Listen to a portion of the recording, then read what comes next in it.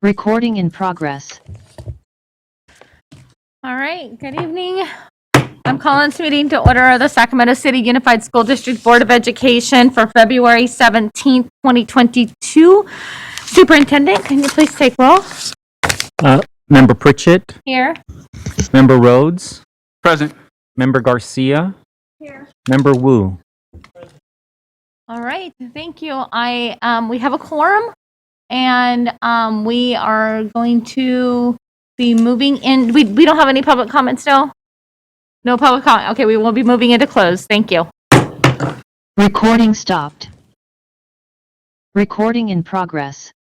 Okay. I'm calling this meeting back to order of the Sacramento City Unified School District Board of Education.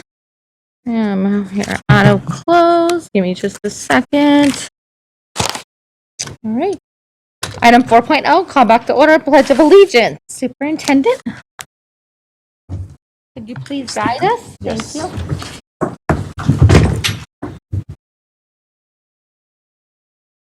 Ready? Salute. I pledge allegiance to the flag of the United States of America and to the republic for which it stands, one nation, under God, indivisible, with liberty and justice for all. All right. All right. Superintendent, can you read the broadcast statement for us? Actually, Student member Zhang, do you have your broadcast statement with you? Yes. Oh, awesome. Great. Fantastic. I wish you were here. Go right ahead. This meeting of the Sacramento City School Board is being recorded in its entirety and will be cablecast on Metro Cable 14, the local government affairs channel on Comcast, Consolidated Communications, and AT&T UFirst. Today's meeting will air Monday, February 21st at noon and Wednesday, February 23rd at 6 p.m.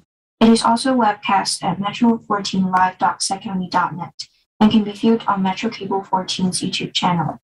The public has been given the opportunity to address the board through public comment, either by submitting comments which are posted on our website or by speaking during the meeting. Members of the public who wish to speak during the meeting and submit a speaker form will be sent a link to participate. When it is your turn to provide comment, we will call on you to provide comment orally. Your video will not be on.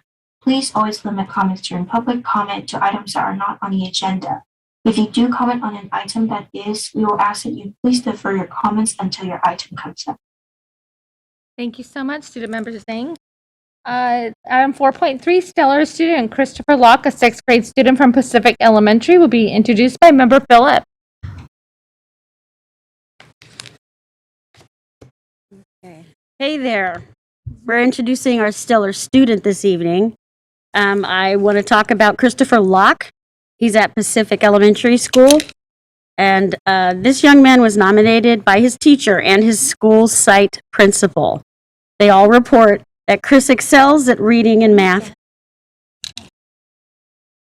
Is it on? Hey, Christopher, can you hear me? Yeah, Okay. I can hear you. Okay, perfect. Well, I'm going to keep on talking about how they said you're kind and helpful and a valued member of your class community. And I just want to congratulate you for being our stellar student at the best elementary school, among others. So great job, Christopher. Thank you. You got anything to say? Just that this was unexpected. Aww. Unexpected, but well received, huh? Yep. That's good. Well, thank you so much for being our stellar student this week. Keep up the good work. Well deserved, Christopher. And I gotta say, you have one of my favorite Disney cartoon backdrops right behind you. I love it.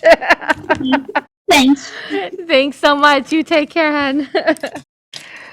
All right. Item 5.0, announcement of action taken in closed session. Good evening, President Pritchett. There are two announcements coming out of closed session this evening.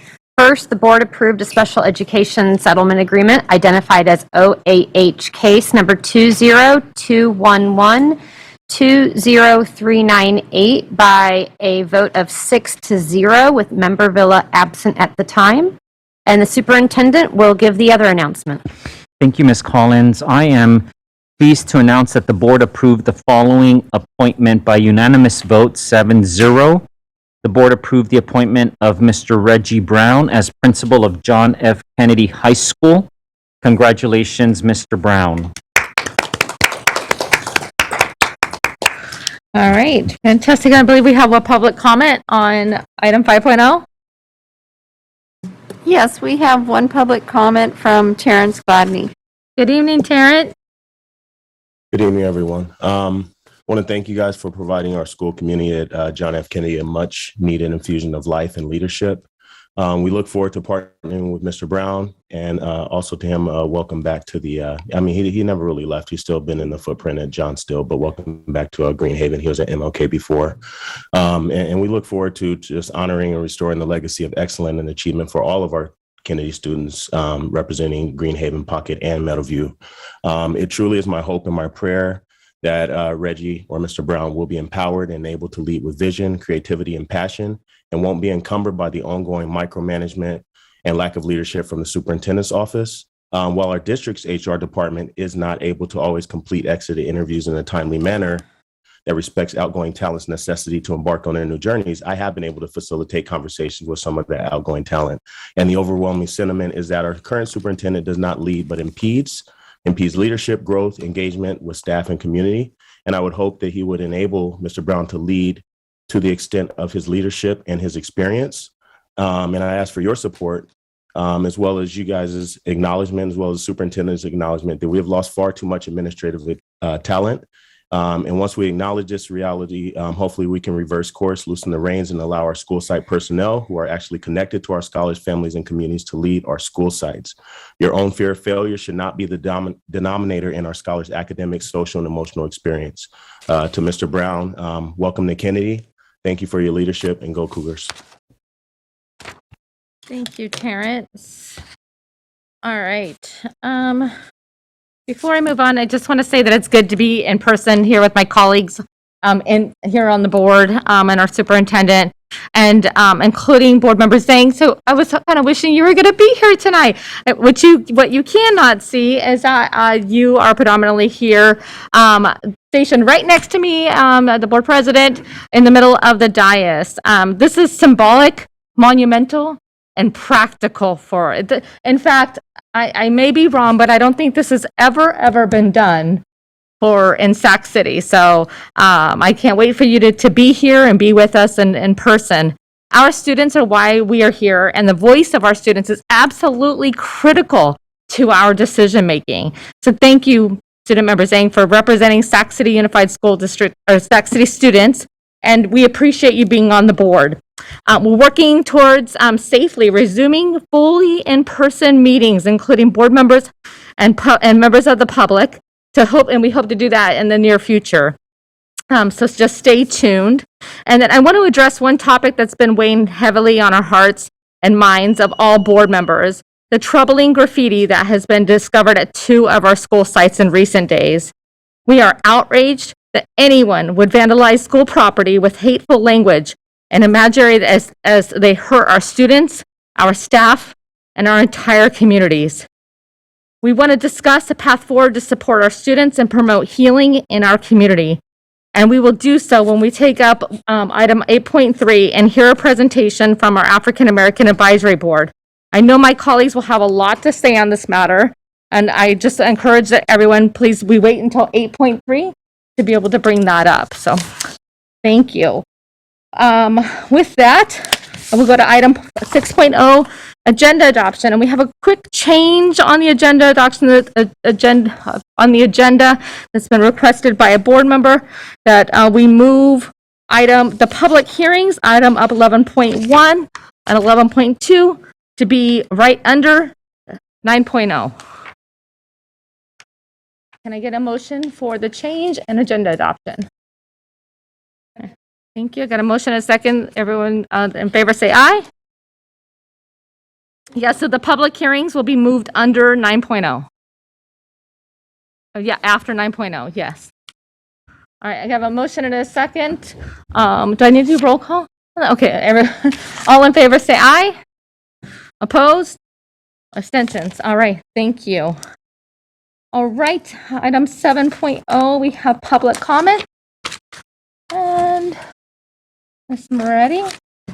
Yes, we have 9 public comments, public speakers wanting to make public comment, and the first is Mo Kashmiri. Thank you, Mo. You have 2 minutes. Thank you. I'll actually save my comments till later. I'll Okay. let my time be used for others. Thank you, Mo. Next comment. Our next speaker is Ace Duffy Pagan. Hello, this is Ace Duffy Pagan. Can you guys hear me? Yes, we can. Go right ahead. Okay. I know that you guys just kind of already brushed a little bit about the topic about the graffitis that happened within the school.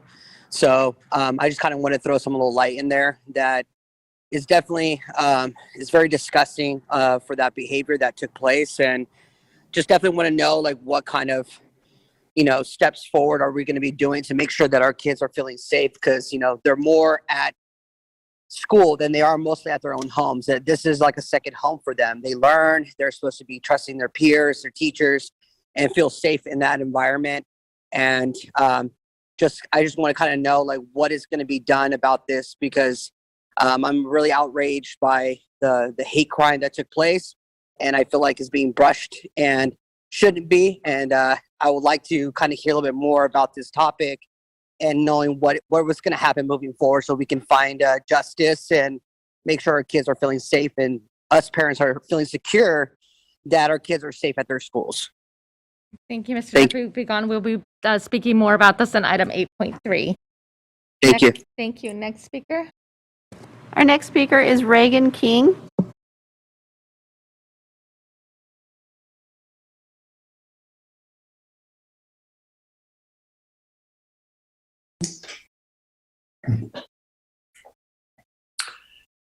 Hi, can you hear me? Yep, we can. Go ahead, Mr. King. Great. Thank you for allowing me to speak tonight. My name is Regan King. My family's lived in the Sacramento County for over 20 years. My comment is regarding the racist graffiti at the Abe Lincoln Elementary and other schools, and why these events shouldn't go unnoticed. I call for the investigation, for an intensified investigation and prosecution of the hate crimes perpetrated against these schools this week. The heinous, racist, and chilling effect of the vandalism creates a tremendous negative impact on children at an age where hatred and demeaning acts can severely limit their growth, sense of belonging, and curiosity about the world and other people. This incident occurred during a month where we celebrate the human dignity of our African American community, where we acknowledge the essential contributions they continue to make in our nation, and where we rejoice in the meaning and sense making they add to our lives. I, my family, and neighbors are greatly saddened and diminished in our humanity by these acts. As one remedy, I support curriculum and teachers who represent the lived experience of people belonging to many different communities and systems of belief. As a teenager and young adult, I was lucky to have been exposed to other people, worldviews, and historical perspectives, first through school desegregation and as a seasonal farm worker in Fresno County, and later as a wide-eyed American in cultural exchange with international youth in the divided Germanies. We need our kids to be curious and outgoing about different people, not scared, simple-minded, or mean. Hopefully our braver angels will prevail. Thank you for your time and consideration. Thank you, Mr. King. Next speaker. Our next speaker is Faisal Mughal.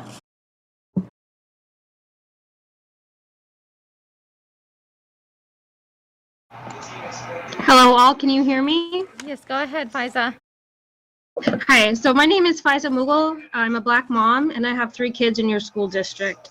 If you're listening to this right now and you came out and you stood with me today at Abe Lincoln Elementary, where the latest anti-Black racist vandalism happened, I want to thank you so much.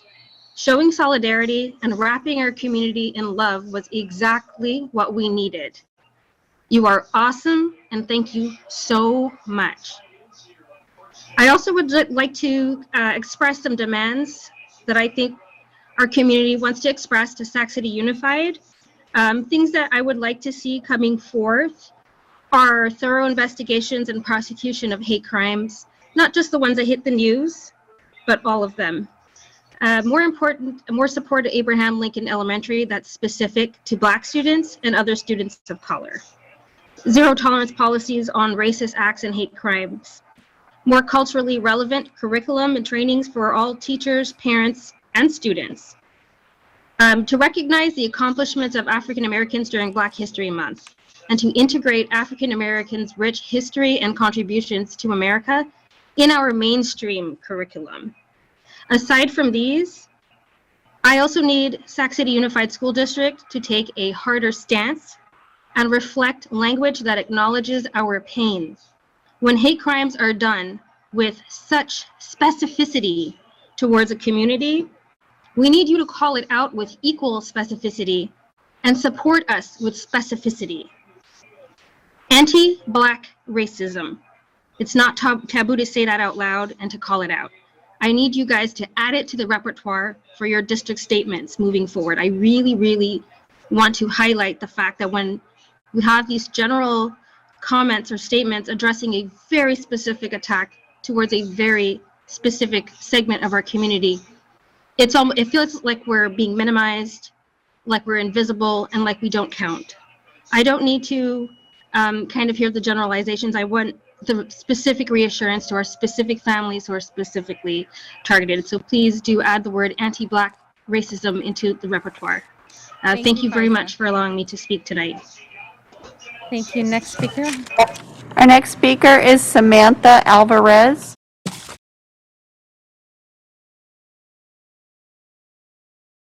Hi, my name is Samantha Alvarez, and I just wanted to ask for the upcoming agenda redistricting. I don't have a particular comment on the agenda.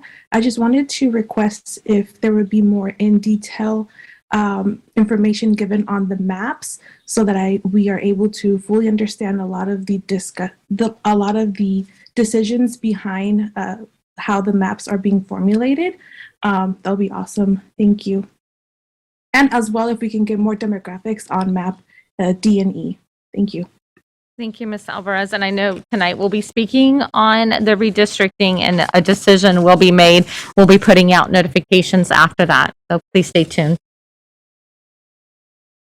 Thank you. Next speaker. Our next and final speaker is Ingrid Hutchins, and she has time from Stacy Young. All right, 4 minutes, Ms. Hutchins. Actually, I have time donated by Vanessa Kudabak, Hope Dennis, and Stacy Yang. Okay, so 10 minutes. I won't use it all, I promise. All right, go ahead. All right, good evening. This week we celebrated the 100th day of school. While that date is usually known for counting collections of 100 items, or the day that marks only 80 more days left in the school year, for the approximately 600 students who are still on the waiting list for independent study, it marked 100 days without instruction. This should be a concern to the board, yet I don't see it as an agenda item tonight. Instead of making the education of all students a priority, you are setting up a replay of the same situation or worse next year. It's time to require the district to open a true virtual academy, not something thrown together at the last minute, but one that is created ahead of time so teachers and principals have time to plan, train, and collaborate. Perhaps you've determined that virtual academies are a COVID thing. If so, you're wrong, but even if you were correct, COVID isn't going anywhere. You will need to provide choices for families who need or want to protect their families from COVID. You'll need to provide an education for students who are not vaccinated by the start of the school year. Even if COVID was the sole reason for opening a virtual academy, you have plenty of reasons to do so. However, as many forward-thinking districts throughout the country have discovered, there was a need for virtual academies and online learning long before COVID. Who would these academies benefit? Students who need flexible schedules. Students who learn better when they're not surrounded by dozens of other children. Students who are bullied and know it's not their responsibility to wait around for their bullies to change. BIPOC students whose families are sick of watching racism being met with attorneys and resolutions instead of action. Students who are gender fluid and don't want to constantly explain themselves to other people. It's not their responsibility to teach others. Students who are creative thinkers but haven't felt safe expressing themselves in the overstructured world of a physical classroom. Students who learn best by standing, moving, laying down, changing learning spaces, or by staring off into the distance while someone speaks. Students who have sensory disorders that make classrooms an uncomfortable and unbearable environment. Students who have medical conditions that require them to use the restroom often and feel embarrassed when their classmates point that out. Students who enjoy learning from home but want the camaraderie of having classmates to meet with daily. Virtual academies are not the same thing as pandemic learning. It's a choice that school districts have realized is greatly needed by a variety of students. Although the district hasn't surveyed the families in our district, we at Cap City have surveyed the families in our school. An overwhelming majority want to return in the fall and want an online component. If you add in the students who are still on the waiting list, and if they've waited this long, there's a pretty good chance that they want to be enrolled, we will have enough students to open a K through 5th grade elementary school, a middle school, and a high school. If we were to do that, the elementary school itself would have enough students attending it to be among the top 3 schools in the district in terms of students enrolled. How can you continue to ignore the education of such a large population of students? Dozens of districts throughout our state have opened some sort of online school, including a handful in our area who are able to siphon off students whose educational rights are being ignored by our own district. I'm sure I don't need to remind you that the students leaving our district equate to funds leaving our district. Small suburban districts and large urban ones alike are currently running or planning their online schools. LAUSD will open about 6 such schools this fall and will start enrolling students next month. Cap City has a staff of administrators and teachers who are ready to get the ball rolling so we can start planning. Our students all deserve the best education possible, but they're not going to get it if you wait for the district to determine it's important to them. You are here to represent the people who live in the district's boundaries. You are here to represent the students in our district. You are not here to entertain the whims of the superintendent nor his cabinet. Start doing what's right. More than 1,000 students are depending on you. Thank you. Thank you, Ms. Hutchins. Next speaker. Our final speaker is Daniel Darby.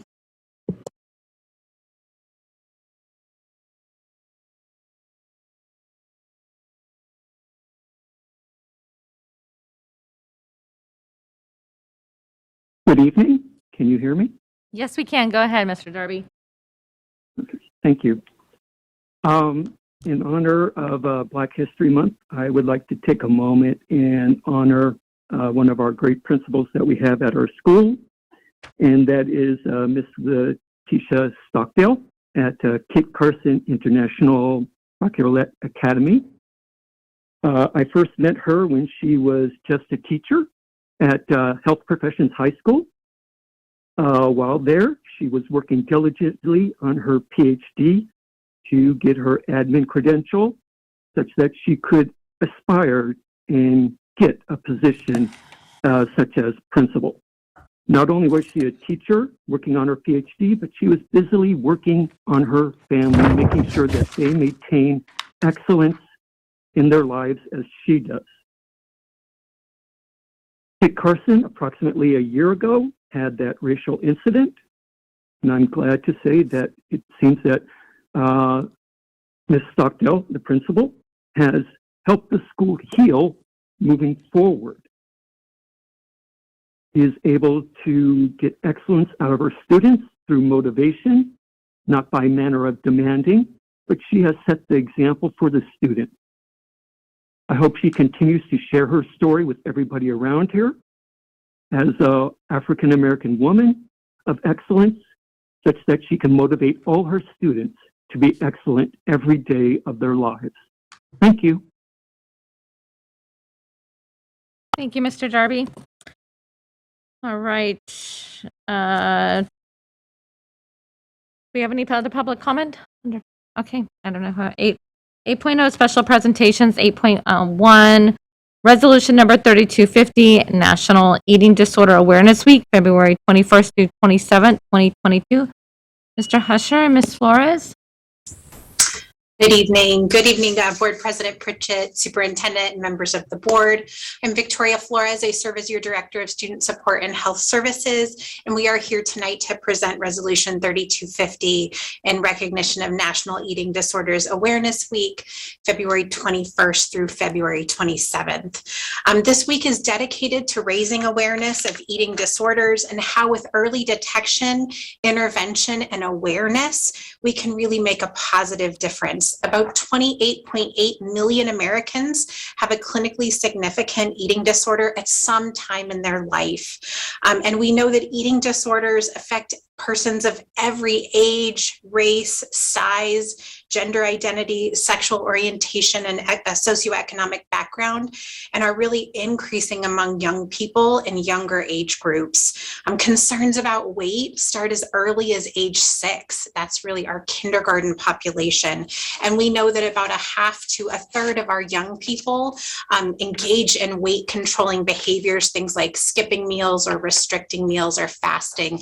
We oftentimes see this with these issues around breakfast and our students. And I know our teachers watching are probably, nodding their heads. We know that media pressures, particularly social media, are really significant contributors. And while eating disorders are treatable, particularly if we identify them early, they're often misunderstood and stigmatized, as are many other mental health issues.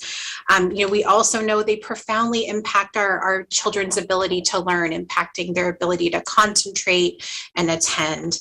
And this is one of those key indicators, along with sleep, I'll just say, that we really need to be assessing for when children are in front of us. When was the last time you ate, right? And are you sleeping regularly? So our Board of Education recognizes the importance of supporting the health and well-being of our students, and we have undertaken efforts leveraging our COVID funds to expand the social, emotional, physical, and mental health staffing to address these student needs, really raise that mental and physical health awareness and provide that critical support and resources to our students experiencing this as well as their families. So we've come before the board before with our CARES expansion plan. We have continued to hire school nurses, school social workers, student support center staff. I know other divisions are also hiring similar positions, and we will continue those expansion efforts into next year to address all of these needs, particularly those exacerbated by the COVID pandemic. So we ask the board to pass and adopt this resolution. Thank you. Thank you, Victoria. Do we have any public comment? Okay. Thank you, Victoria, for always bringing this resolution to the board.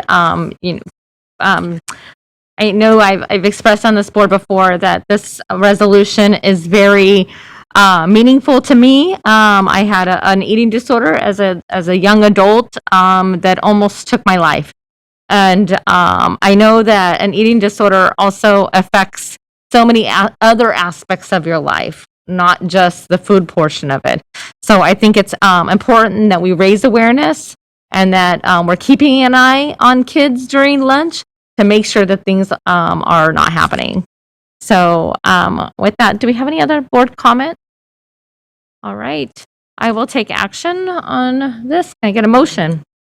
All right, motion in a second. All right, I have a motion in a second. Student preferential vote. Aye. Perfect. Superintendent, roll call. Member Pritchett, Aye. Member Garcia, Aye. Member Rhodes, Aye. Member Morowski, Aye. Member Villa, Aye. Member Wu, Member Phillips. Aye. Thank you, board, for supporting this, and thank you, Victoria. All right. Item 8.2, update on mandatory COVID-19 vaccine for eligible non-exempt students and staff. Victoria, you get to stay with us, and is Mr. Lyons online with us? He should be here shortly. And if you go ahead and bring up the PowerPoint.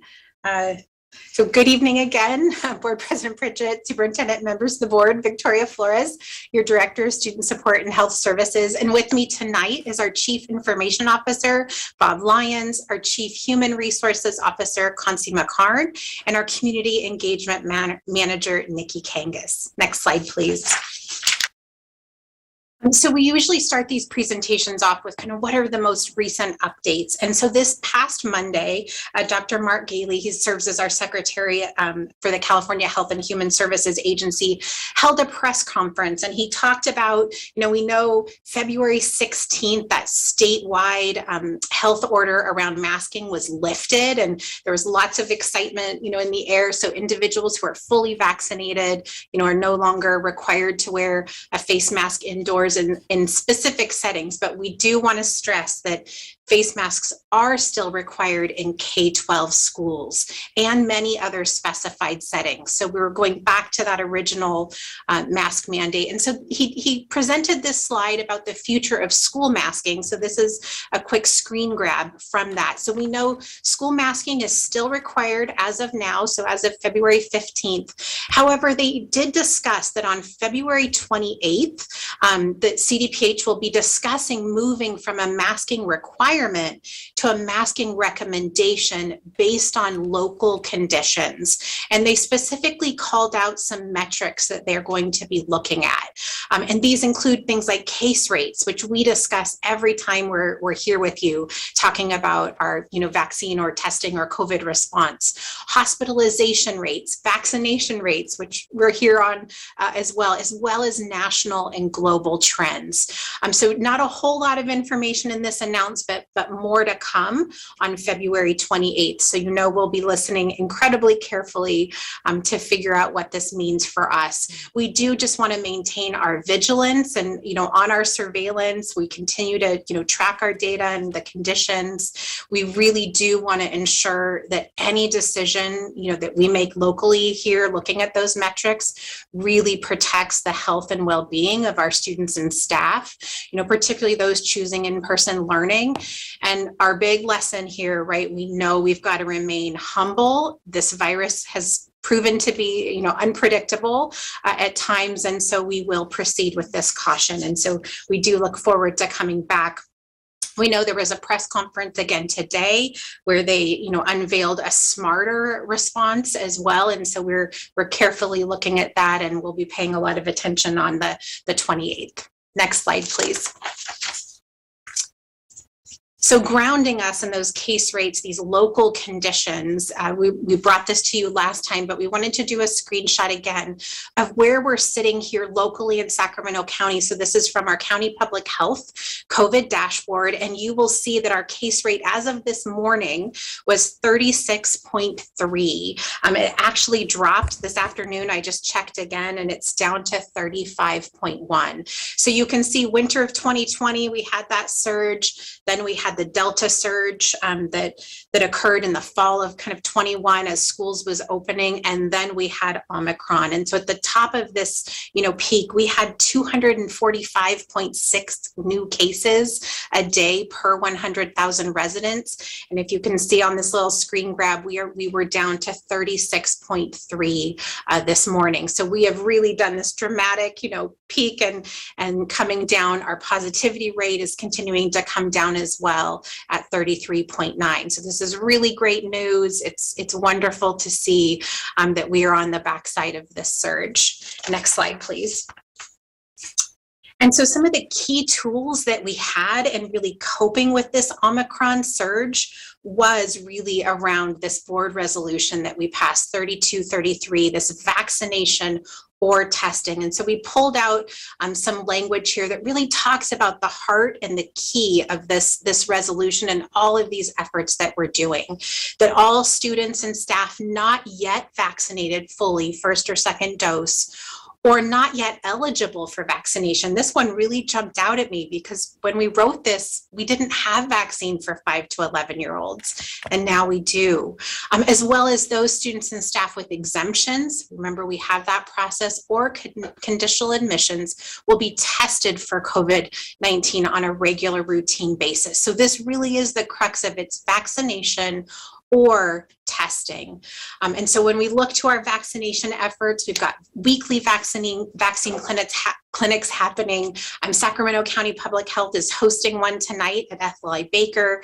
I believe there was also one hosted by the LGBTQ Community Center at Crocker Riverside. And of course, we have our regular Cerna Center Friday night vaccine clinics down there in your boardroom, where we're there every week. We've done over 75 clinics and provided over 28,000 vaccines. And then one of the things I just wanted to call out and make everyone aware is one of the key tools that schools use is the California Immunization Registry, and we're able to access that and clear school required immunizations. Because COVID vaccine is not yet a school required immunization, that's a pretty critical tool that we're really not able to readily use without explicit permission from parents. I know there's lots of wonderful people working on kind of fixing that, hopefully, if we ever do have another pandemic. But that is a tool that we're really anxious to use and looking forward to when that becomes available to us. When we move over to testing, you can see that we are surveillance testing at all of our 76 school sites, plus a number of district locations for our departments. Right now, we're doing testing on a weekly basis based on those high case rates. And even though we're coming down, they're still pretty elevated. We get tests for free from CDPH, and we've actually gotten some of those test kits from CDC as well. And then last week, we sent out at-home test kits. This week today, they also went home again for these 3-day weekends. And these were actually purchased by our district, sourced, purchased, and distributed by our amazing warehouse team. We also have 2 central testing locations there at Cerna, Albert Einstein Middle School, and we are opening, I'm very excited to say we're opening a 3rd testing location in Meadowview on the corner of 24th and Florin, in a building that we had there. Will be open from 10 a.m. to 6 p.m. Monday through Friday to serve that community as well. Next slide, please. And so again, this is a data view or a visualization of the Omicron surge and really how our vaccine and our testing strategies really helped us manage and get through. And so in this green, graph, you'll see the number of COVID tests provided. And so as soon as we came back from winter break, you see these really high numbers, 35,000 tests. We had never done that many. But what I want to call your attention to is you'll see we've kind of leveled out. And we are doing roughly 25,000 tests a week. We'll probably level out to around 20,000. And that is because of our strong surveillance testing program going at every single school site. So that high number of testing is going to level and stay consistent. Over here in the blue graph, you'll see the number of positive tests for staff and students. So you can see when we were in that surge, much like we saw with the county, we see these high numbers. But what I, again, want to call your attention to is that last week, February 7th, almost 25,000 tests, but you can see we only had 410 positives. So it's not like our positive case rate dropped because we're not doing as much testing.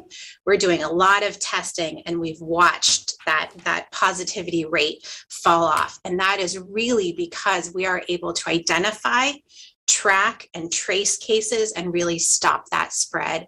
And so when you look over in the orange graph, this is the number of positive cases that came to school or work.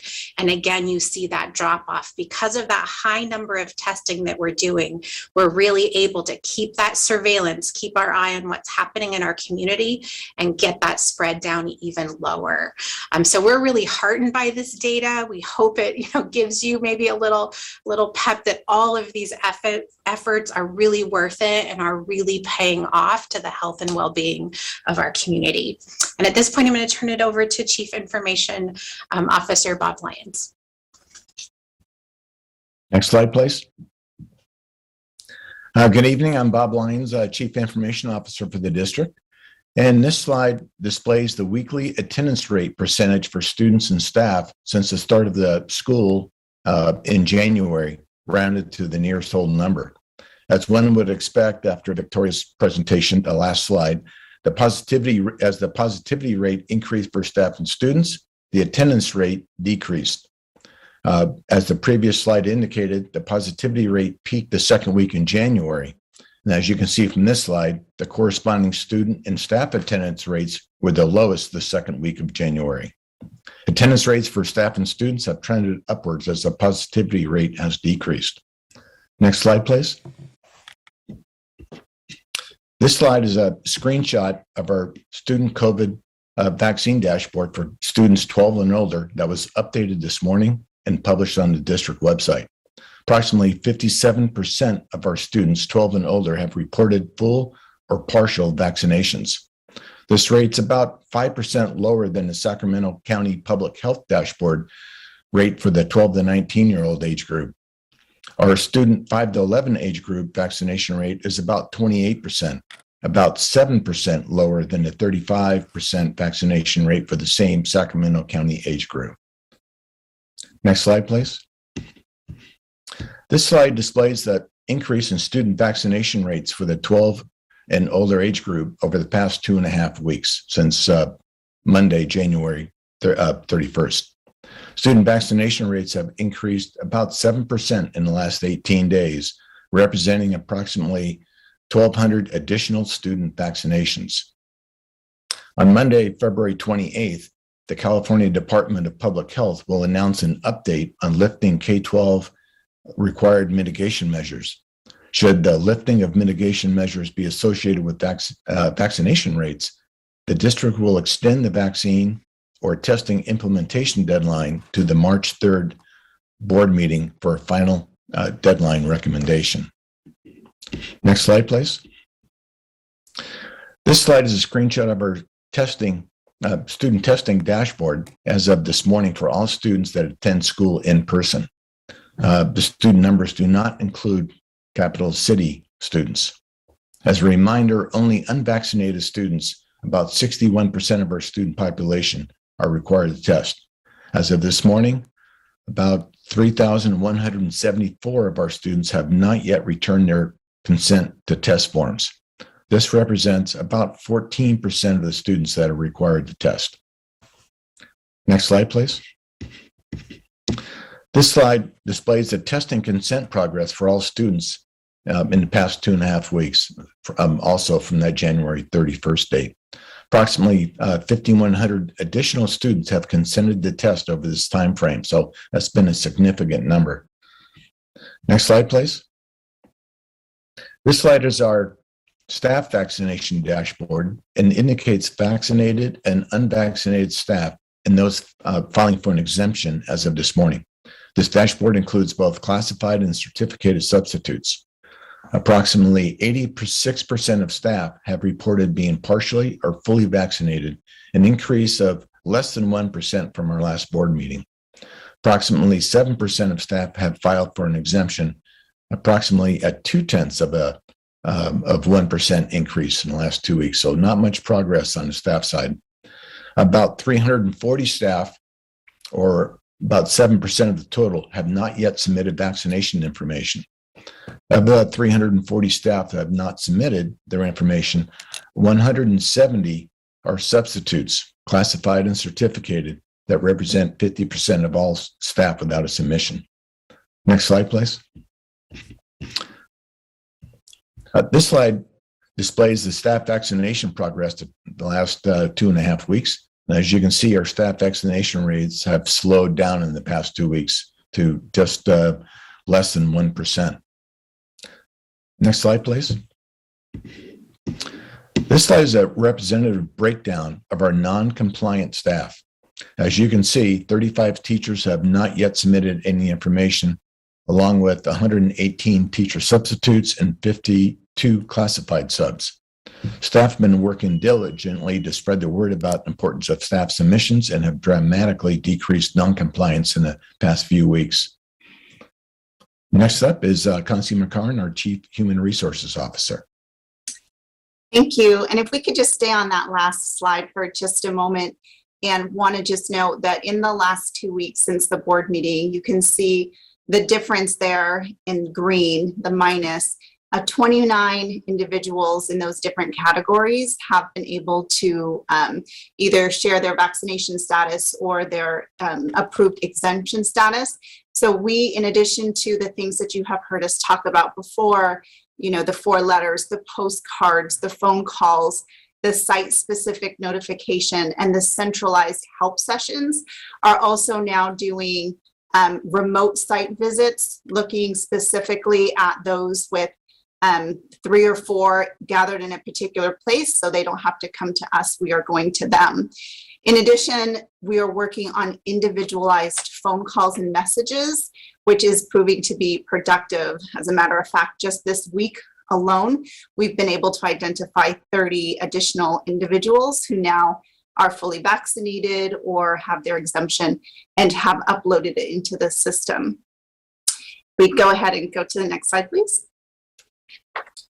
So when we reach, and we realize the numbering issue on this slide, but when we reach that deadline of February 28th, based on what we have for unpaid leave effective March 1st, aligned with agreements with SEIU, Teamsters, and TCS, there would be communication with those school sites, obviously needing to prepare for the 340, as Chief Lyons said, about 200 of those substitutes. Nonetheless, down from 1,400, that's still a significant number of individuals. So needing to ensure that there is a plan in place for those that we're not able to get off of that list prior to February 28th. The process for an unpaid leave is that they would receive notification, be made aware. Again, the communication is happening right now. They get the official notification on February 28th that they would be placed on an unpaid leave of absence effective Tuesday, March 1st. The letters would go out to that effect, individuals specifically notified, and then it would go through and be processed. Again, we're working really hard to hopefully ensure that we don't have many people in that situation. We have some individuals who have indicated they do not intend to vaccinate or no exemption being requested, but we'll continue to work on that. Next slide, please. And I'm going to turn it back over to Nikki. Thank you, Concy. So in addition to the human resources communications that Concy spoke of that are going to be going out to individuals who are currently non-compliant or going on to unpaid leave, we're going to make sure that we're also communicating widely what our plan is to address staffing impacts throughout the district during that time. Hopefully they will be minimal. I do think that with a deadline approaching, we may see a big uptick in compliance rates among our staff. And of course, we're going to be continuing as well to host our vaccination clinics, conduct surveillance testing, and offer testing opportunities throughout our community. So we'll be sharing that widely as we go forward and continuing outreach to collect vaccination records and testing registration as much as we can. And next slide. There's been a recent really big effort in the communications office as well around the take-home test kits that we were able to purchase for the district. Because of supply chain issues, we ended up having to go to a 2-phase distribution, but the goal of this effort was really to get our students to be able to test on the Monday of our 3-day weekends in February before they come back to school, just to minimize the spread associated with potential 3-day weekend gatherings. So we were able to get a lot of really positive news coverage about this. And I think things, even though we had some supply chain issues, went relatively smoothly with the distribution effort. That's going to be continuing into tomorrow. So everybody who has students in the district, please check your students' backpacks. There's going to be flyers in there that will explain how to report your results through primary health so that the district knows what your test results are, whether they're positive, negative, or inconclusive. We would like to know to help us have the best picture of our case rates. And in addition, you can go on our website. There's also on our YouTube channel a tutorial video that shows you how to register to test and also how to report your results to the district. And with that, I'll turn it back over to Victoria. Thank you so much. Next slide, please. So, as you may recall, we did a temporary pause during the Omicron wave on specific activities, really to safely keep our schools open, and really slow that spread of COVID. And so, as we saw in this presentation, our sharp decline of cases, we also have more tools in our toolkit now, particularly with our, increasing our vaccination rates and having that really robust surveillance testing program.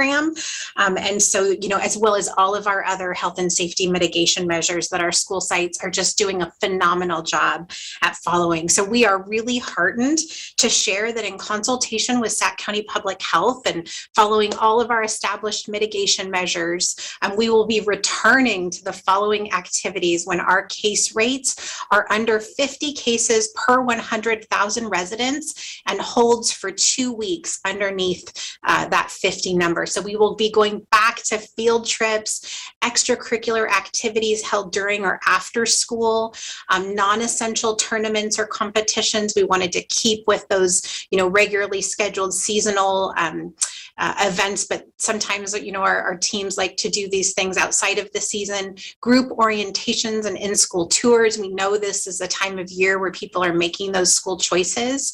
And then we will be lifting and removing that outdoor masking requirement, particularly just making sure that we've got some room for physical distancing. So when we look over to our Sac County COVID dashboard as, our key metric, we actually saw that we initially hit this mark on February 8th. So we are really excited to announce that when we return from our three-day weekend on February 26th or 22nd, we will be lifting these temporary restrictions and going back to these activities, really getting back to the fun and the enriching activities that really support our student, our staff, and our parents and families' well-being. So we're really excited to announce this and just grateful that with all this hard work, this is where we get to be in this moment. Next slide, please.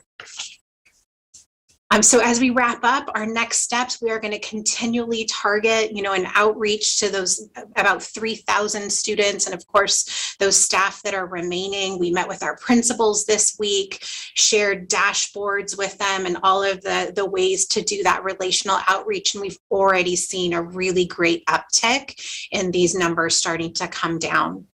We will continue to communicate the vaccination mandate impact on staffing and services to our students and families. We're going to really, keep a close eye on that, do everything we can, as Conti and Nikki spoke to really reach and connect with those staff.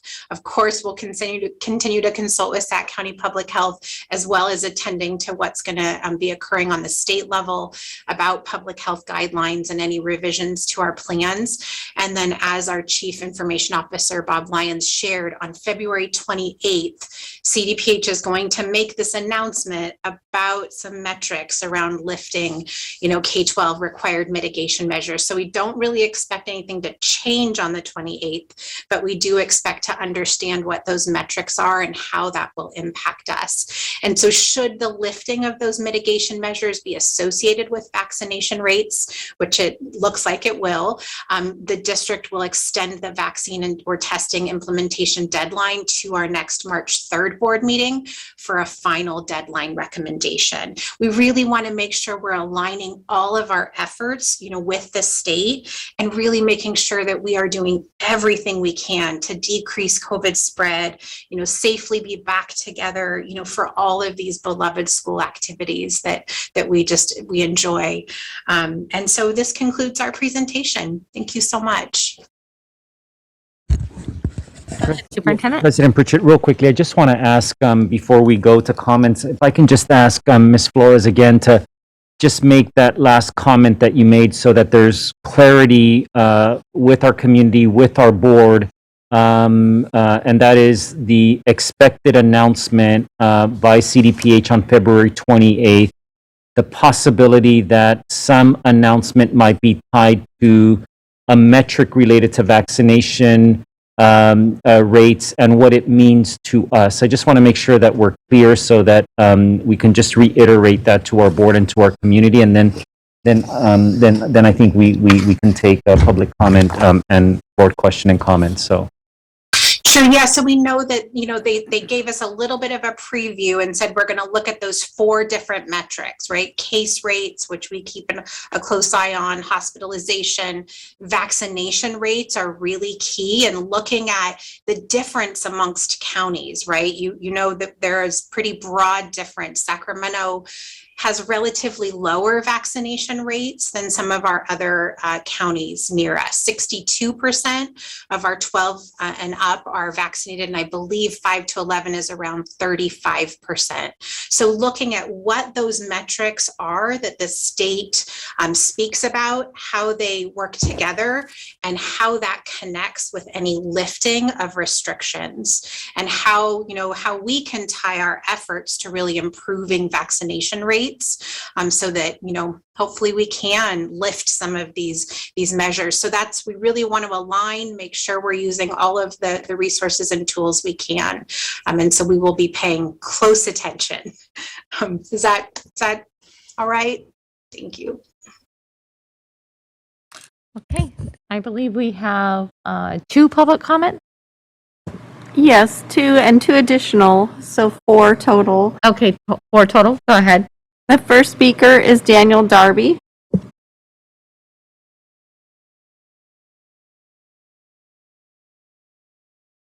Good evening. Can you hear me?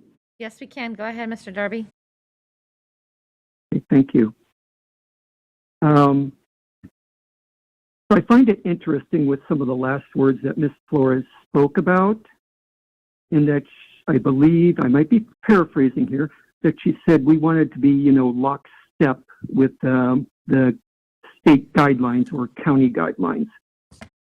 Yet, to the best of my knowledge, the state and the county has not mandated vaccines for students at this time. Yet our district is mandating vaccines for students at this time.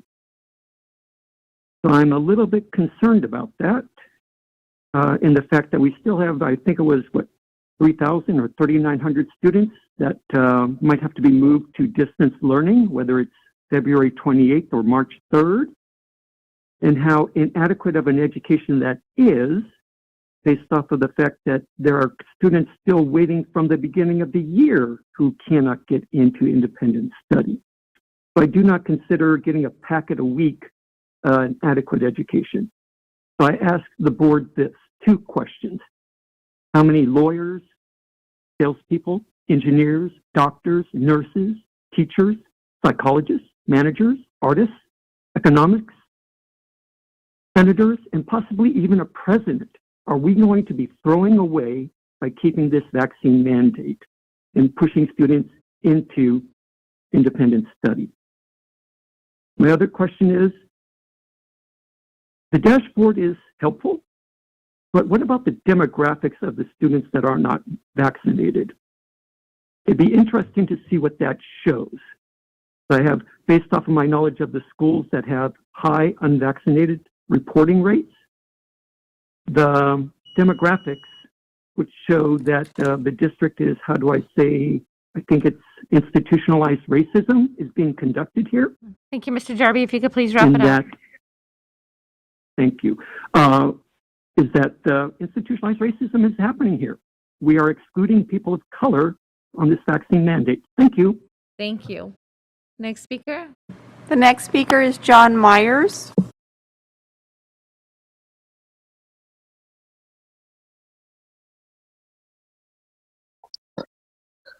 Good evening, board members and superintendent. Can you hear me? Yes, we can. Thank you. Hi, it's like Mr. Darby said, it's deeply troubling that this board is threatening to move over 3,000 students to remote learning in 11 days for non-compliance to SCUSD's own vaccine mandate. And it's also, unbelievable that, 11 days away, it's not on, a decision on this is not on the agenda tonight. Vaccines undoubtedly help reduce transmission, hospitalization, and death. Ideally, more students would be vaccinated. However, the board must look at conditions as they exist today. The Omicron surge has largely passed. A quarter or more of students have acquired immunity. Students have generally seen few negative effects from the Omicron variant. Teachers and staff are vaccinated and boosted, and they have access to it. And here's the most important thing. COVID isolation has driven youth suicide rate to be 6 times higher than the youth COVID death rate, right? So while we're out fighting this COVID vaccination fight, the isolation that we're proposing to cause from these measures is far more harmful to our students. Let's all agree that remote learning is a vastly inferior learning experience, and the district is in no position to provide remote learning for thousands of students. That's why this board worked hard last year to return students to class. And again, the impact of isolation on vulnerable students is even worse than the learning loss. With all these facts, the board has to recognize the idea of isolating thousands of students to a substandard remote learning goes against everything that SCUSD stands for. I mean, doing something like this will be felt, impact thousands of families, and it'll be felt for generations. And this is a Thank you. If you could please wrap it up. Compared to 100% conformity, this is a huge loss. I strongly urge FCUSD board to step back, reassess the mission, and drop this vaccination requirement and the implicit threat of isolation. Thank you. Thank you. Next speaker. Next speaker is Mo Kashmiri.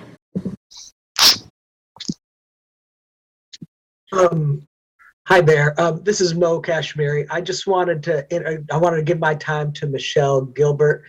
She is actually one of our staff who has gotten long COVID. She worked for the district for 8 years as a speech language pathologist. She worked at a lot of schools, including, LDV, Hollywood Park, Bancroft, McClatchy, Sutter, and Nicholas. We, not today, but in the next meeting, we're going to be asking that the district approve an extension of her medical leave so that she can continue to have health insurance. But I think her story is very instructive of everything going on. So I'll pass my time to Michelle Gilbert. Thank you. Our final speaker is Michelle Gilbert. Michelle, go right ahead. I am so glad to be able to talk to you. I did speech therapy for Sac City for 8 years. I cannot work now because I got COVID in September and I did not get well. I have long COVID. And today is actually my last day with the district. I applied for medical leave extension. Doctors, they don't know what to do. They think time will heal. I pray that is true. I want you to know COVID has wrecked my life. I cannot work. I'm in bed. I'm too dizzy and the fatigue is so bad. Every day I hit the wall. I lose all energy. I cannot focus my eyes. I will not be able to speak. My speech is affected now. I cannot lift my head and my children have to feed me and dress me. It has devastated my family. My daughters have to quit college and to work at the grocery store to support us. I just want you to know COVID is so dangerous. I'm so happy I am not dead, but my life is devastated. I'm humiliated. I'm financially struck. I miss who I used to be. I miss the kids. I miss my colleagues and my school. I miss my life. When people see me now that knew me before, they cry. They cry. I want my life back. My family is now all vaccinated all across the country because they see me now, and it is not good. I want you to know that this could happen to anybody. I am now at the mercy of this evil illness. And I will just beg your appropriate people to please help me get financial support and medical until I am able to breathe and stand and walk and talk. And I want to work again. Thank you. Thank you, Ms. Gilbert, and I'm so sorry for what you're going through. Our hearts are with you. Do you have any other public comment? No. All right, I will open this up for board comment. I do have some questions. First, Victoria or Superintendent, can you just please reiterate what the government orders are regarding employees and vaccinations? I'm going to defer to Victoria. Victoria, this is related to the governor's vaccine mandate, if you will. You know, it's been a while. It's been a moment since I've looked at that, but I believe it is vaccination or weekly testing. Is that ringing? Yes, yes. And so that is what we are providing. We've asked employees, you know, who are not choosing to vaccinate to do that exemption process. And we have made COVID testing, you know, readily accessible. However, if you're not comfortable testing with us, that's okay as well. You can test wherever, you know, you are comfortable and upload those results to us, and we vet those on a weekly basis. And you're speaking of employees, not just students, correct? Okay, thank you. Yeah, that's employees. Okay, thank you. So, you know, with the February 28th deadline, you know, fastly approaching, we want all of our students who want to remain in person to be able to attend class at their school site. We want you there. So we call on all of our families who have not met this requirement for their students to get vaccinated and report their vaccination status right away. And as Victoria said, to be able to upload it to our system. This upcoming holiday weekend provides a fantastic opportunity to be able to get this done. And for those that are planning on submitting an exemption and signing up their student for regular COVID testing, please, please, please take action right away and be able to get those exemptions in. We don't want to move that many students. This is not what we want as a board. This is not what we want as a district. This is not what is best for our students. And I also just want to note that the California statewide requirement for masks at all school sites still remains in place. And this is the policy that is required by the Sacramento County CDPH. These guidelines exist to protect the health of our students, our staff, and everyone in our community. We've heard from a lot of our staff of the concerns over masks.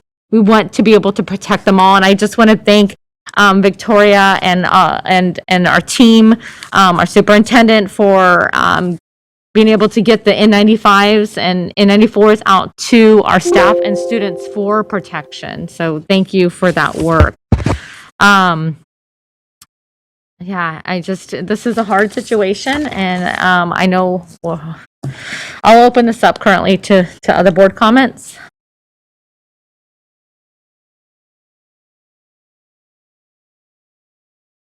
Member Garcia? Yes, thank you. Thank you, Victoria, for another pretty thorough update. Much appreciated. I have to say that the opportunity to have field trips, to have extracurricular activities like school dances and those types of activities, even removing the masking requirement outdoors. I think many of our students and parents and teachers would welcome that, just to bring a little bit of normal back into, just the daily school experience. So I know 2 7th graders personally who would welcome that opportunity to have a spring school dance. So I also want to thank staff and recognize all the hard work that it's, going on to really reach out to staff in particular and just continue to to encourage staff to vaccinate or report their status. But I do want to recognize the bus drivers who are currently at 0 and also the nutrition services. So I think we need to lift that. They're in compliance. However they are in compliance, I think that we need to lift that up. I do have 2 questions. My first one is just trying to gauge if for the other staff that is not in compliance, if it's still sort of hesitation about being vaccinated.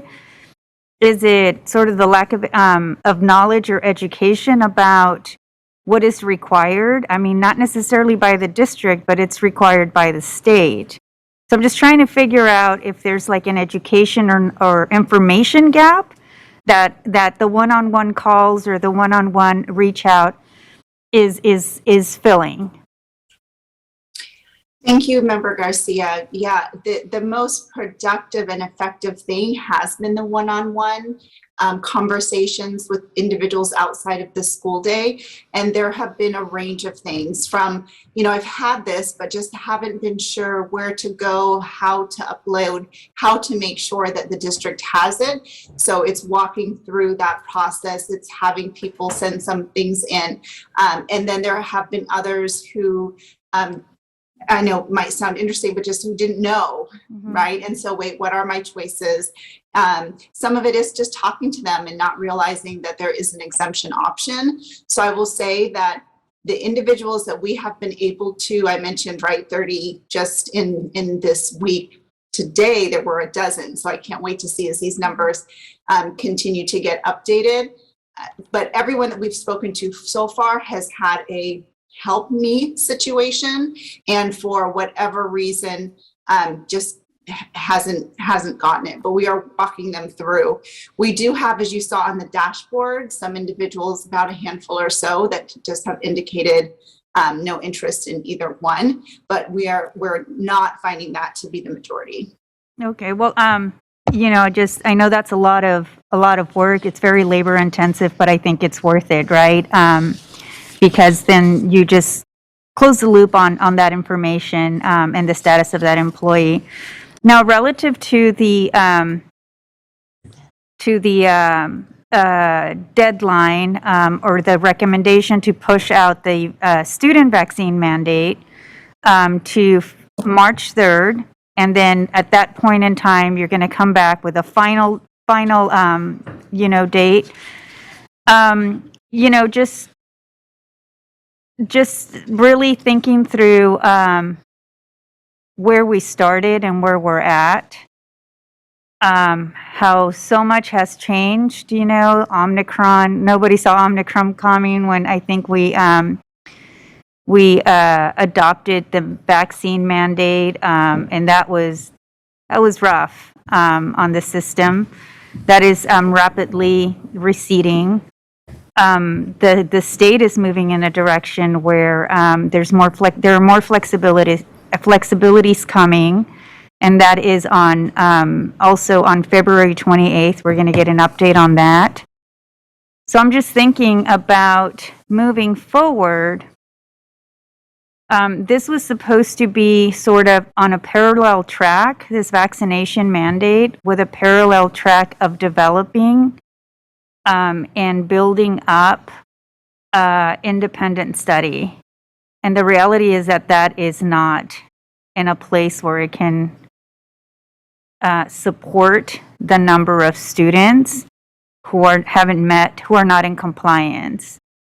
So I'm just really worried that we continue to talk about the vaccine mandate as something that is going to happen, like with finality, this is going to be implemented, but we don't have that parallel option that needed to be in place to support our families. So I don't know if you have an answer for me or if you have some information for our families, because we're moving along with the vaccine mandate, and I think there's been a lot of progress. You've done a lot of great work. Your team has done tremendous work, but this one just kind of had failure to launch. and we're just not where we need to be. So I'm just wondering what, anticipating what the March 3rd recommendation would be. Just trying to think through that. Superintendent, if you Yes, want to thank you. provide some Yes. information. Yes, thank you, Member Garcia. Very important question. What we want to do is wait until February 28th, simply to see if any of the lifting of mitigation measures by the state are going to be tied directly to vaccination rates. We know where our vaccination rates stand right now.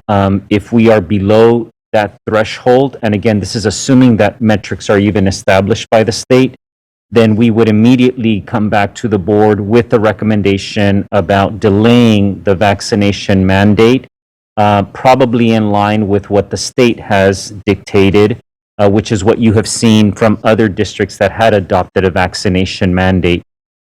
To your point, though, and I don't want to dismiss it, you're right, and I appreciate the way you've described this parallel track. We always operated on the idea that because of the challenges that we had faced around the independent study program, we provided proposals to our bargaining partner to try to figure out a creative way of mitigating those challenges. We have not reached that agreement. We are now going into fact-finding, and that certainly is a consideration. But again, I would like to at least wait until the 28th to see if any of the lifting of those measures by the state are tied specifically to vaccination rates, and see where we stand if in fact those metrics are established. If not, because of what you just mentioned and our inability to figure out a creative way of standing up an independent study program that could serve many more students than it has been able to serve, then a recommendation would likely be in line with what we've seen other districts adopt, which is to align the vaccination mandate to the state's vaccination mandate. And the state's vaccination mandate is at the beginning of the next school year, if approved by. If the it is dependent on the emergency use authorization removal. Or if there's legislation. Correct. So whatever is there at the time, we would focus on the next school year. And correct. And just proceed with whatever current law regulations are in place. Yes. Okay, thank you. All right, and I apologize. The queue on here still has the old names for everybody that's sitting up here. So, yeah, I apologize. So if we could get that fixed for the next meeting, that would be helpful. I will pay more attention to seat numbers on here. Member Morosky? Well, Member Garcia said most of what I wanted to ask about, so thank you very much. I think so. Yeah, I just, I also want to echo a lot of actually what was said, especially how exciting it is to be removing outdoor masking and having field trips. And I just think that's a huge cause for celebration for our whole system. So I want to just take a moment to celebrate that. I guess a couple observations. I'm still really disappointed to see the level of both exemptions, I guess, and just failure to file one way or the other a vaccination or an exemption. I mean, I think to be fair to the system, we are not in a position, as Member Garcia noted, to move thousands of students into independent study. But we don't also want to do that. We don't really want to have all of those students move to independent study. We want them to be vaccinated. And there's, I think there was no way for us to know, and there's still no way for us to know completely, because for normal vaccines, we have a very, very low, we had a very, very low exemption rate, even when there was a personal belief exemption. And a medical exemption rate is very, very small. So I understand, it's a bit a newer vaccine and stuff, but like I'm still very surprised at just the lack of compliance and even the lack of, okay, if you don't have a vaccine, then, then file an exemption request and at least we know where everyone stands. So I'm still a little mystified as to why, there's still thousands of students that we don't have any information for. So I know it's a big question and it's a lot of work to try to get to that, but it seems really high to me still. Yeah, I mean, I can share that as we've really ramped up surveillance testing, especially in our comprehensive high schools, one of the first questions we have them asking as students come through is, hey, are you vaccinated? And we've gotten a number of vaccine records in this way because we can't use that immunization registry to just look kiddos up. I mean, we have the ability to do it. We're not allowed to. And so we are still getting hundreds a week through those efforts. So what we tend to know, which is frustrating, is our vaccination rates are probably higher. It's just getting access to those records is a challenge. And so that's what we're continuing to push on. We're at nearly 3,000, students left in a district this size. And our site leaders are doubling down, and they really are working hard on this. So we are still going for 0, right, and having everyone either have a vaccine record or be registered for testing. But we will continue. We will, no matter what our decision is, we will not stop hosting vaccine clinics and really encouraging our students and our staff to consider this option. Well, thank you. I really appreciate that. And I would just encourage us to keep on doubling down. So I guess, just recognizing again where we're at, we're not blind to the situation that we are in now and what our infrastructure is. So I would just ask that we, at least try to provide some communication and clarity to families that, about what is actually going to happen. Because I at the same time, I'm very frustrated that I just want them to comply in one way or the other with the requirements that we're putting in. It is a huge number of families that we are obviously not going to shift everyone into independent study. We don't have that infrastructure. And so I think we just need to be clear and communicate. And this is, probably outside of the health and safety wheelhouse, but we just need to communicate to our families of, what is going on. Because I don't want anyone to think, oh my God, next week I'm going to have to do this, or I don't know what's going on. So I think we need, it's a fine line, whatever. We need to provide some clarity. Yeah, I'm just frustrated with a lot of different pieces, including that the lack of an agreement prevented us from creating an infrastructure for independent study, which really has tied our hands. So, a lot of frustration, but also a lot of celebration about just the general COVID situation becoming a lot better, and looking to also look at, when we get out of a place where we do have to have masks on all the time, and I'm open-minded and willing to look at that. I don't think we're there yet, but it's something that we have to keep on our radar. So thank you. Thank you. Who has their light on? Is that Member Phillips? Sorry. Okay, I'm trying to count down of Member Villa. Oh, Member Villa and then Member Phillips. Can you hear me? Yes, we can. Okay, I'm quick. I have a few comments. I first of all, I just want to say, obviously, 2 years into this, what a tremendous effort has been led by the team, Victoria. We always say you continuously blow it out of the water, and we're very thankful for you and the team. I mean, just thinking of where we came from to where we are now, it's a light at the end of the tunnel, and it feels really good. I just one quick question. So are you clarifying that on Tuesday, outdoor masking at school is happening? Okay, so we can communicate that. That is wonderful news. And then we will just roll out after March. Okay, I think that's my one question. I've had so many people wanting updates on that.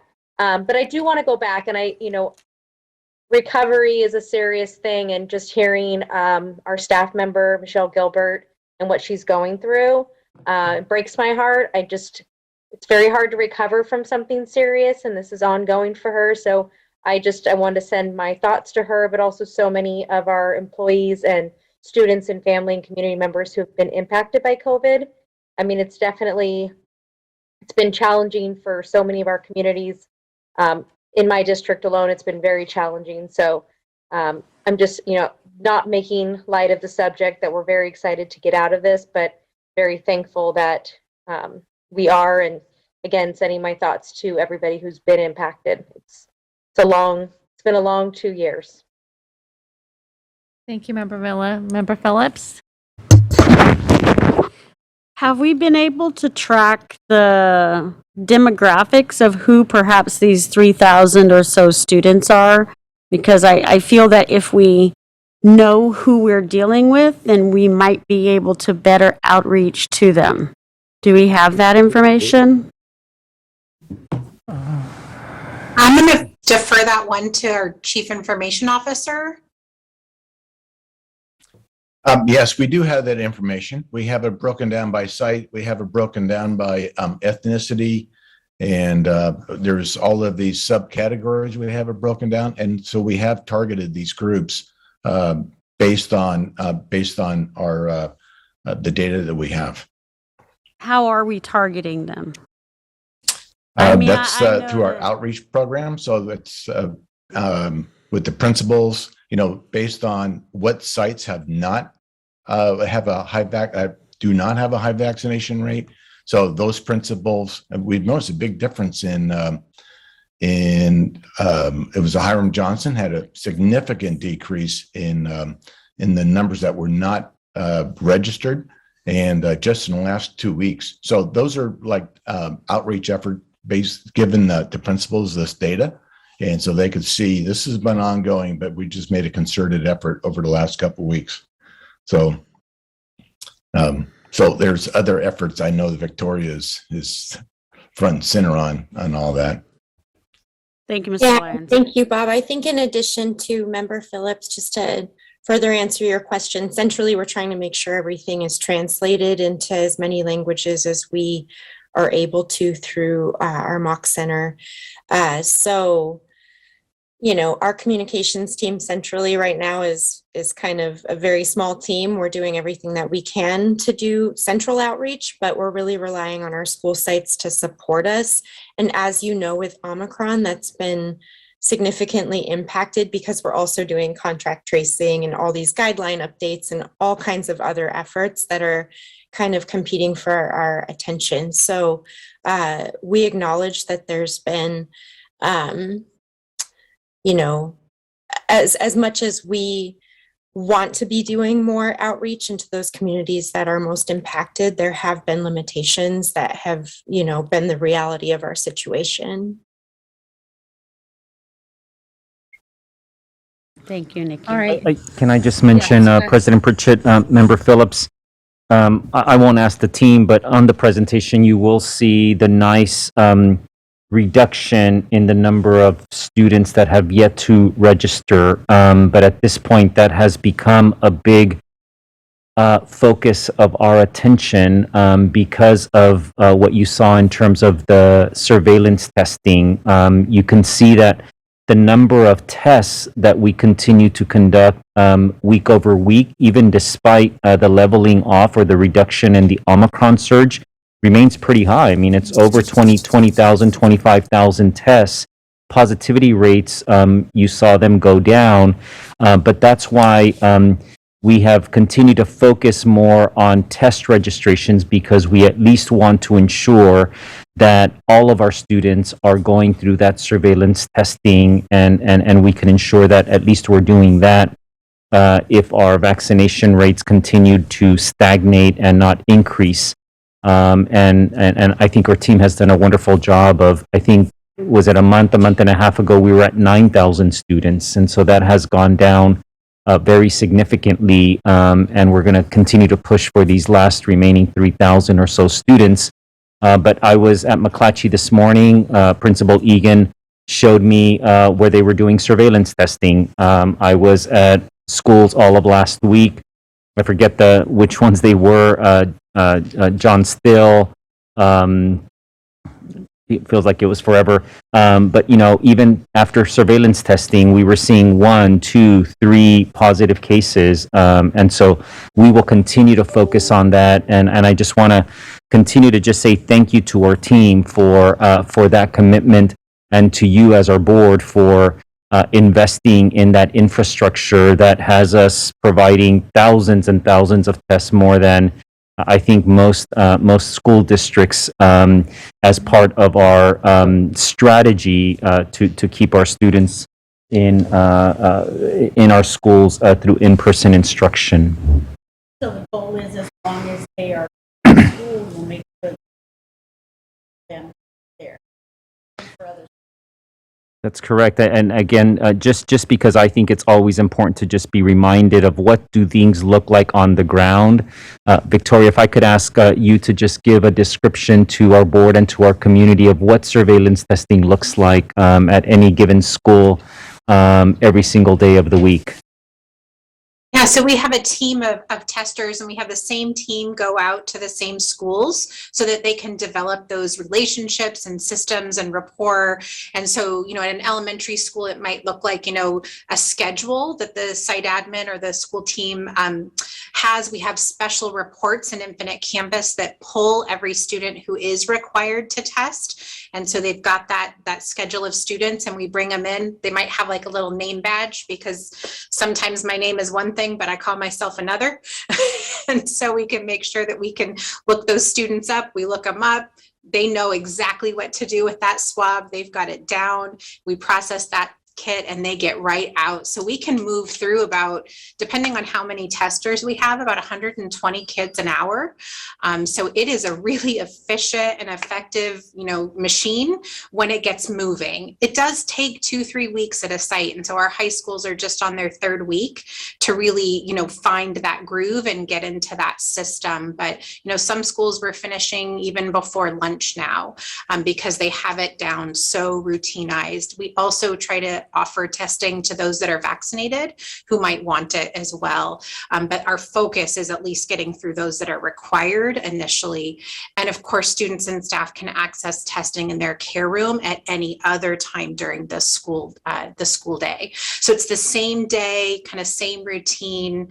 And you'll see the list of schools that fall on different days of the week. So Monday, you know, Tuesday, this group of schools.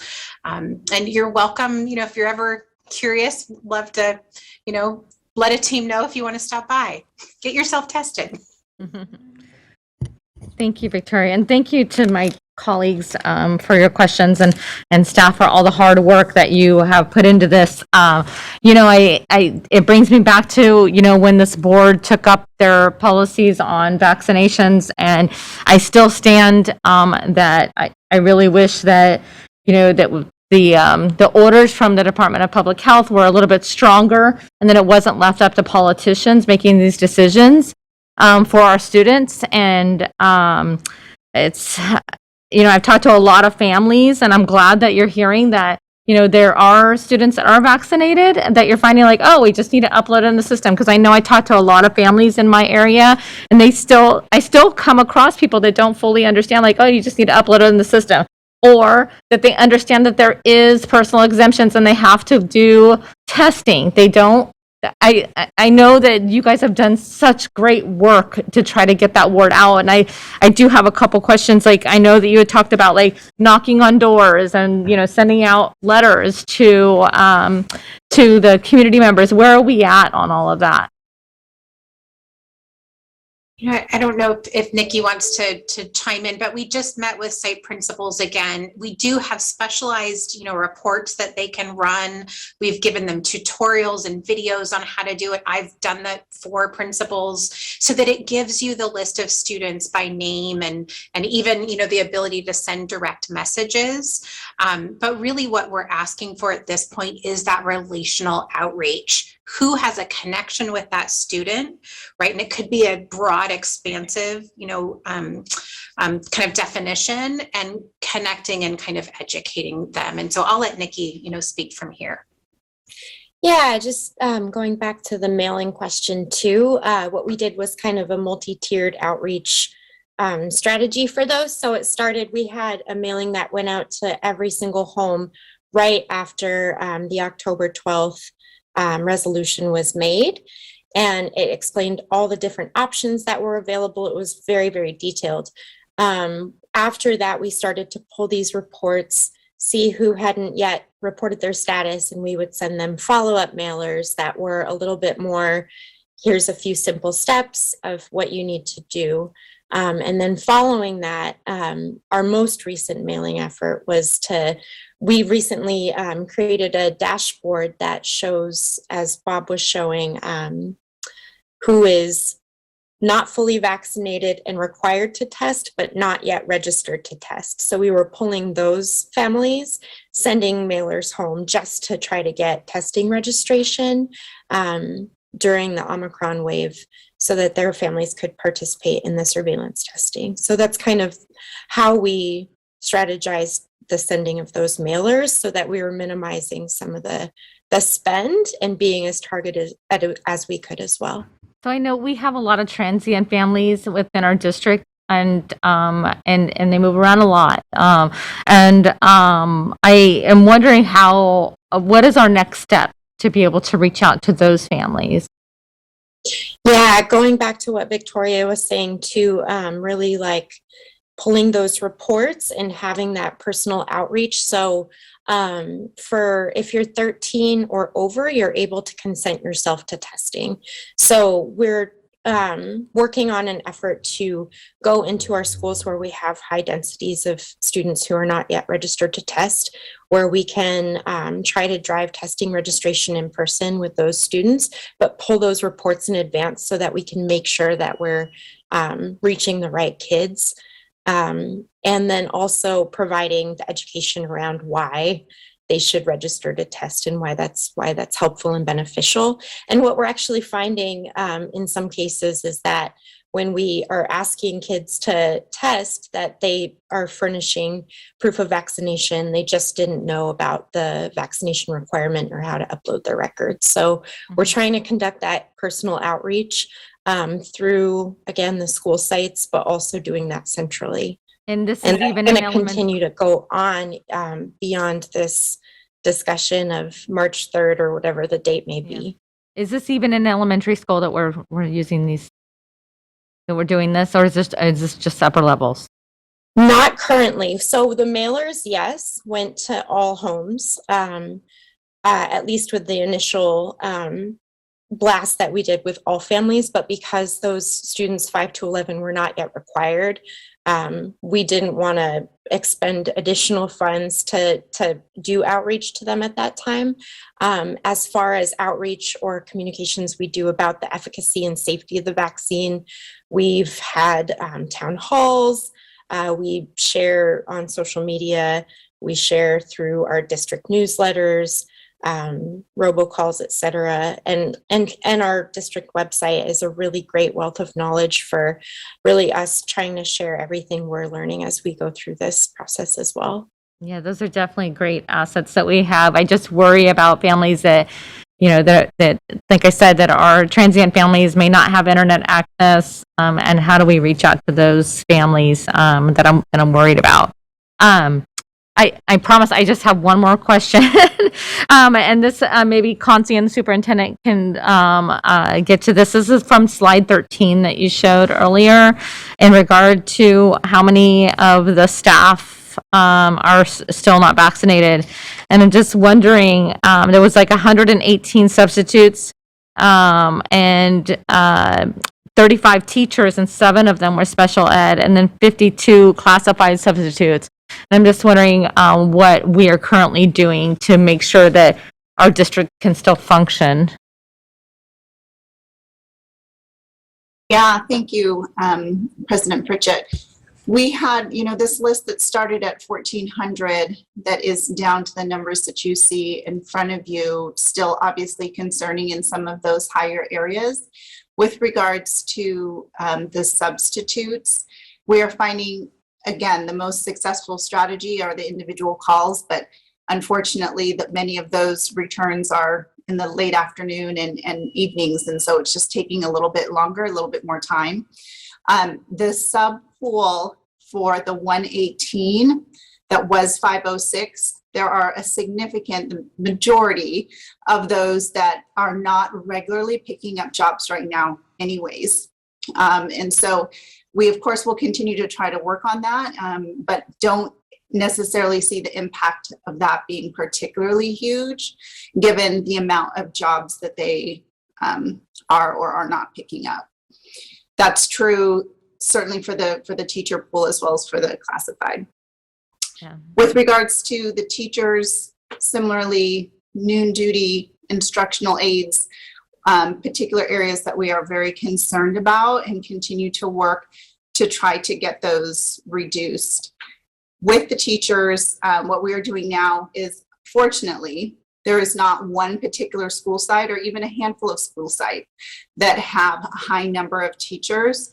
The most any one school site has in terms of teachers for that is 3 teachers.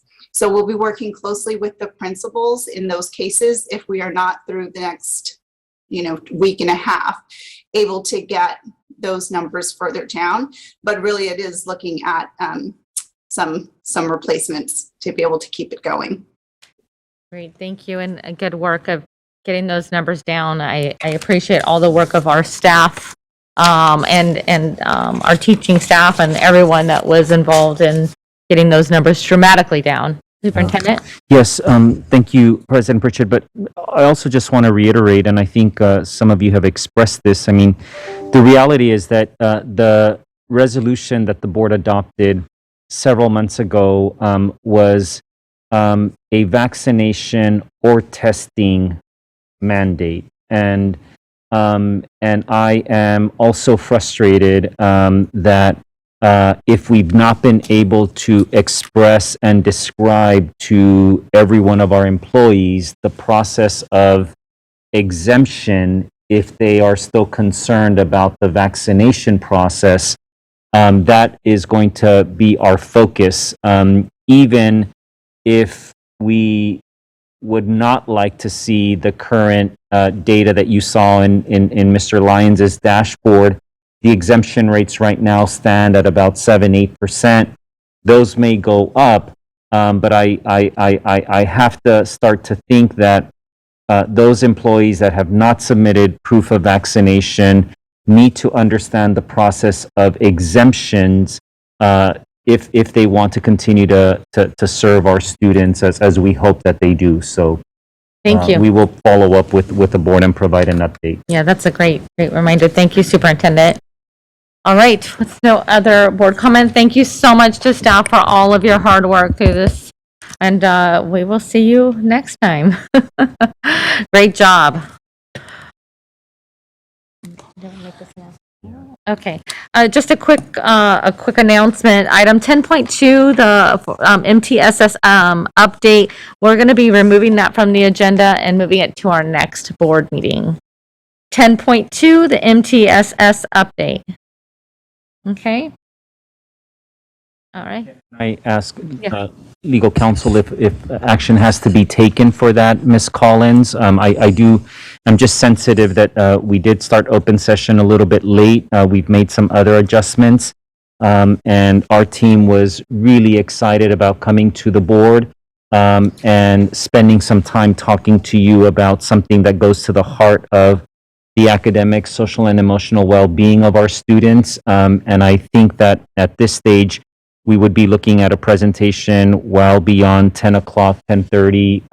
And we have a group of excited staff here at CERNA. We have a principal, and we'd really want to make sure that both our board and our community heard about this a little bit earlier in the board meeting. So I'm not excited about the change because it's been a long time that we have been able to focus a lot of our attention at a board meeting on these topics, which is why we are here in the end. And so I look to legal counsel to see if that has to be an action that we adopt. Yes, President Pritchett and Superintendent, you should have a motion by the board to postpone that to the next meeting and have a majority of the board vote on that. Okay, all right. Can I get a motion to move item 10.2 to the next board meeting? A motion and a second. Student preferential vote? Aye. All right, Superintendent roll call? Member Pritchett? Aye. Member Garcia? Aye. Member Rhodes? Aye. Member Morowski? Aye. Member Villa? Aye. Member Wu? Member Phillips? Aye. Thank you. And we're looking forward to seeing you at the next board meeting. Okay, we're moving on to item 8.3, the African American Advisory Board update. Mr. Austin, welcome. Thank you for having me. Can you all hear me? Yep, we can hear you. All right. Thank you. Good evening. I will be presenting along with Terrence Gladney, the District Accountability Committee Chair for the African American Advisory Board, Black/African American Advisory Board. Next slide, please. So our presentation will take you through a few items, including the evolution of the Black/African American Advisory Board, which I'll refer to often as the B/AAAB or BAAB. We'll take you through our need statement, the reason why the Black African American Advisory Board was created, take you through some year-to-date milestones from the beginning evolution of the advisory board. We'll talk about the role and purpose of the board. We'll talk about the membership and what the board demographics are. We'll also talk about an infrastructure development. We had to create the current iteration of the board, and we'll talk about that. And then we'll talk about the recommendations implementation framework that we've created and talk about the alignment and refinement of that framework. And then we'll talk about some next steps, and then we'll move to questions and answers. Next slide, please. All right, so we'll talk about the evolution of the Black African American Advisory Board to introduce kind of why it exists. Next slide, please.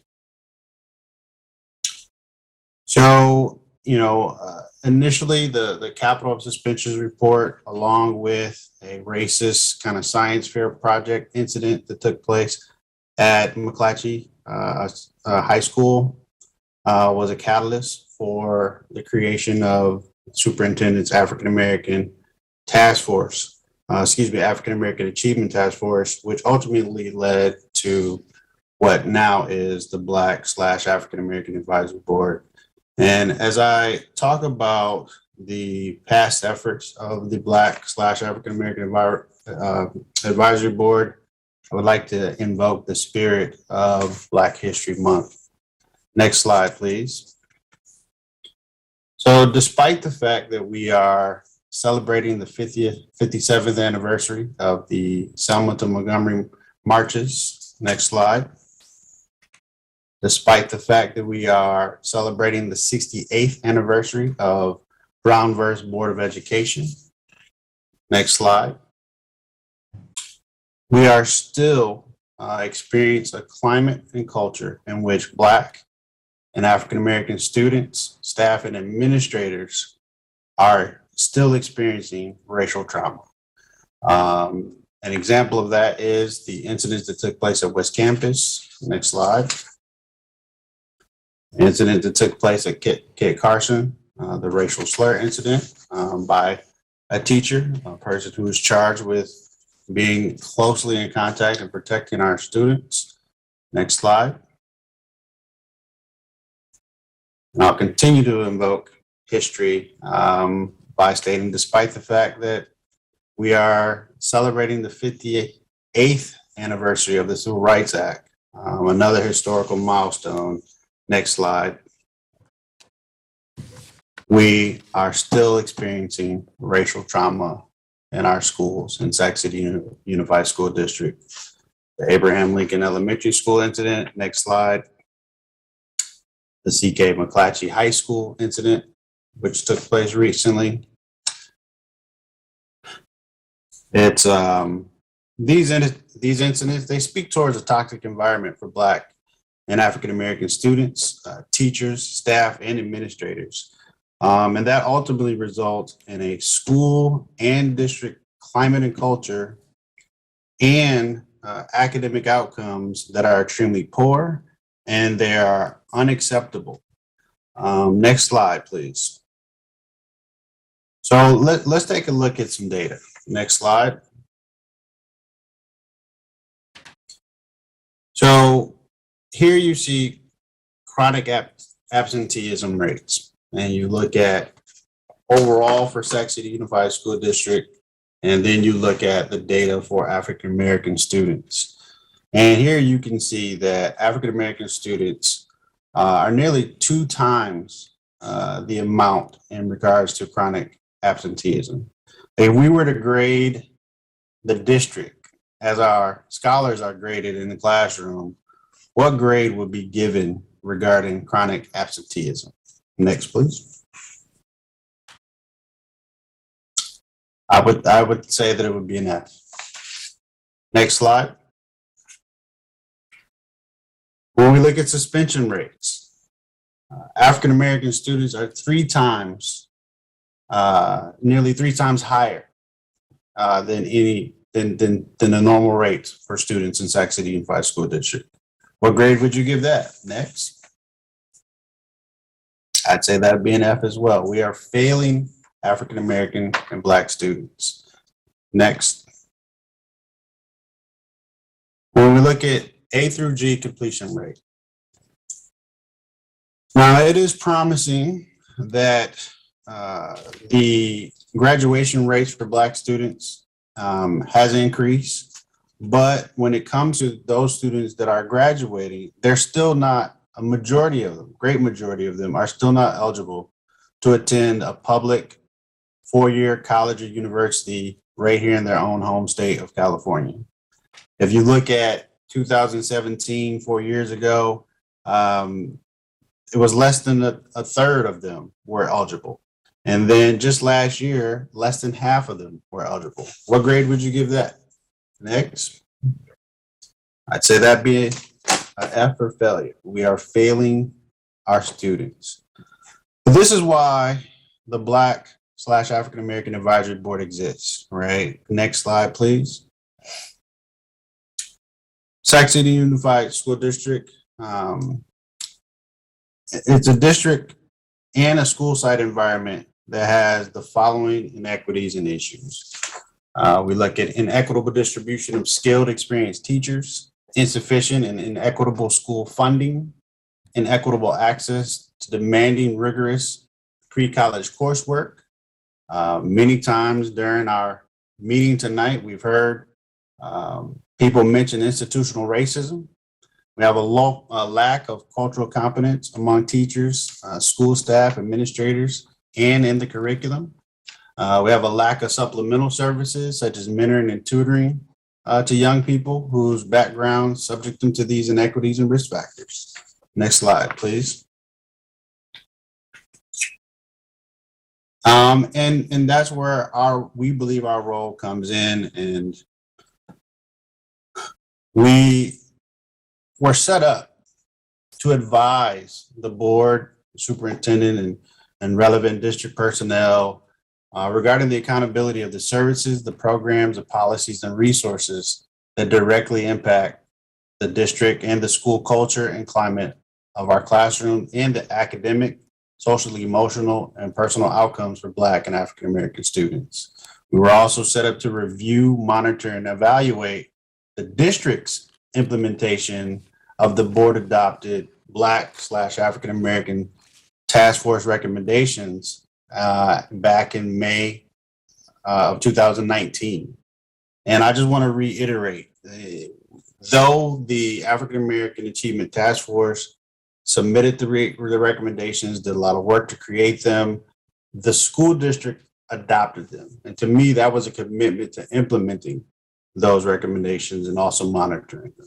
Next slide, please. So I was expecting to run my own slides, so I'm going to ask the person who's doing the slides to please continue to click until you get to the full page, and once it clicks the next and go back, please. And I'll need your assistance to do that for all of the milestone pages. Thank you. So ultimately, the African American Achievement Task Force was initiated back in September of 2018. Originally, it was scheduled to just work from September of 2018 until December of 2018. Excuse the typo there. And that group of folks, they met every Tuesday, with few exceptions from October to May, actually. So you can see far exceeded the initial expectation of working from September to December. Throughout November and December, that group went through an extensive data dive and comparative district analysis for school districts that had similar demographics as Sac City Unified School District, and that included school districts that were here in California and even other districts outside of California, but were similar in composition to Sac City Unified School District. The original African American Achievement Task Force members also sponsored focus groups that included principals, teachers, students, and parents to gather information around what they felt about the district's climate and culture, and also the academic outputs and outcomes for students in the district. Next slide, please. So these were the original African American Achievement Task Force members. They were brought in from different community organizations that focused on providing, focusing on African American and Black community members. That also included 2 students who were representing as well. And I want to give a special shout out and thank you to those folks for their commitment and their work to create recommendations that were focused on improving the outcomes for Black and African American students. Next slide, please. So this is another slide where I would appreciate if you could click through until all of the animations are complete. And I'll begin. So that group, like as I mentioned, they continue to meet past the initial December 18, 2018 commitment, and in January began some work to crosswalk recommendations to the graduation task force, which had also created some recommendations. In March of 2019, they held a community engagement session at John Still to once again engage with the community to educate them on the work they were working on to create the recommendations, and also to get input from the community. And ultimately in March, they also presented preliminary task force recommendations to Sac City Unified School Board of Education. As I mentioned before, ultimately, those recommendations were adopted in May of 2019. In October of 2019, there was the creation of an African American Achievement Task Force Transition Committee. That committee was comprised of many of the original members of the task force, also included parents and community members who have been engaged in the work of the task force. And they were continuing on to focus on creating one of the recommendations, which was focusing on creating a Black African American Advisory Committee that would hold the district accountable to the recommendations that had been adopted. Next slide, please.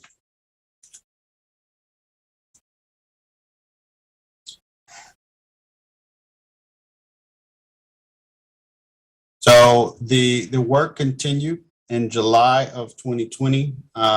Those members of the transition team decided to begin acting as the African American Advisory Board because they knew that it would take some time to establish an actual advisory board, and they continue meeting monthly. In November through December, they began outreach and selection process to bring in new board members, and that was dominantly because the task force wanted to ensure that the advisory board would be comprised of at least 51% parents and guardians of African American and Black students in the district. Next slide, please. Ultimately, that outreach resulted in onboarding new board members in February of 2021. In March, the African American Advisory Board held elections and created elected an executive committee, and also began work to solidify the committee infrastructure that is now in place for the board. And I'll share a little bit more about that soon. In June, the Black/African American Advisory Board began to take advantage of their standing board committee opportunity within the Sac City Unified School District board meetings to provide monthly updates during the board meetings. In July, unfortunately, the advisory board had to take on a role of demanding resolution for the Kit Carson incident. And then in May of 2021, we also met with Stephen Fong and held a LCAP listening session to provide input and to continue to advocate for Black and African American students. In December of 2021, we once again had to shift our focus to demanding resolution for another racial incident, which was the West Campus High School incident. But we still continue to focus on creating the infrastructure for the board to do its work by creating the bylaws, and those bylaws were ratified in December. Also focused on creating developing our policies and procedures to do our work. Next slide. So here you see the majority of the members of the current Black/African American Advisory Board. You can see that it is made up of a diverse representation of Sac City's Black and African American community. And it is dominantly comprised of parents and guardians, and also includes community members who are focused on improving the outcomes for our students. Next slide. Here you can see the list of the board members' names. The designation of being highlighted in yellow shows the board members who begin their service back in July of 2020. Some of them began their service back in September of 2019. And then the members that are highlighted in blue are members that began in February of 2021. And those members are the members who were part of the outreach to ensure that there were parents dominantly on the board. Next slide, please. So you can see that goal was completed. We have 76% membership of parents. We have 67% of our committees are led and chaired and co-chaired by parents, and 100% of our committees have parent membership. And next slide. So I spoke a little bit about our subcommittees. Here you can see our organizational chart. I mentioned we have an executive committee that oversees our subcommittees, and we have a district accountability subcommittee, a parent engagement subcommittee, also a communications subcommittee. Our parent engagement subcommittee is charged with engaging, educating, and empowering parents so that they can become parent leaders and advocates, to examine the district-wide initiatives, programs, and services. Our communications committee is focused on and being responsible for developing, updating, and monitoring the board's communications policies, as well as working in partnership with our parent engagement committee and also our district accountability committee. And then finally, our district accountability subcommittee is responsible to monitor the district's implementation of the adopted recommendations using an implementation framework that we've created. And myself and Mr. Gladney will get deeper into that. Next slide, please. Ultimately, we are here today. Next slide. Let's get into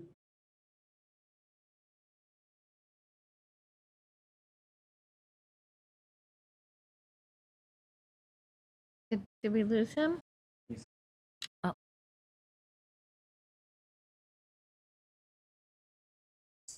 next slide, please. Next. Thank you so much. So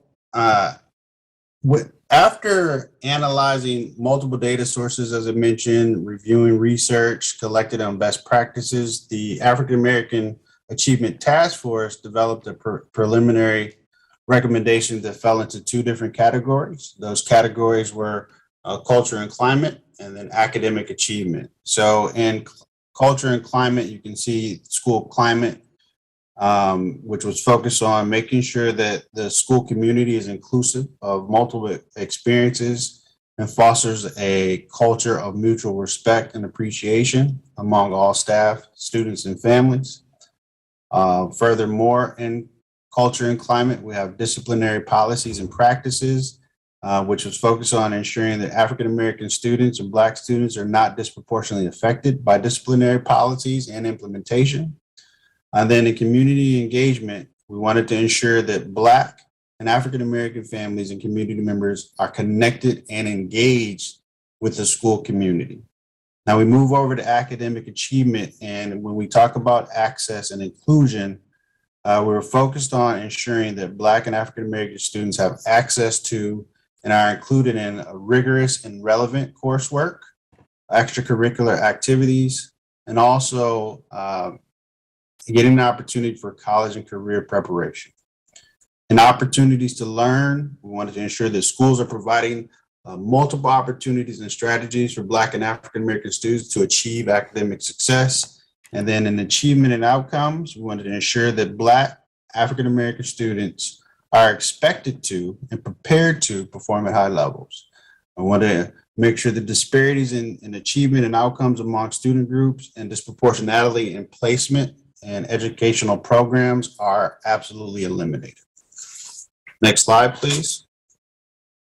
So ultimately, this represents the 13 recommendations that the task force created, that once again, Sac City Unified School District Board adopted in May of 2019. These are not the full recommendations. These are the headlines of those recommendations. I encourage everyone, especially our board members and district personnel, to please review the full recommendations. Next slide. Now, here we're taking a look at these recommendations were adopted back in May, and the district was charged with implementing them. The district committed to implementing them. But if you look here at what has been completed and still needs to be monitored versus what's incomplete and requires prioritization to be implemented, there are 6 recommendations that were implemented but definitely need to be monitored. And I would say 2 of those, actually the Black/African American Advisory Board would have to take credit for doing, because we were the ones responsible for establishing the district-wide advisory board and establishing a Black/African-American parent engagement steering subcommittee. And then monitoring is important because we know that when you look at things like the elimination of suspensions or the elimination of willful defiance suspensions, it has been implemented, but we know that things like in-school suspensions are happening, removal from classroom is still happening, and then it would be good to know, well, what supports have been funded after the divestment from the school resource officers. And so, next slide. Once again, let's have a little grading. If you say that 6 of the 13 recommendations have been fully implemented, what grade would you give to that? Next. All right, next slide, please. So we saw the grades, but we understand that these things can and will improve if the district actually honors what they adopted and implements and monitors the recommendations that were provided by the African American Achieve Task Force. Though we also recognize there's a need for new recommendations and additional recommendations, and maybe even the adjustment of recommendations that were adopted to match the current circumstances that we're in because of the pandemic and other factors. Next slide, please. Next slide, please. I mentioned that we have created an implementation framework. So we went through rigorous self-study of the district's processes to better monitor and implementate better the implementation moving forward. And what we did was take a look at the intersection of the district's accountability plan. So we looked at the LCAP, the CSAs, the LCP, the ELO, and the ESSER 3. Next slide, please. And ultimately what we did was take 12 of the 13 recommendations and place them into 4 focus areas. We put 2 of them in organizational and infrastructure development. We placed 4 into monitoring discipline and suspension rates. We placed 4 into improve academic achievement. And then we put 2 in mandatory, culturally relevant professional development. Next slide, please. So when you look at the full recommendations, you can see what the charge was. So in academic achievement, the district is charged with using its current Title I, Title III, and Title I and ESSER 3 LCAP funds to immediately identify, assess, monitor, and provide research-based tiered intervention.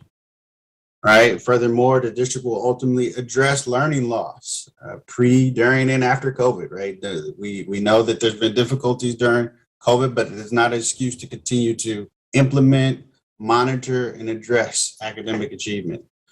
When you look at monitoring discipline and suspension rates, the district was supposed to monitor and establish plans to and provide quarterly progress updates on school sites with over 5% variance on suspension rate disproportionality. I personally have not seen quarterly updates. I would expect that the district would be honoring the recommendations that they adopted and provide that information, whether we ask for it or not. I have not seen it.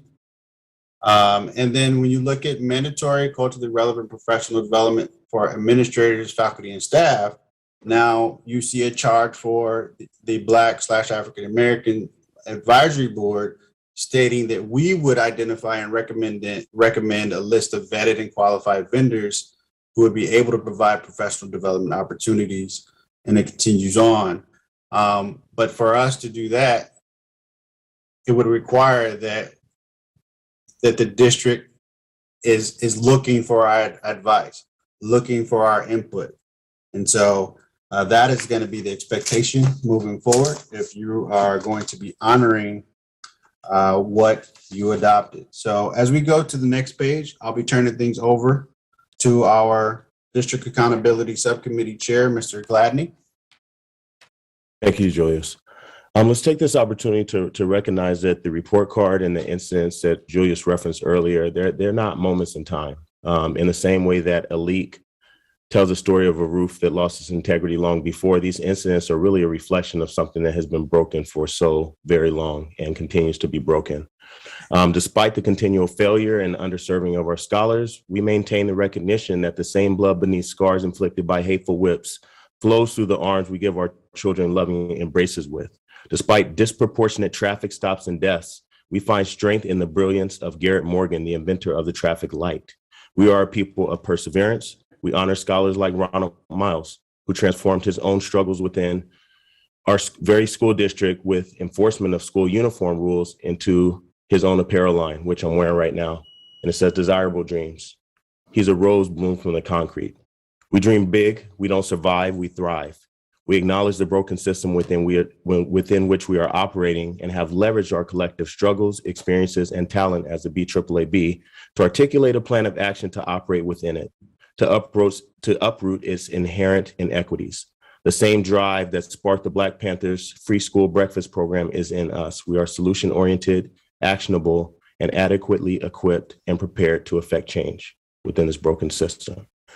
And that starts really with understanding how money moves. You guys speak your priorities with dollars, and we understand that the LCAP is your statement of priorities. And by understanding the LCAP, we can better understand how to navigate within the system. We have to understand that there are stated goals, there are stated actions, and there are metrics that will allow us to facilitate our own monitoring and to measure your implementation of those stated goals and actions. Next slide, please. What we have done is, in addition to the crosswalk of our own stated recommendations, we have aligned and identified within the district's own LCAP specific goal areas that speak specifically to African-American, Black and African-American scholars. On this recommendations alignment, which we have developed within our own space, you can see that what we're doing is identifying the recommendations, stating not only what the goal and recommendation areas are, as well as the actions, but also identifying the measurable outcomes, the future speaking targets for African-American students, as well as key district staff and stakeholders who should be accountable for ensuring that these stated goals and actions actually happen. We are measuring and identifying whether or not something is completed within specific years. And we also have a placeholder for budget considerations. In the same way that you guys as a Board of Education should be monitoring how the dollars are spent, we look forward to monitoring not only the stated allocation of dollars, but also the progress of those expenditures within given timeframes. Next slide, please. This is an additional example of how we will continue to use our own recommendations alignment tool. Next slide, please.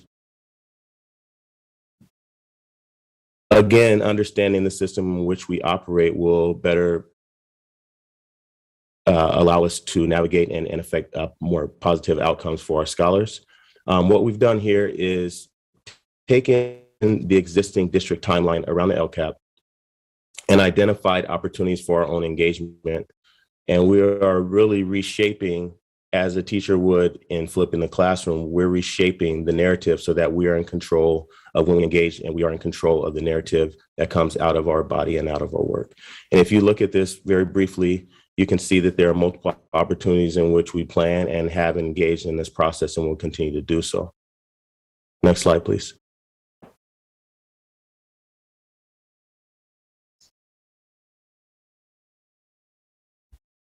Next slide, please. Oh, thank you. I'm sorry, go back one slide, please. Thank you.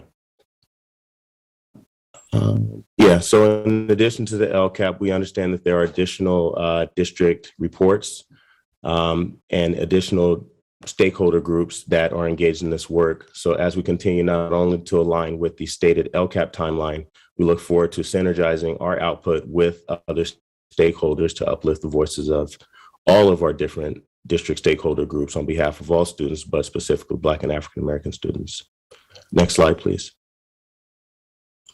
This work is supported by an existing presence of 3 of our current BAAB members on the LCAP PAC, including myself and Conrad Crump, who represent Board Member Phillips in Area 7, as well as Denisha Fletcher, who represents Board Member Wu in Area 6. We also have the benefit and blessing of past members Tony Tinker and Cecile Nunley participating in our space. So through their presence, as well as my presence as a first cohort of LCAP PAC members, we have not only the historical reference of the LCAP and its inception, but also where we are now at this point and all the work in between that has brought us to this point. Next slide, please. As we look at our existing recommendations, we understand that the LCAP is a forward-speaking document. So we are assessing our existing recommendations not only to speak within the parallel framework of the LCAP in terms of what we'll do in future years, but also assessing what can we do today to speak to the now. We've had many stories in this very meeting of the impact of this pandemic. We recognize as a BAAB that it has been an ongoing and never endemic, if you would, for Black and African American scholars, not only in this district, but in this country. So we are aligning not only what we're going to do moving forward, but also how can we impact change today for our scholars, given the experiences that they are walking into every day on their school campuses. And through this tool, we will assess different recommendations for relevance, alignment, feasibility, and urgency so that we can segment our priorities to address again today and tomorrow. Next slide, please. Obviously, we have ongoing obstacles that have impacted the academic achievement and outcomes for our Black and African American scholars. And as we look forward to implementing our recommendations, we have identified the following potential barriers to us doing so successfully, including a concern that the district will fail to implement recommendations. And again, going back to Julius's slide, right now we're sitting at 46% of already board adopted recommendations that have been successfully implemented. We recognize the need for differentiated recommendations to support the diverse African American community. It's often a misconception that, Black and African American scholars are singular.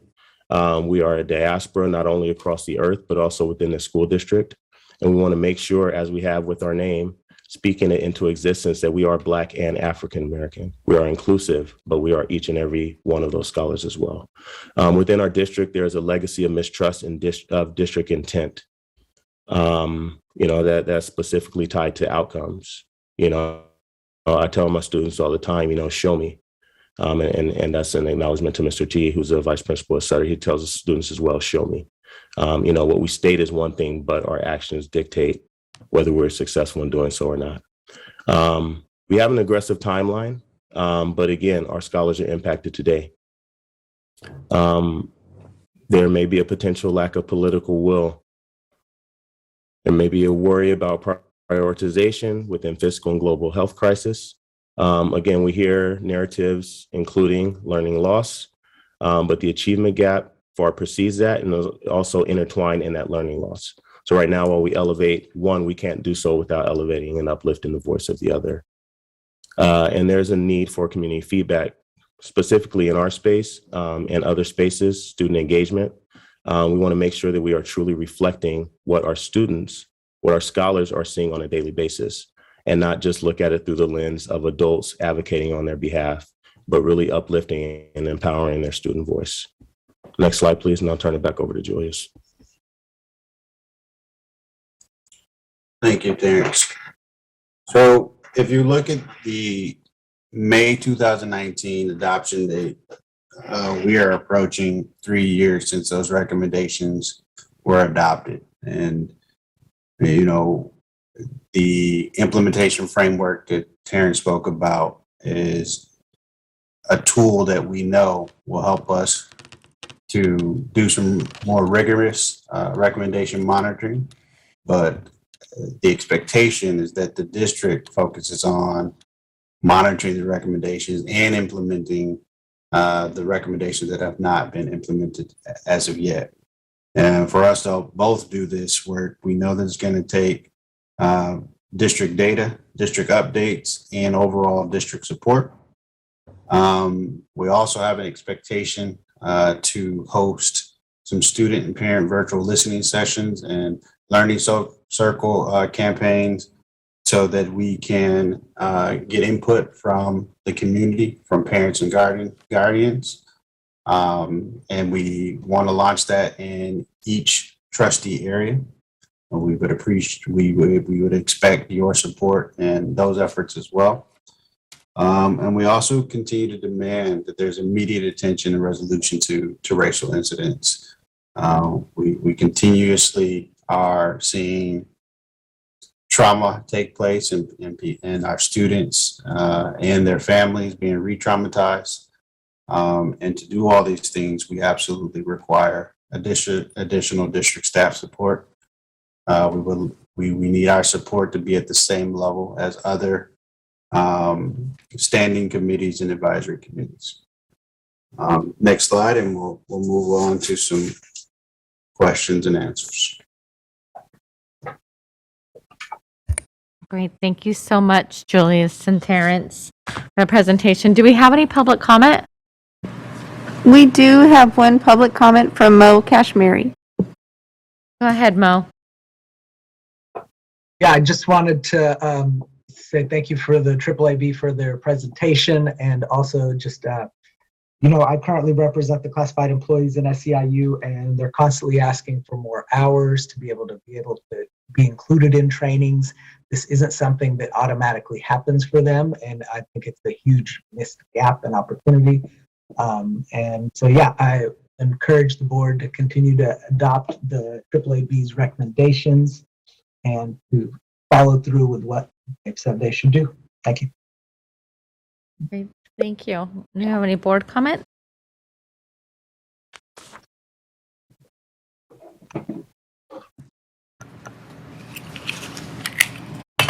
Okay. Member Wu, and then Member Morosky. Thank you very much for this presentation. When were you expecting to or anticipating putting together the listening and learning circles?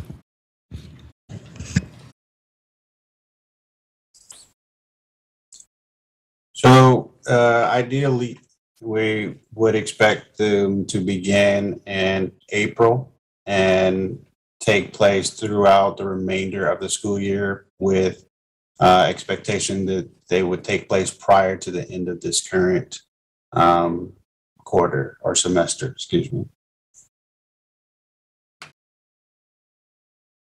Thank you. We're looking forward to helping with that.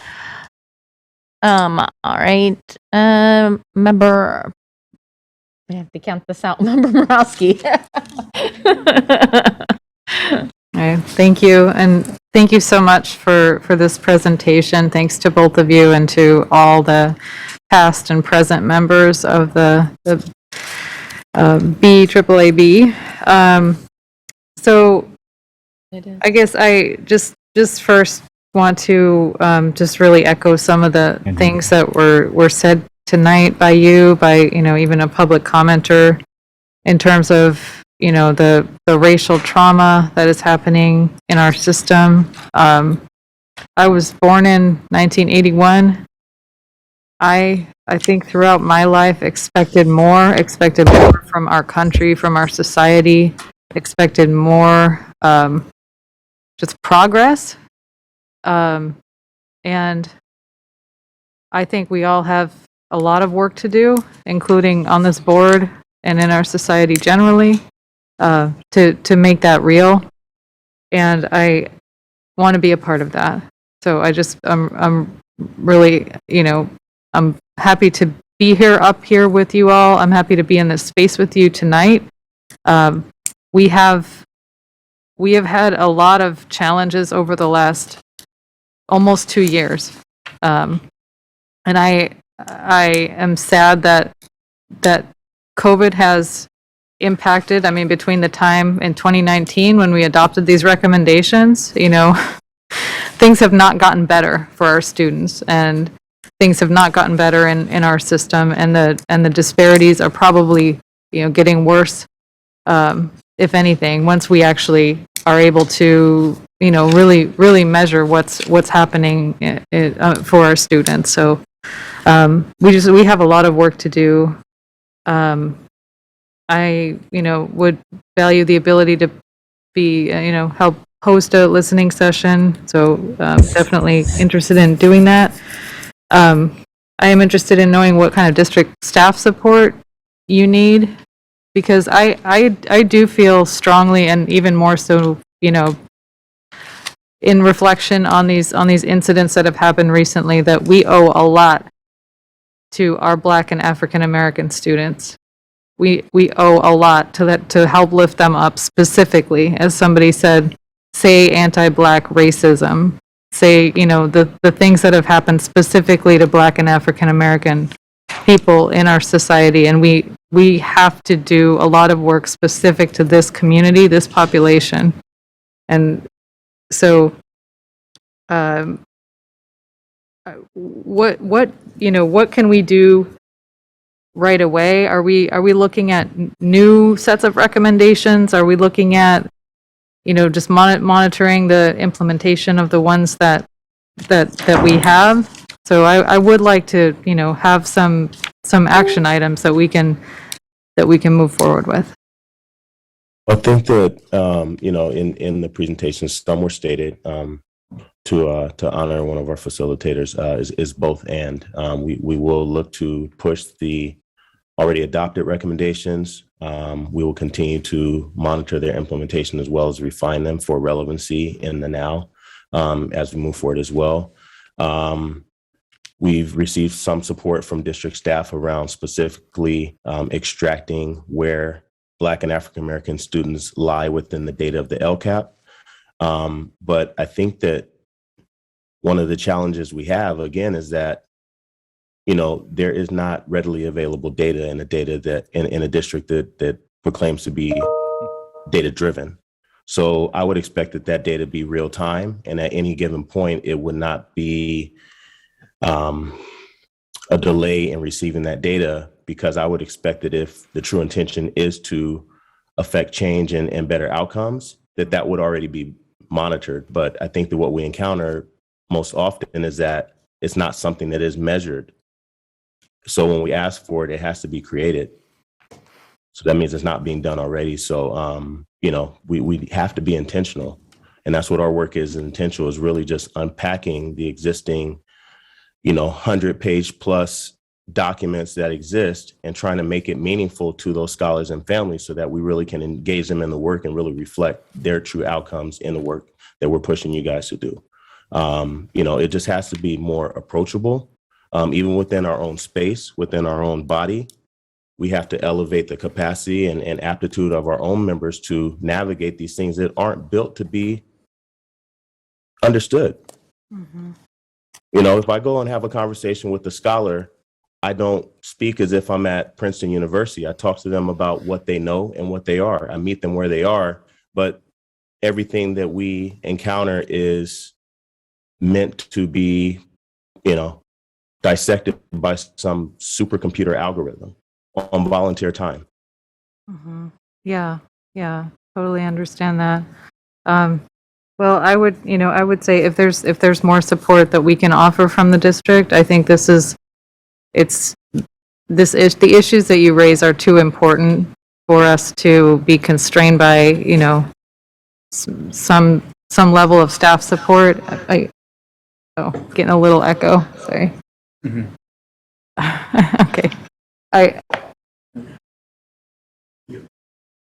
Okay. Okay. Sorry. Having some audio issues in here. So I think, I think that's one thing, if we can provide that, whatever support to analyze data, to understand what, where we need to target or whatever, especially after COVID, I would love that. And I would love to, have actually our superintendent have a response or an opportunity to address maybe some of the things the district has been doing, or what our plans are to work on some of these recommendations, maybe that haven't been done yet, but at whatever appropriate time. Thank you again so much for all your work, and I know it's a lot. I appreciate it. If I could, I would like to add an additional response to your questions, Board Member Morosky. So in addition to the supports and et cetera that Taryn spoke of that are absolutely necessary for us, we also recognize that other standing and advisory committees in the board are receiving lots of district support, and just in regards to the regular operations of their committee.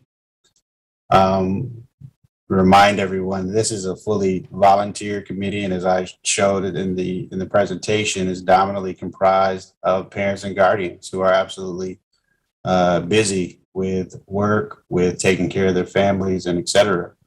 And to be charged with doing some of the pieces that we know district staff have done for other committees is asking a lot of them. Many of us have put in countless hours, including nights like tonight. And we can tell the difference, right? Fortunately, right now, we do have kind of district provided facilitation team who help support our efforts from a third party, but not from district personnel. But previously, during the task force and during the other iterations of the advisory board, we had a district staff member, Vincent Harris, who was supporting the work of our board. And since he left the district, we can absolutely see the difference in district supports. We definitely greatly appreciate the support that we do get from Deputy Superintendent Lisa Allen. I want to give a special shout out to her and thank her publicly for all of the things that she does for us. But we also recognize that we need additional supports. Well, thank you, Julius, and would love to follow up on that. And we all definitely miss Vincent quite a bit. So thank you. Thank you, Superintendent. Yes, Member Garcia. I just want to thank you for just providing us with a very comprehensive sort of overview of all the work that you've done. I do remember approving this plan and these recommendations in 2019. It was relatively one of the few early things that I approved. I do see that we've made progress, as you mentioned, 46%. I mean, I feel like everything stopped in March of 2020, and it's just been trying to get through the third year with COVID. I do recognize that pre-COVID, many of our Black and African American students were already left behind, and that today they are even farther behind. So there's a lot of work to be done. You add onto that a lot of the social trauma that has happened over the last several years as well with George Floyd, and just so much going on in our society. So we know that the needs are greater than ever before. I'm committed to continuing to support this work. I do see a lot of overlap in terms of your recommendations and the recommendations that we'll probably hear in the subsequent item, the LCAP. I also recall that one of our requests back in 2019 were to ask your board to prioritize your recommendations because we were in a fiscal crisis, so we needed to figure out what we could support given our fiscal situation.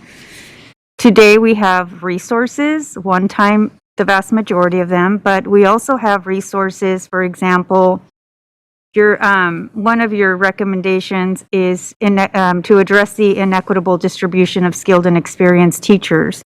Now we have educator effectiveness funds that could perhaps be help in righting that inequity. We also have, the lack of cultural competence among teachers. We have those other funds that will provide and support professional development for our teachers. We are committed to do that. We want to offer that. Some of that takes negotiations, as you may know, so that has a separate process, but the funds are there, the commitment is there, and I just want to make sure that that I elevate that there is a lot of overlap with the LCAP. We've already approved plans that have, for example, funds to hire more staff because we did not renew the contract for SROs. We haven't been able to hire as fast as we can, but the funds are there. Those are already been approved in a budget. And then lastly, the real-time data. I mean, that is a difficult one.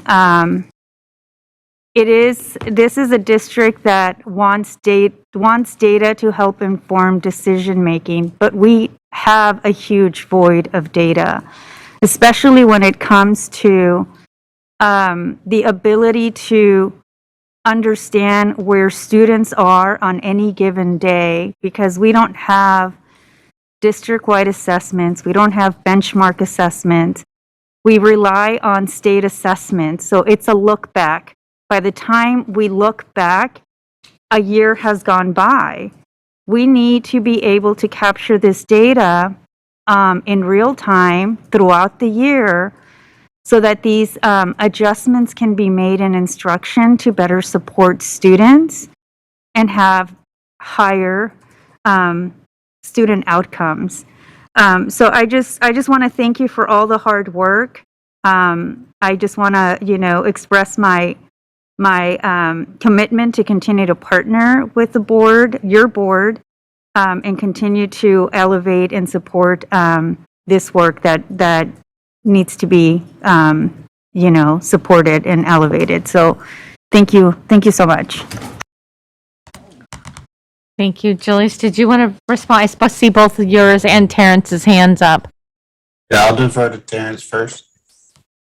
Thank you, Julius, and thank you, Board Member Garcia. A couple things. I think that the pandemic gave us an opportunity to really pivot. I don't know that we did. If we're saying that because there's no common assessments, we can't get the pulse of our students, and that's a failure as a district. We were able to, there's no common assessments for SEL, but we were able to implement daily surveys to make sure we could monitor the temperature of the students and see where they were. Are some things necessary to be negotiated? Yes, but there are adults at the school side that if empowered to extract the feelings and emotions of our students, we can do that. Regardless of where we are in terms of a stated or real financial crisis, the reason that our recommendations overlap the LCAP because the LCAP's intent is to prioritize the needs of those students that have been historically underserved. However, our district has historically allocated those funds to all students. So regardless of where we are in terms of deficit or not, those specific students generate additional dollars that are to be served or to be expended on their specific needs. But that's what has been missing from the LCAP is the identification of those students, the amount of dollars proportionally that they generate to their attendance and their presence in our district, and the correlating expenditure on their needs. Not looking at, oh, we have extra dollars, so what gaps can we fill for the district? Those students that are carrying extra dollars, how do we serve their needs? That's a statutory intent of LCAP. So when we get there, we will continue to see overlap with the LCAP because we won't need to necessarily call out and ask for additional data because it will already be spelled out in the LCAP. So that's what you see through our crosswalk tool, through our implementations of our recommendations. Those tools that we have built are for those express purposes because it did not exist before. We saw data around students with special needs, homeless students, socioeconomically impacted students, but nowhere did it say Black students and where they were represented within those populations. So through Vincent Harris and Stephen Fong, we were able to get some of that articulated. But when it's spoken specifically in every conversation that this is where Black and African American students exist, then we can fill out the rest of our tool to figure out what dollars they generate and then continue to measure the expenditures and the outcomes. Thank you, Terrence. Member Rhodes? I think Julius had something. Oh, Julius, did you still want to Yeah. speak? Sorry. Yeah, I just wanted I to, apologize. speak towards the statements regarding the prioritization of the recommendations. Once again, we know that they were adopted back in May of 2019, and we were asked to do some prioritization work, and we did provide a 3-year implementation plan in regards to prioritization for those recommendations. And you can see back on slide 30 where it has up to 1 year, 2 year, and 3 years. That was based off of that prioritization work that was submitted. And I'll stop there so that we can move to the next question. Thank you, Julius. Member Rhodes? Yes. Once again, guys, thank you for this document. And a couple of things. One of the things that I really appreciate here is the alignment with the LCAP. I think that it's purposeful and it should be done. And as you guys continue to get that information and really disaggregate where those dollars are going, it'll be interesting to see what this tool in the future could bring, when it, especially for us as board members to be able to look at that and then implement. And also with your data you showed us here, it reminds me of the statement of like high tides lift all boats, but not necessarily all the time, especially if you don't have a boat or your boat has holes in them, right? And so this is an opportunity, this document is an opportunity for our Black and African American students for us to start looking at the holes and start rebuilding boats and ships. So I do appreciate that. My only thing that I want to say really is the monitoring, discipline, and suspension rates and that quarterly progress update. I would like to, President Pritchett, formally ask that we get those provided quarterly, and that be on our agenda moving forward, as we start to try to tackle some of these systemic issues to hold better outcomes for our Black and African American students. And that's about it. Thank you. Great. Thank you, Member Rhodes. And thank you both and the entire African American task force, or you guys are on a task force advisory board, for all of your hard work. And I won't echo what my colleagues have already stated, but your work is, it's not falling on deaf ears. We're listening. We will work on this together. I do want to just say, Julius, I appreciate you adding the section in there of addressing the racism within our district and the recent acts that have taken place. And I do want to just say that, the things that have happened in recent days are just extremely painful incidences of racism that have impacted our school sites and our communities. And our district takes these types of racism very, very seriously. And I know this board has directed the superintendent to investigate these incidences and take the appropriate action that's given to the facts and the circumstances in each individual situation. Each situation brings trauma to our students, our staff, and our families. And so, for example, the racist graffiti at Lincoln Elementary included extremely offensive and hateful messages against Black and Jewish communities. And in addition to condemning and investigating these racist acts, we must also work as a community to promote racial justice, equity, and understanding. It is really all hands on deck. It is not just some hands on deck. And I think that's kind of what you were alluding to. we have to get to the root of these issues, get to the root of the problems, and how do we move beyond being angry and doing something to confront and interrupt the racism as a community. I just want to say that, we also need to allow these investigations that are currently taking place to take place, and then we will address this. And they're going to require very hard conversations from all of us. I want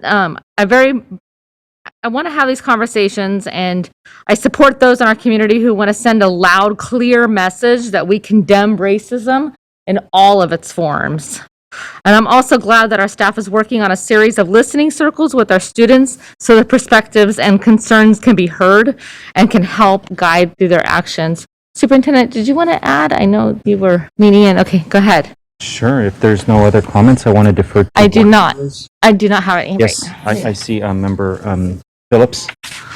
Member Phillips, did you have your light on? Nope. Oh, there you go. Go ahead, Member Phillips. Again, I normally not one to thank, but this was very informative. I am just curious, and I'm asking this of my colleagues. A lot of times we want to tolerate racism, and I really feel that tolerance is not something that we need to focus on. I think acceptance of the very fact that we have racism is what we need to focus on. And when I say that, it means if you can accept that something exists, then it is easier to walk through and to battle as opposed to tolerating a situation. I just want to make sure that we understand that racism does exist, but we have to accept that it exists before we work on making that change. Thank you. Superintendent? Yes, thank you, President Pritchett. I of course want to echo our gratitude to both Mr. Austin, Mr. Gladney, but really just as representatives of an outstanding group of individuals that have spent countless hours and now years in this call to action to our board and to our district, to me, to make sure that the needs of our Black African American students are met. I want to just thank our Black African American Advisory Board for their openness in taking LCAP goals, LCAP recommendations, and tying it to recommendations that are appropriate to the advisory board. It is what we are trying to do. We have other reports, the CCEE SIR as well. So this should provide us the opportunity to bring together a set of recommendations that have been brought to us by a variety of partners, as opposed to create new recommendations. I also want to just encourage the Black African American Advisory Board, our Board of Education, as well as you are set to discuss goal setting as well, eventually to evaluate me as your superintendent, that we also consider some of these recommendations as well, because I think that is, of course, the most appropriate way of acknowledging and recognizing the amount of time and effort that our colleagues have put into this work. I am even more upset and frustrated that we are in a position where we have to delay the presentation that was slated today around our culturally responsive educational service delivery model.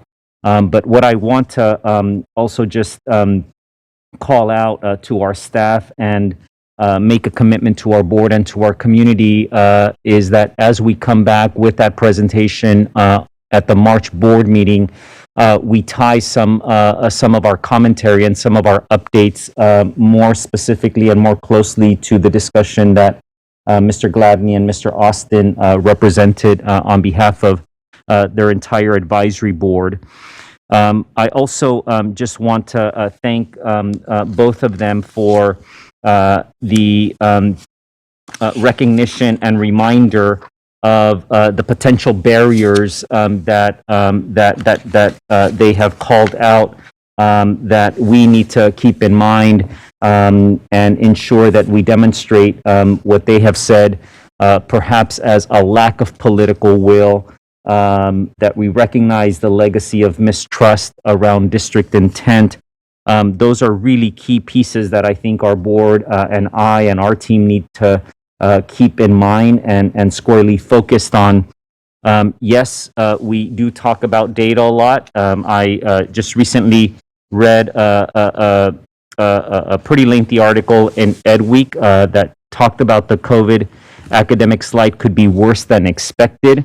But I am going to challenge myself, our board, and this community that while we have a lot of data, in fact, I think we are data rich. In some cases, we're analysis poor, but we have a lot more data related to the behavior, related to attendance patterns of our students than we do of the academic well-being of our students. And I'm talking about district-wide academic well-being of our students.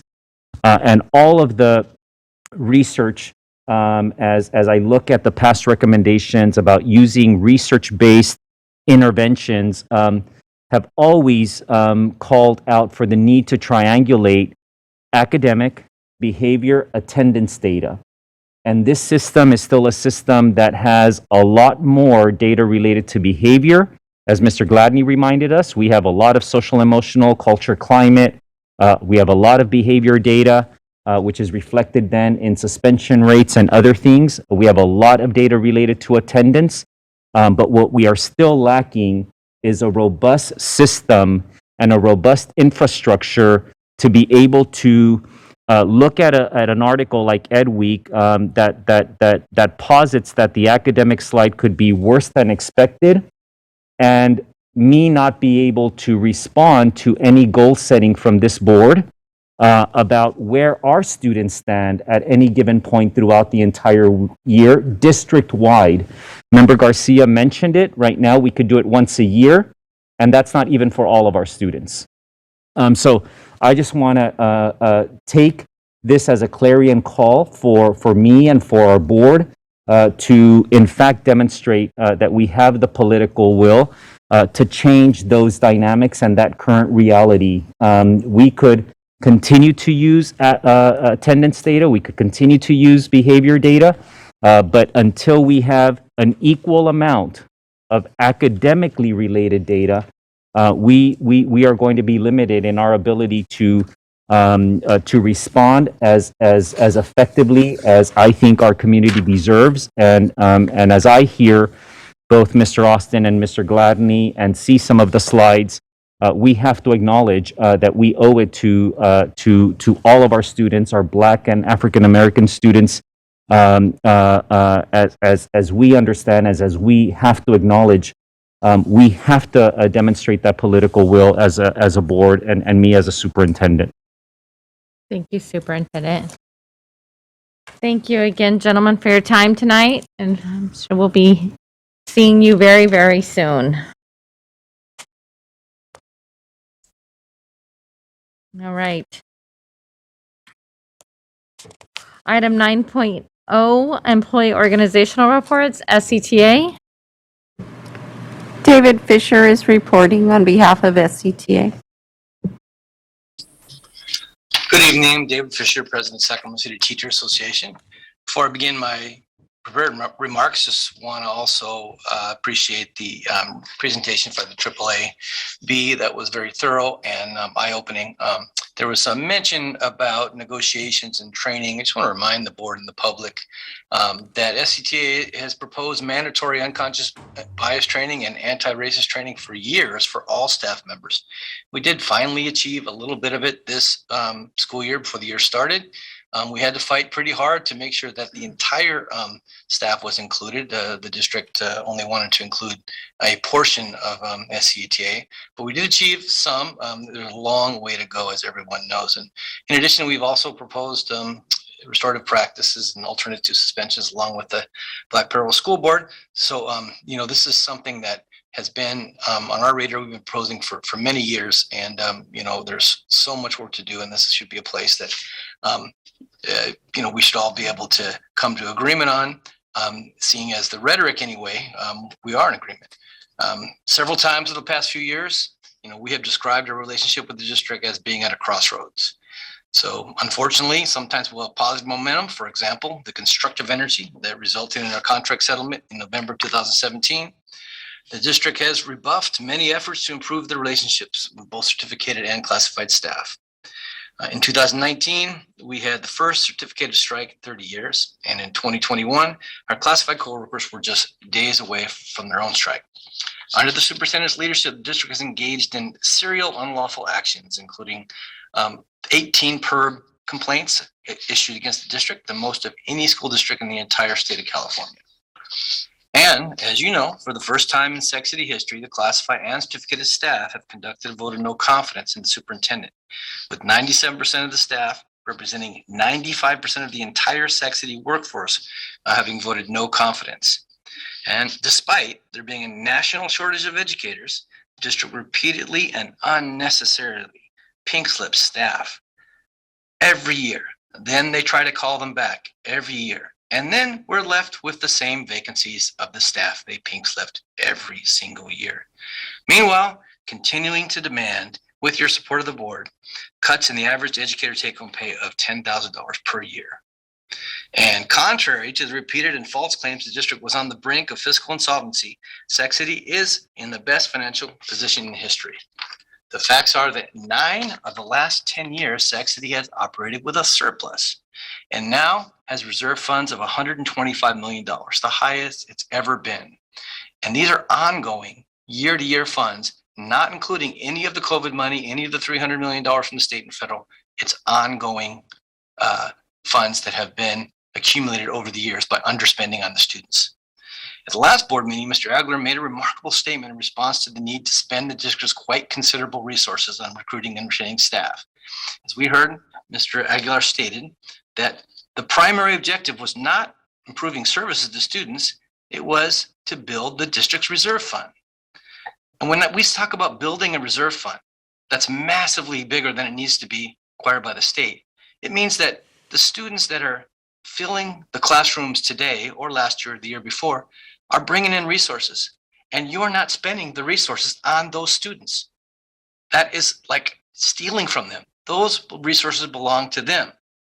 And Mr. Aguilar's refusal with your approval to put students first has meant that every day, about 10,000 students are without a regularly assigned teacher in the classroom. 3,000 per day are without even a substitute teacher. You've been made aware of this and have chosen to ignore it. Significantly, the impact of this failed leadership has the greatest negative impact on our students in need. With half the school year already over, Sac City still has more than 200 permanent unfilled certificated positions and more than 400 unfilled classified positions.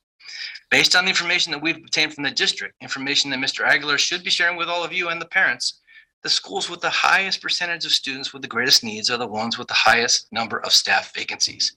We heard some of this talk in the presentation earlier about the inequity of staff being assigned to certain schools. And of course, the highest number of unfilled substitute positions on a daily basis. Let's take 2 schools as an example. The first is Phoebe Hearst Elementary School. It's in East Sacramento, zip code 95819. The median annual income in 95819 is $106,514 a year.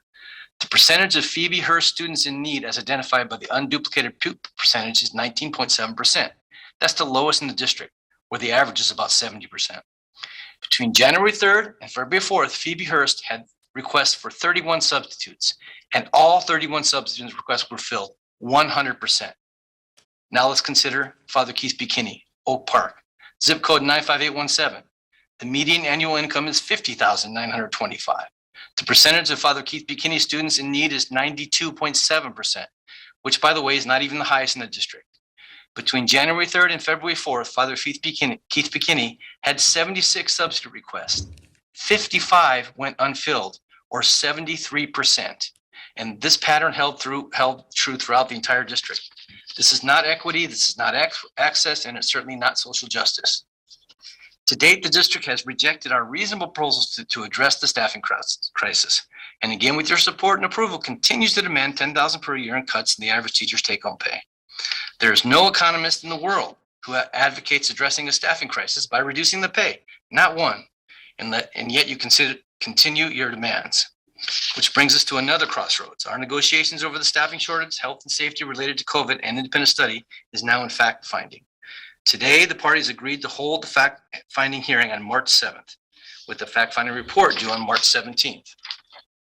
Fact-finding is another opportunity for you as elected leaders of the district with both the fiduciary and ethical responsibility to put the needs of students first to do just that. Educators have been waiting for this board to act, but time is running out. And if the board won't act, educators certainly are ready to. Thank you. All right, we're moving on to. Excuse me, Mo Kashmiri has his hand up for this item. I'm sorry, Mo Kashmiri has His hand up. a public comment. Okay, go ahead, Mo. 2 minutes. Mo Kashmiri. I'm a parent of a student at William Land, and I also represent the SEIU classified employees. I just don't understand how this board has failed. They failed.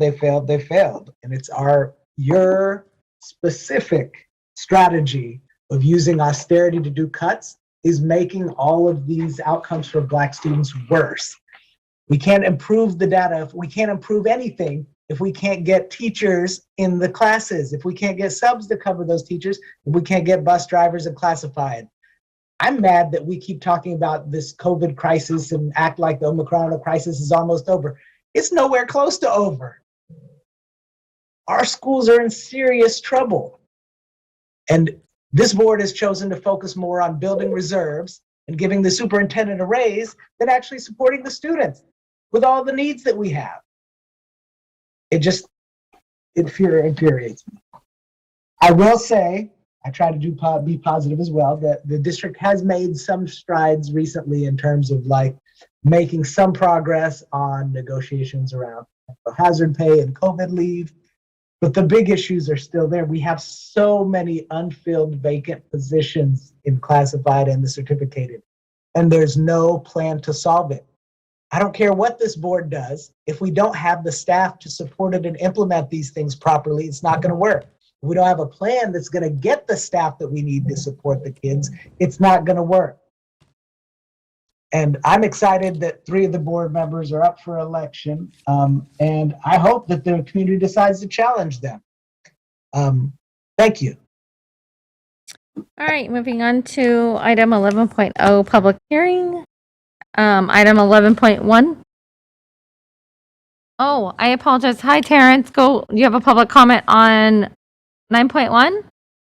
On SCTA report. Oh, okay. Sorry. Go ahead. Again, I didn't I've see been your in hand so many different community spaces where I keep hearing the narrative that common assessments are hamstringing us, but I never hear a plan articulated on how to navigate that. I understand that things are negotiated. I understand that everything can't be revealed to the public, but I also do know that there are plenty of school sites that did adopt the proposed assessment framework. I do know that it was dumped on them with little to no support in terms of adoption. So I'm just asking for the full story on both sides to come out. We wouldn't accept that from our students. Why didn't you do your homework? Oh, I had problems at home. Or, I had a baseball game, I had practice, right? We have expectations of our students, but all I keep hearing adults do is blame one another in these public spaces and say, I can't do it because of them. If we are student focused, what are you going to do to change the outcomes besides blaming what's not possible? Again, we're in Black History Month. Slavery, oppression, systemic racism, economic despair. We still stand, still we rise, but yet still you blame as to why you can't get something accomplished. You pass a resolution on Black history, but you won't embrace the spirit of Ubuntu. You won't embrace the spirit of perseverance, and instead you're providing excuses as to why outcomes cannot be achieved. That's not your goal. The pandemic is not an excuse. It's something that we navigate. How many walls do you have to run into before you find an alternate route? If that is truly an obstacle, are you guys not professionals, meaning staff, paid highly, handsomely to navigate these obstacles? Is that not what a professional does? They adapt. I've been in LCAP meetings BAAB meetings in these spaces, and all I keep hearing it, oh, we don't have common assessments. I can go right now to 5 different school sites and ask teachers where students are performing in reading, in math, and they will give that to me. Again, data-driven, extract the data, process it, parse it, give us something. Give us something that's actionable, directed towards outcomes. That's the responsibility of all of us. Thank you, Terrence.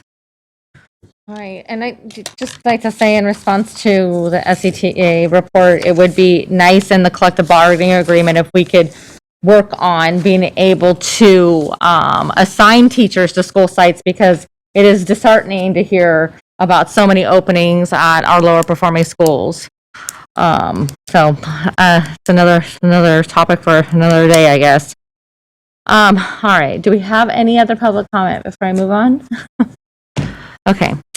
We're going to move on to item 11.0, public hearing. 11.1, trustee area redistricting, hearing regarding proposed trustee area maps and adoption of the resolution approving adjustments to the boundaries of the district trustee areas pursuant to Education Code Section 5019.5. Good evening, Mr. Reynolds. Good evening.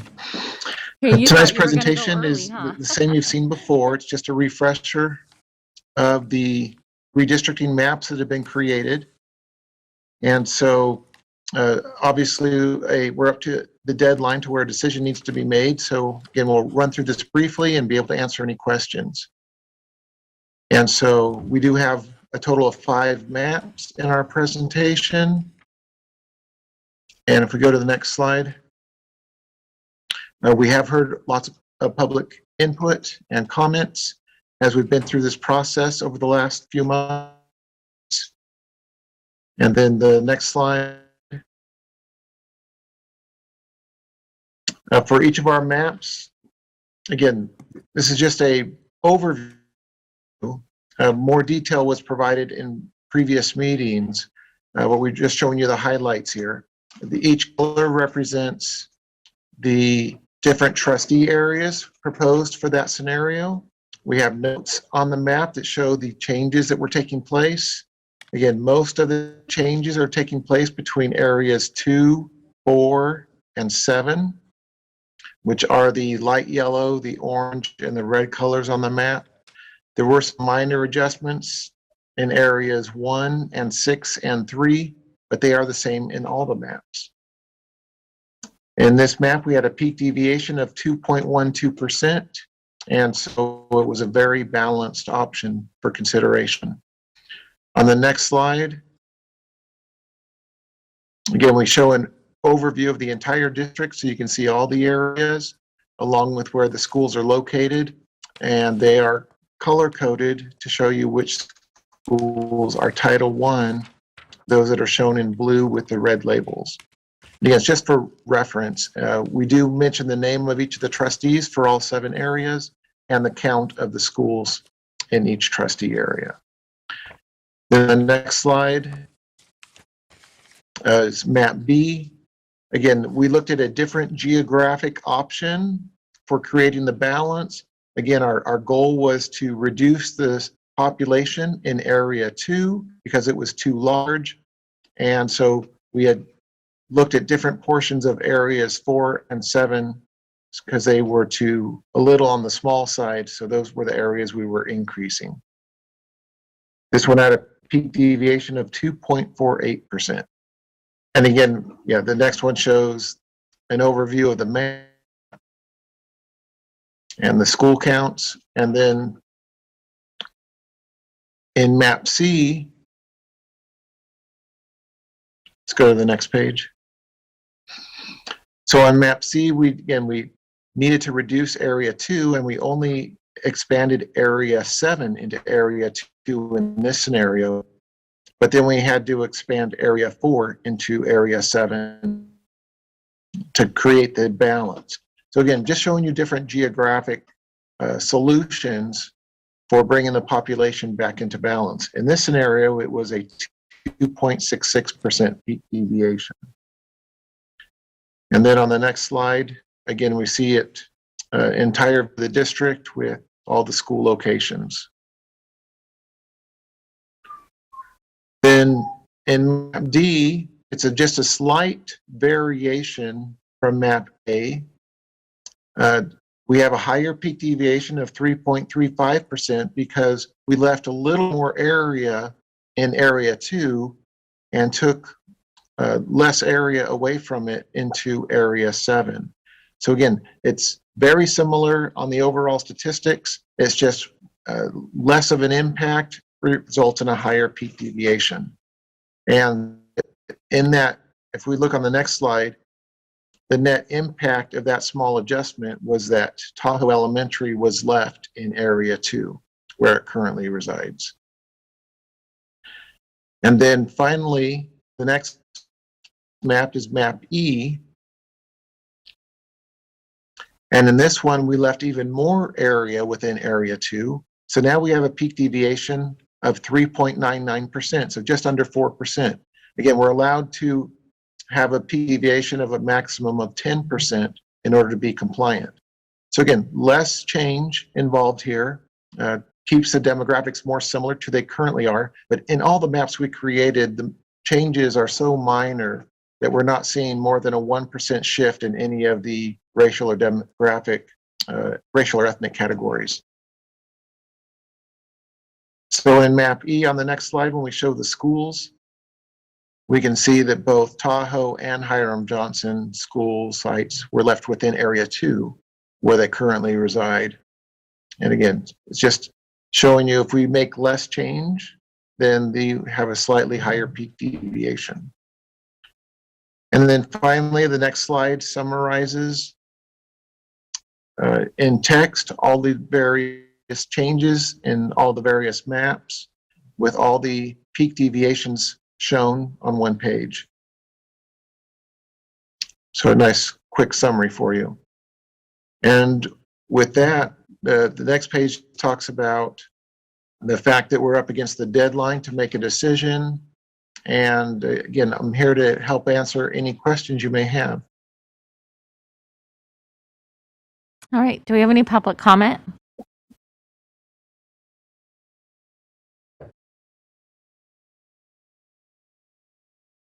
Yes, we have public comment from Samantha Alvarez.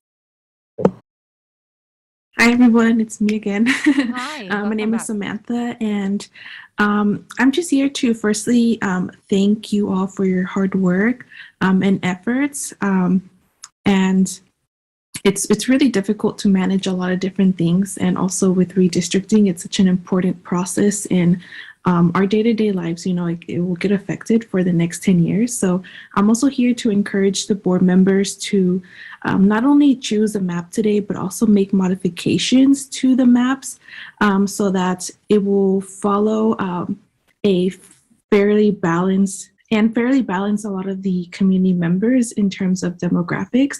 I was only able to kind of view the demographics for map A, B, and C in terms of like total population and, you know, like all the other statistics, but there were some things that were a little bit alarming. So I definitely do urge the board members to take a deeper dive into a lot of those demographics and ensure that there's a fair balance between that. And I also want to express that, Ken Reynolds mentioned, a lot of the maps are fairly similar to each other, and the district boundaries stay the same for the large part. So I also strongly urge that the modifications be made based on changes of the population, of demographics, and maybe like following a lot of the breaks of the communities like that are there could potentially help also enable more communities of interest as well. And with this all being said as well, I also want to strongly suggest that for this upcoming redistricting cycle, we also form a independent redistricting committee to make sure that we have more time set aside to really make sure that these maps are are really reflective of our community members and really reflective of the needs and communities of interest as well. With that being said, I know there's a lot of things that go within these processes, and I really want to thank all you board members for your hard work, and Ken Reynolds as well. So that will be it for my part. Thank you. Thank you, Ms. Alvarez, and I appreciate your recommendation. Unfortunately, we're up against a very tight deadline of the 28th of February to have this approved. So we will be having to vote on it this evening. All right. Is there any other public comment? Yes, our next speaker is Mo Kashmiri. Ken, I was hoping that you could show us exactly where we can see the demographic data for all 5 documents, because I looked and I couldn't find it. Can you explain to me where I can find that exactly? Yeah. Superintendent, do you know? Do you know where they could find the demographic information on the website? I looked at the redistricting website. It wasn't on there. Or if it is, I can't find it, and I'd love to have you show me where it is.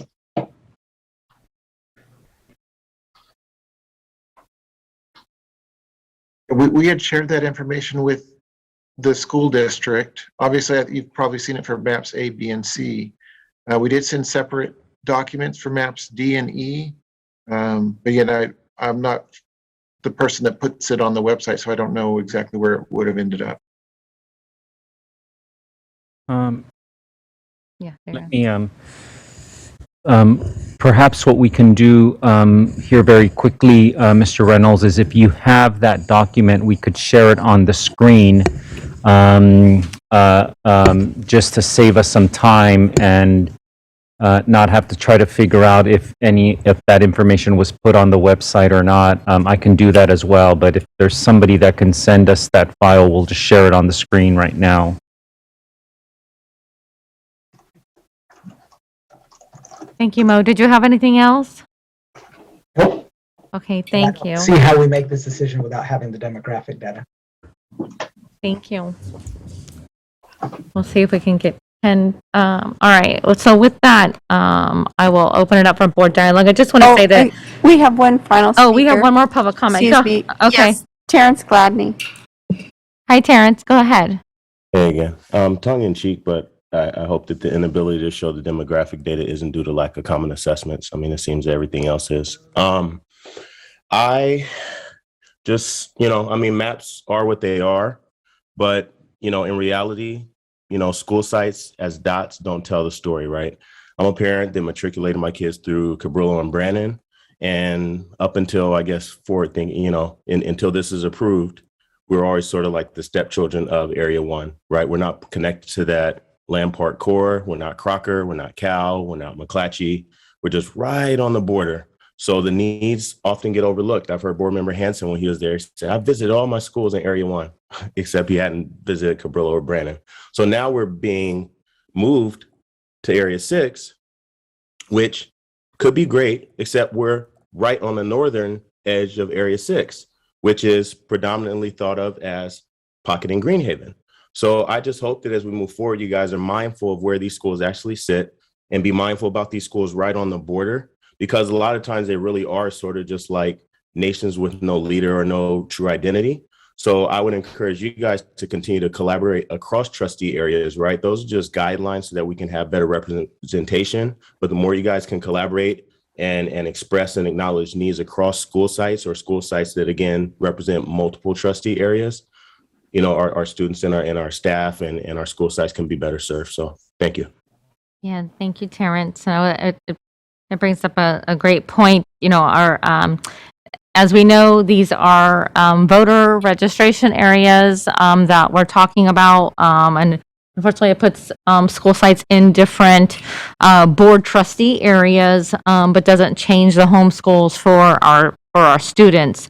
And I agree, our boards may be voted into, certain areas by these lines, but we as board members, once we're elected, we need to be representing the entire district and not just specific sites, not just Area 3 as in my area, or Area 5 or Area 1 or, all the areas. We need to be representing across the district And the other thing I want to point out is, we also need to be thinking, this is a hard decision because we as board members put in a lot of work for our school sites that are in our areas. And, we also need to be thinking about boards beyond us when we're gone. We won't be talking about this for another 10 years. So, do we have, Mr. Reynolds, do we have the maps yet? I did email them over to you again. And They who's should gonna be put coming the- up for the superintendent and my normal contacts for the district. Okay, and who's going to put them on the screen? Ask Mr. Flores real quick. Okay, we're going to, all right, Member Garcia. You want to wait for the maps? Okay, yeah. But yeah, the statistics are nearly identical. There's less than a 1% change in any of the scenarios. Variance from, again, map A, so. Yeah, what I'd like to ask Mr. Reynolds is, as Mr. Flores puts them up, why don't you just walk our board and our community through those slides that you think are most relevant? Okay.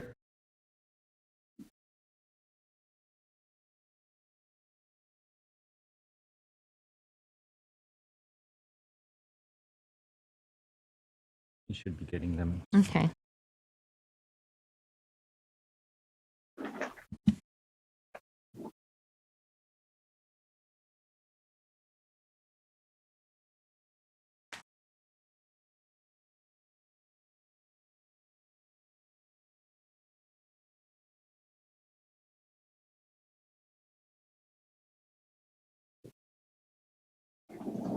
All right, we're getting them up on the screen now.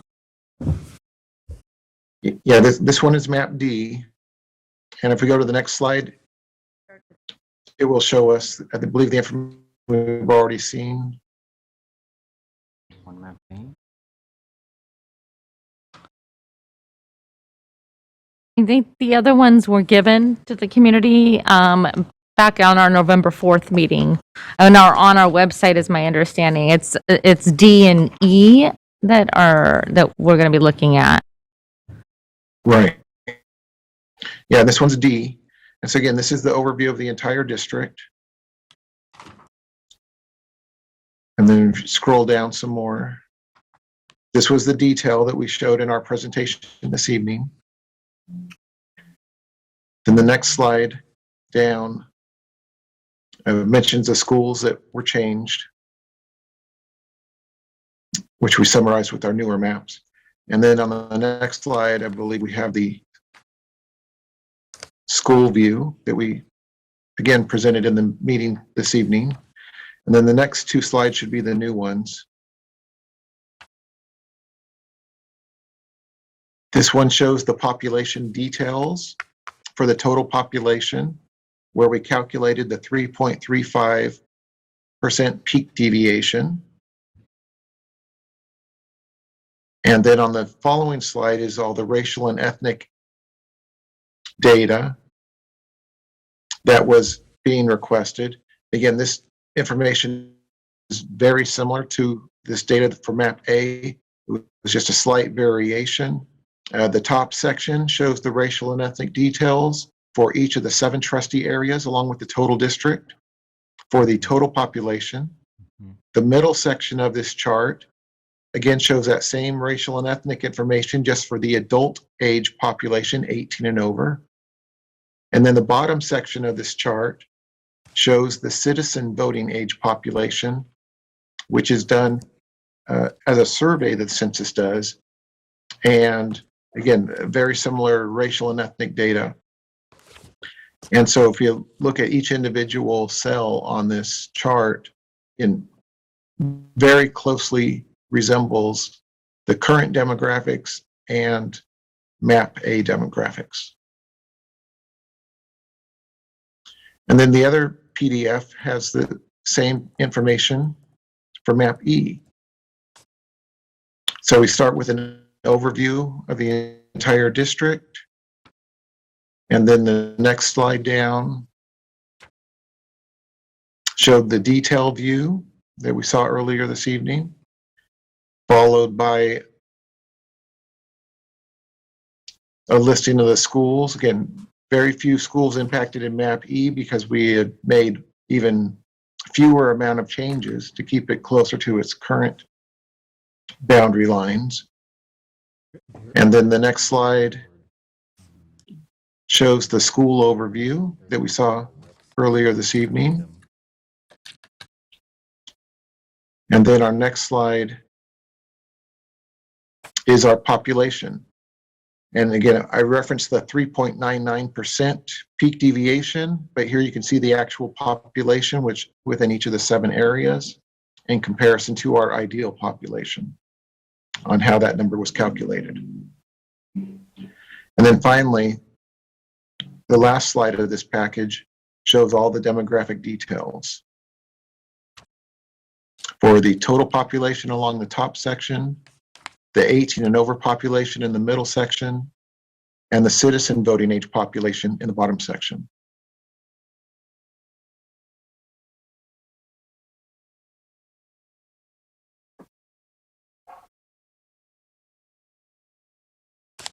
And that's what was included in these additional details that were available and shared with the district.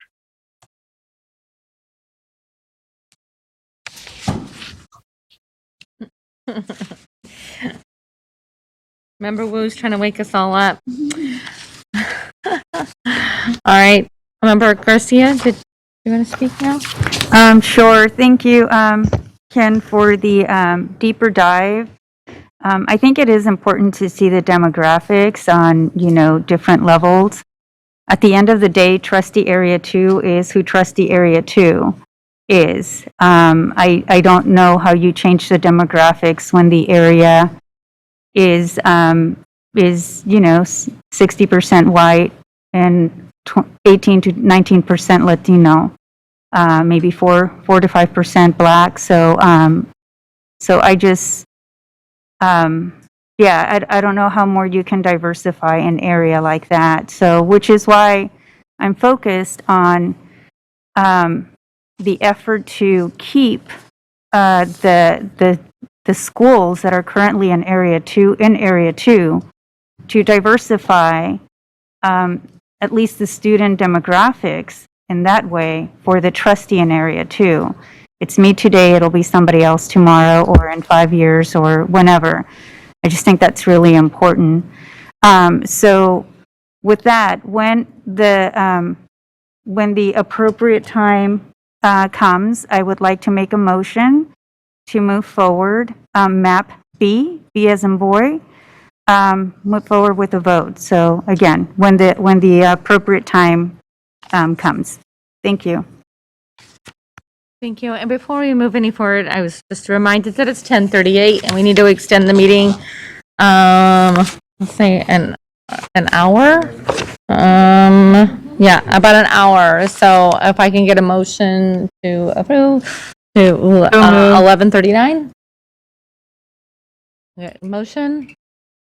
Approve? Second? Thank you. All in favor say aye. Aye. Opposed? Abstentions? All right, thank you. Okay, go ahead. Are there any other board comment? Oh, Member Villa? Hello. I've spoken on this in the past, and in Area 4, I received an email on this, and I've talked to a few folks, but this one really stood out to me. It's similar to what Member Garcia had mentioned, is our communities are who our communities are.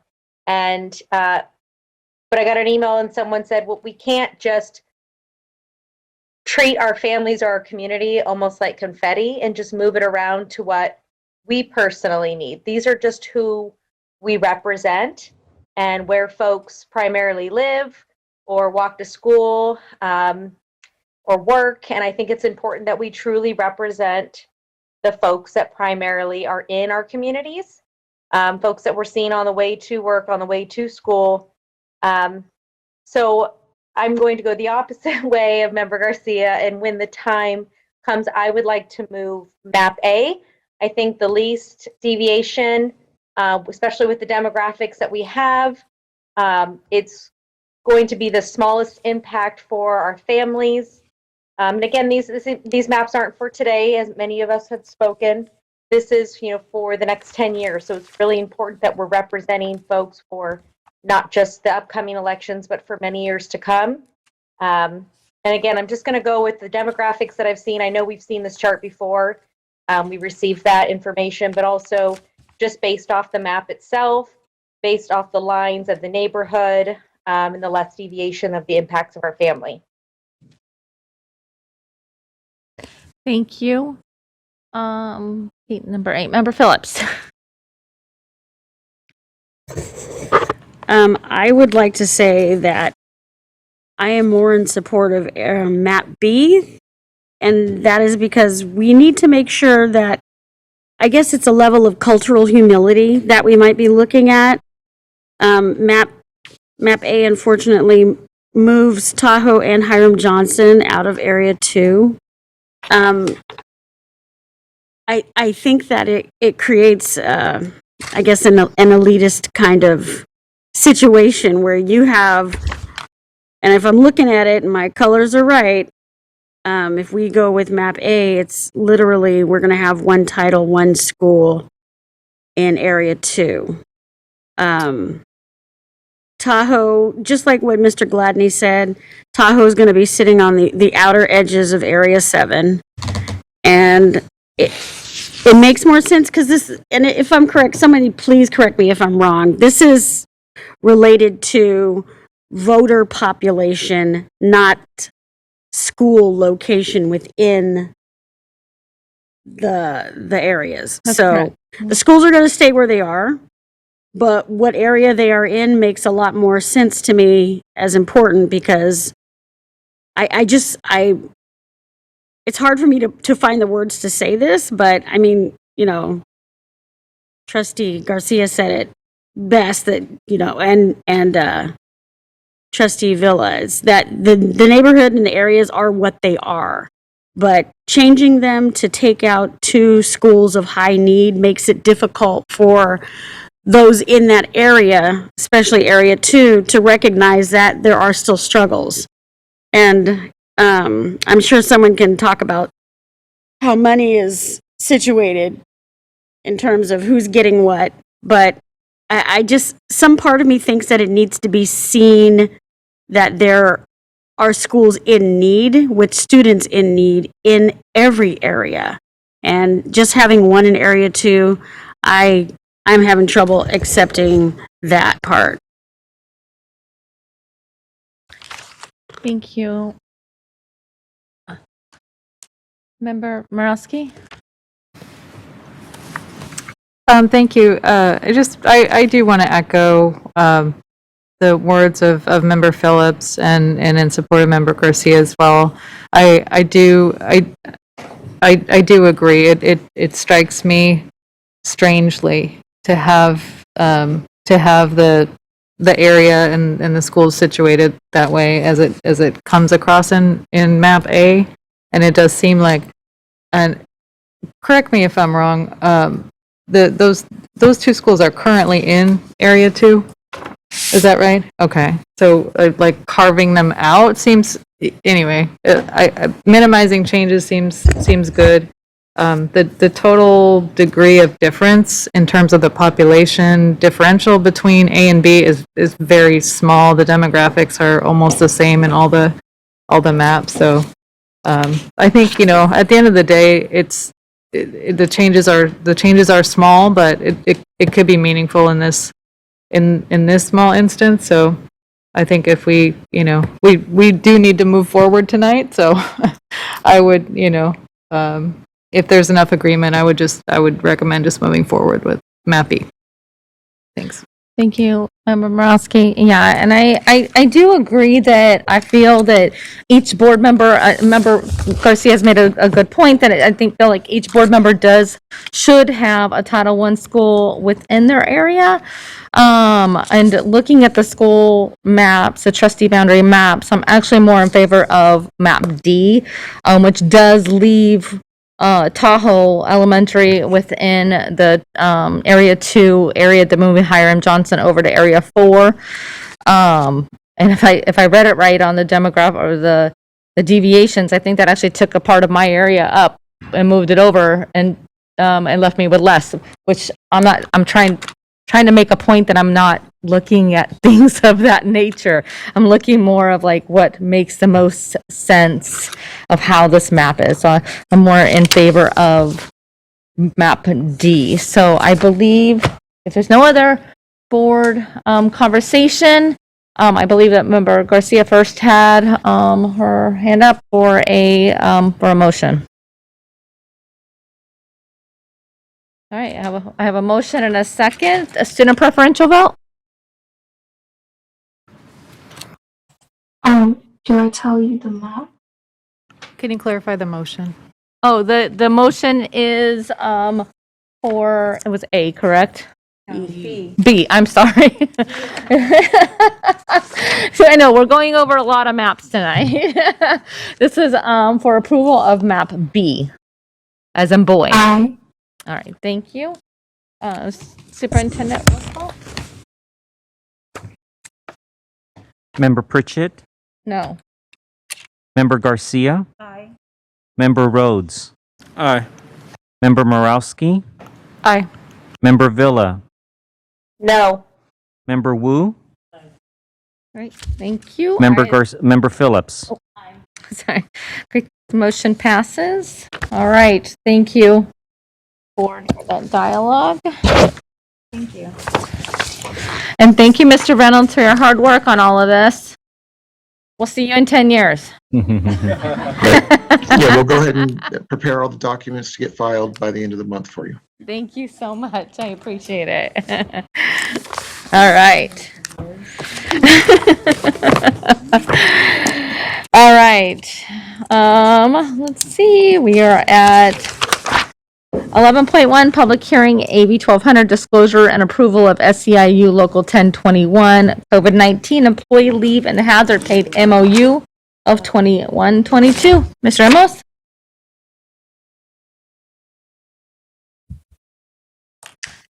Good evening, President Pritchett, members of the board, Superintendent Aguilar. My name is Jessica Castillo, Director of Accounting Services, and I'll be presenting the AB 1200 disclosure and approval of the SEIU local. This is a part of the AB 1200 process in which we present at a public hearing the key provisions of the agreement as well as the fiscal impact to the district. Next slide, please. This slide highlights the key provisions, the first being that it is non-precedent setting, the second being that it was fully executed on February 4th, 2022, and this expires at the end of the current school year. Next slide, please. This highlights the fiscal impact, a total of approximately $4.3 million in one-time classified salaries and benefits to be funded with federal and state COVID relief one-time funding sources. And with that, that takes us to the Q&A. Wow, that was quick. Oh my gosh. All right, is there public comment? Yes, we have one public comment from Mo Kashmiri. Go ahead, Mo. Mo Kashmir, I did want to say thank you to the board for making this happen. I do think this is a step in the positive direction.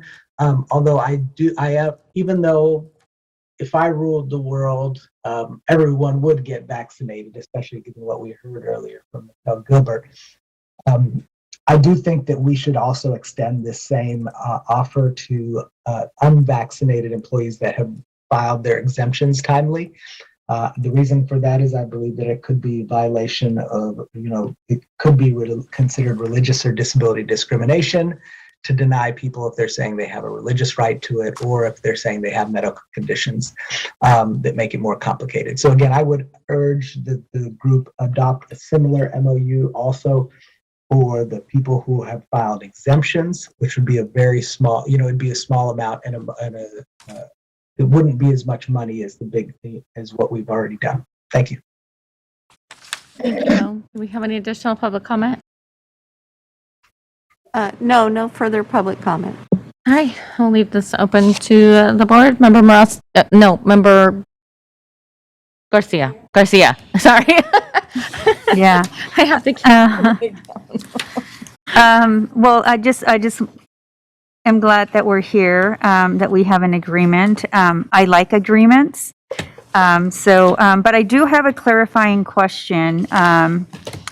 In terms of the leave, the district leave and how it aligns or not with the state leave, because the state just authorized COVID leave. So I don't know if it means it's the state superseding the district leave. Does that mean that the state supplants or supplements the district leave? And I hope that's clear, because when I read the language, it wasn't so clear to me, which is why probably my question is not that clear. But anyway, just seeking clarification on that. Sure. Thank you, Member Garcia. In discussions with the negotiations team, they clarified that the SB 114 for the California paid sick leave does supplant the language within the MOU. So it's in place of, not in addition to. Okay.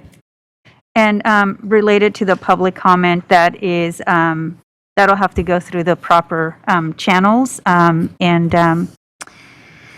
and we'll leave it at that. So, thank you. Any other board comment?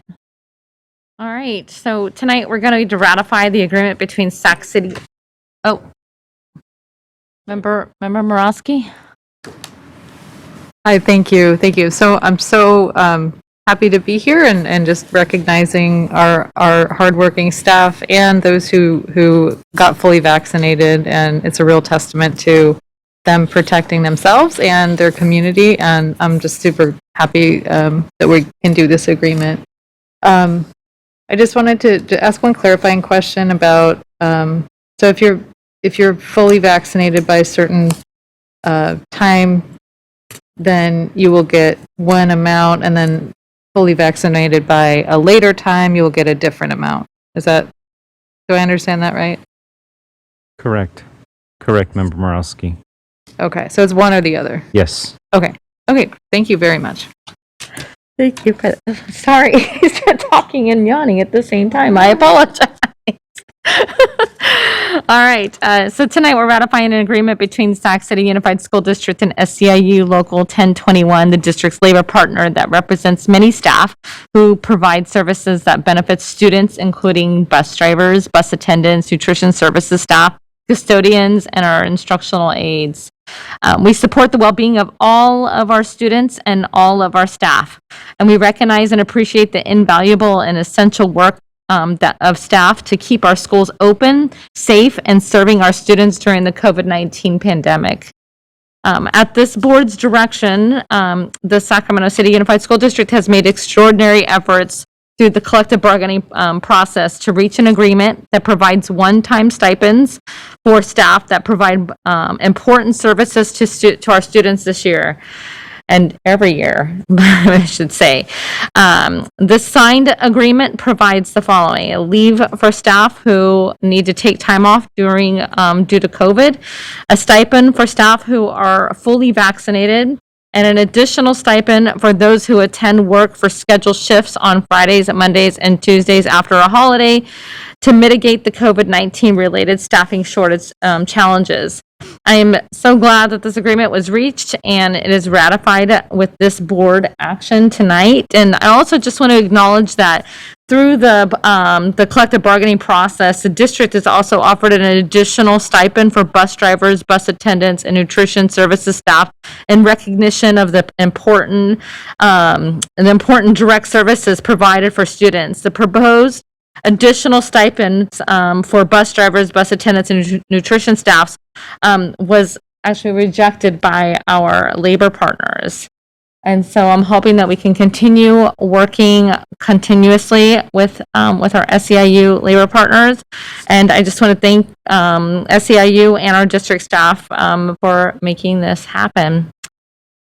Is there any other? All right, with that, I will take a motion to approve. Second. I wasn't even done talking. to approve AB 1200 disclosure. All right. I got a motion and a second. A student preferential vote? Aye. Thank you. Superintendent roll call. Yes. Member Pritchett. Aye. Member Garcia. Aye. Member Rhodes. Aye. Member Morowski. Aye. Member Villa. Aye. Member Wu. Member Phillips. Aye. President Pritchett, if I can just comment very quickly. Yes.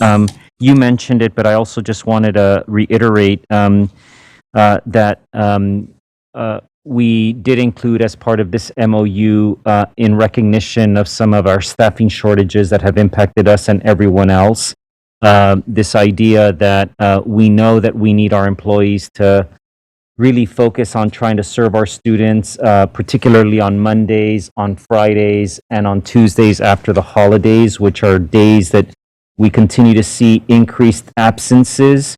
I'd like to make sure that we are able to report back to the board when the MOU expires, which is on June 30th, what those data outcomes result in, because we've not done this. We thought that this was a innovative, creative approach to try to address some of our challenges, but I do want to report back to the board how successful we are, given the partnership and the agreement from SEIU, again, in spirit, that this is something that we should attempt to do given the staffing shortages. And I think we owe it to the board and to our community to report back on that data point specifically. Great. Thank you, Superintendent. Thank you again to all involved. All right. We are going to move back. Wow, that was just in time. We're going to move back up to item 10.1, Local Control and Accountability Plan, LCAP Annual Update. Mr. Ramirez-Fong. Good evening. Good evening, board members, superintendent, members of the public, and colleagues. I just want to acknowledge the time and that this is budgeted for a 20-minute item, and that it is an item that really it does encompass a large amount of information. And that we do want to point any members of the public that are interested to the full documents that are attached. The full mid-year LCAP update or report, as we call it, and the one-time supplement are both attached to this item. They're both required elements of the LCAP process, and the intention of the actual presentation is going to be to provide an orientation to what is in those documents, and to be able to make some general comments about the types of information that's in the documents, rather than, of course, going through all 100 pages. So I just want to note that we'll be as efficient as possible while providing that orientation, and then we would definitely point folks to that those resources. Next slide, please. So we do always include these. We're committed to including our core value and our guiding principle at the front of our presentations for LCAP, and each time we try to anchor, and I'm anchoring tonight to these dual words of system and students. And when we have a very large document like the mid-year report or the LCAP itself, and it really does show us many data points, many updates across the system, but we don't ever want to lose sight of the fact that those data points and those updates represent the sum total of our individual students, and we're striving to serve them every day. Next slide, please. This is a new slide, and it's what we're referring to as an LCAP summary statement. It's been used by some of our leaders recently and our staff to really reflect on and set priorities aligned to the LCAP. And this is actually word for word from the LCAP. It's on page 17 of our current LCAP. And just in this final sentence, you can see some echoes to our actual LCAP goals in this idea of needing to include an equitable and inclusive educational program for all students, regardless of zip code, school, classroom, program choice, et cetera. And just want to acknowledge that a lot of the conversations this evening, particularly those from the BAAAB, really speak very powerfully to this and how challenging it is, the work that we're trying to do. Disrupting the status quo and equitably allocating resources are not things that are easily achieved. Next slide, please. So some very brief background. The annual update process for the LCAP is something that happens every year. So much of what you're seeing tonight is not new or anomalous, but what is new for this current year is the keying into a particular date. And so, per legislation, we have to report to our governing board on these particular mid-year outcome data and updates on our actions by February 28th, so by the end of this month.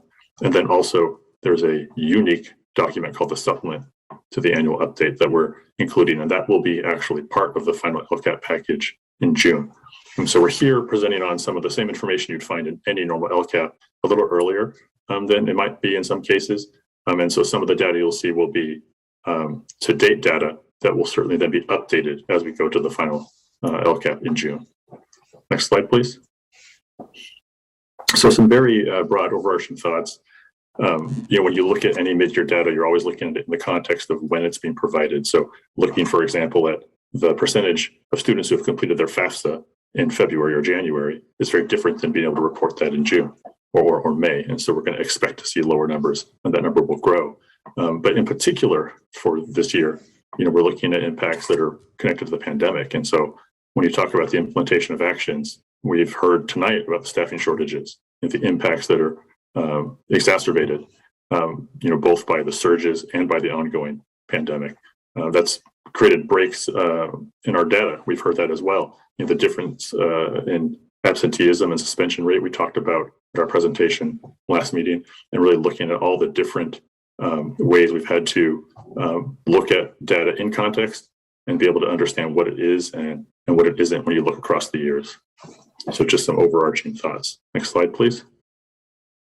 And this is a helpful diagram that we pulled from a presentation from some colleagues in Riverside, and really appreciate them providing that. And it's essentially saying that when we look at anything mid-year, we're going to have some knowns, some unknowns, and some in progress, and not every action will fit cleanly into a given bucket.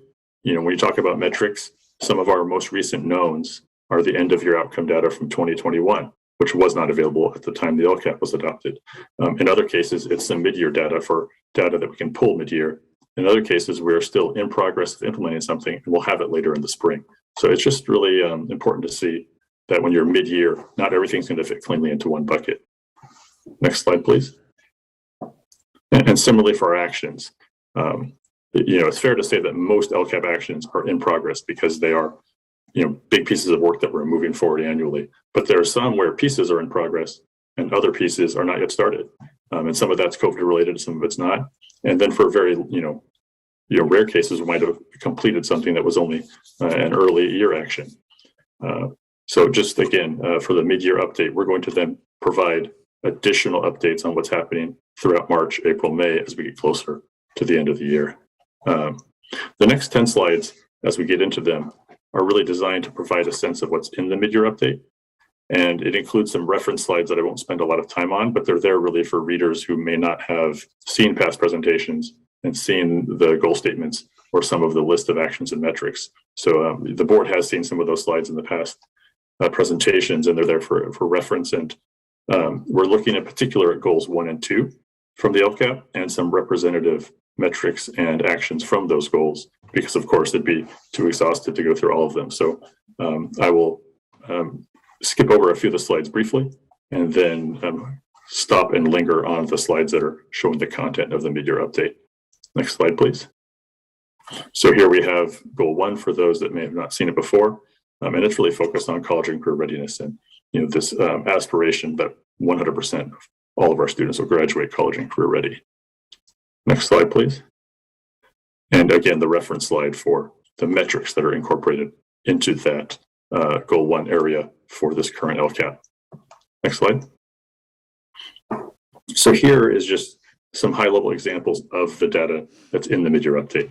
Would definitely bring attention to the bottom statement that for the majority of our LCAP metrics across all of our goals and anywhere where available, the data is disaggregated. And we had a chance to feature some of that in our last LCAP presentation, where we showed some of those recent indicators for all of our student groups broken out. Here, really the intent is to show the range of what types of data we have available at the mid-year. So you'll notice that for indicators like graduation rate or state seal of biliteracy, the most recent data we have available is the end of year 2021 data, which wasn't in the previous LCAP, or the current LCAP, I should say, at the previous adoption time. For other data, we actually have a current kind of mid-year data point like FAFSA completion. And in other cases, like for our college and career indicator, that's on the dashboard and it's not going to be reported in the same way. So it's not going to be available for the current year, but we'll be able to utilize, of course, other data sources to look at that same area. So you really see across the mid-year report a variety of data reporting availability. Next slide, please. Again, a reference for the types of actions that are in Goal 1. And if we look at the next slide, you'll see the mid-year reporting. So for each action in the LCAP, we have what was the projected or budgeted expenditure as of the late spring last year. And you have now what we're calling a mid-year estimated actual. We're calling it a mid-year estimated actual because we're estimated as of this mid-year point, and that will in many cases be updated later in the year. So it's based on the current information available at this time. So that would be actual expenditures, encumbrances, dollars that have not been officially recognized as being spent but are planned, and then also just the anticipation of staff knowing what is yet to come, and so be able to project ahead. And then in the right column, you'll see what staff has been able to provide in terms of some updates, some potential next steps, and just some context to what's happening now on the ground. And what I will say also is that these first two are pretty representative of many of the larger actions in the mid-year report where implementation is progressing as planned for the most part, but there are definitely impacts with regard to COVID in terms of having to flex to the context. Next slide, please. So Goal 2, our second example, is keyed into that Tier 1 program, that foundational educational experience, really ensuring that all students have access to a standards-aligned instructional program. Next slide. And the reference to the metrics that are embedded there.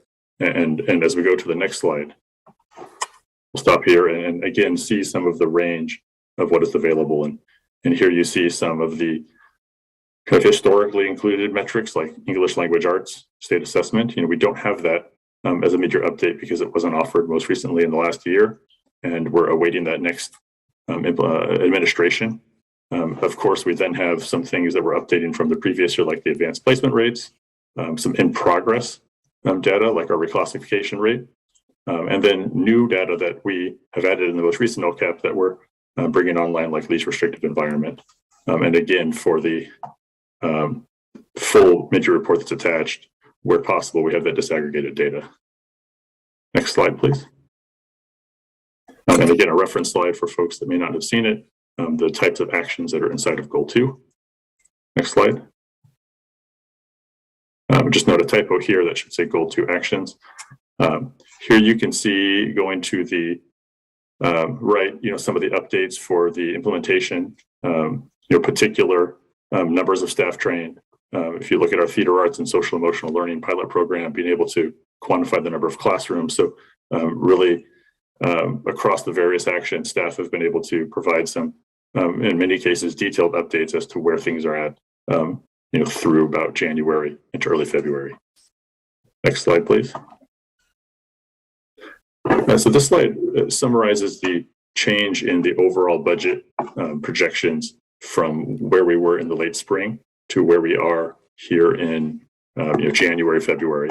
And the big difference that we point the reader to is the all federal funds row.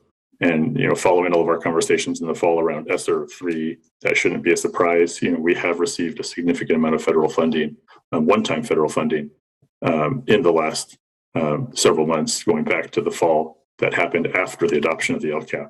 And so this is designed to show the community, the public, the board, and what that change has been in terms of those overall projections for this current 21-22 year.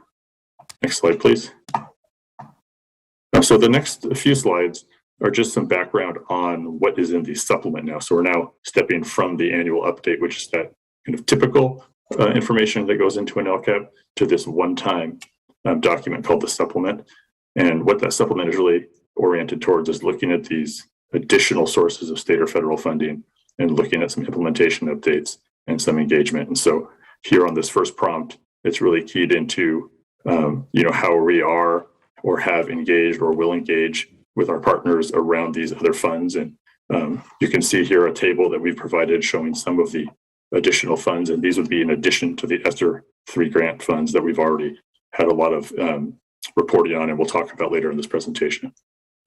If this includes the Expanded Learning Opportunity Program funds, or ELOP. We've heard recently at the board about the Educator Effectiveness Block Grant, which you approved. There's also the To Come A through G Completion Improvement Grant Program, and then also the additional concentration grant add-on funds, which the board's heard about in past presentations.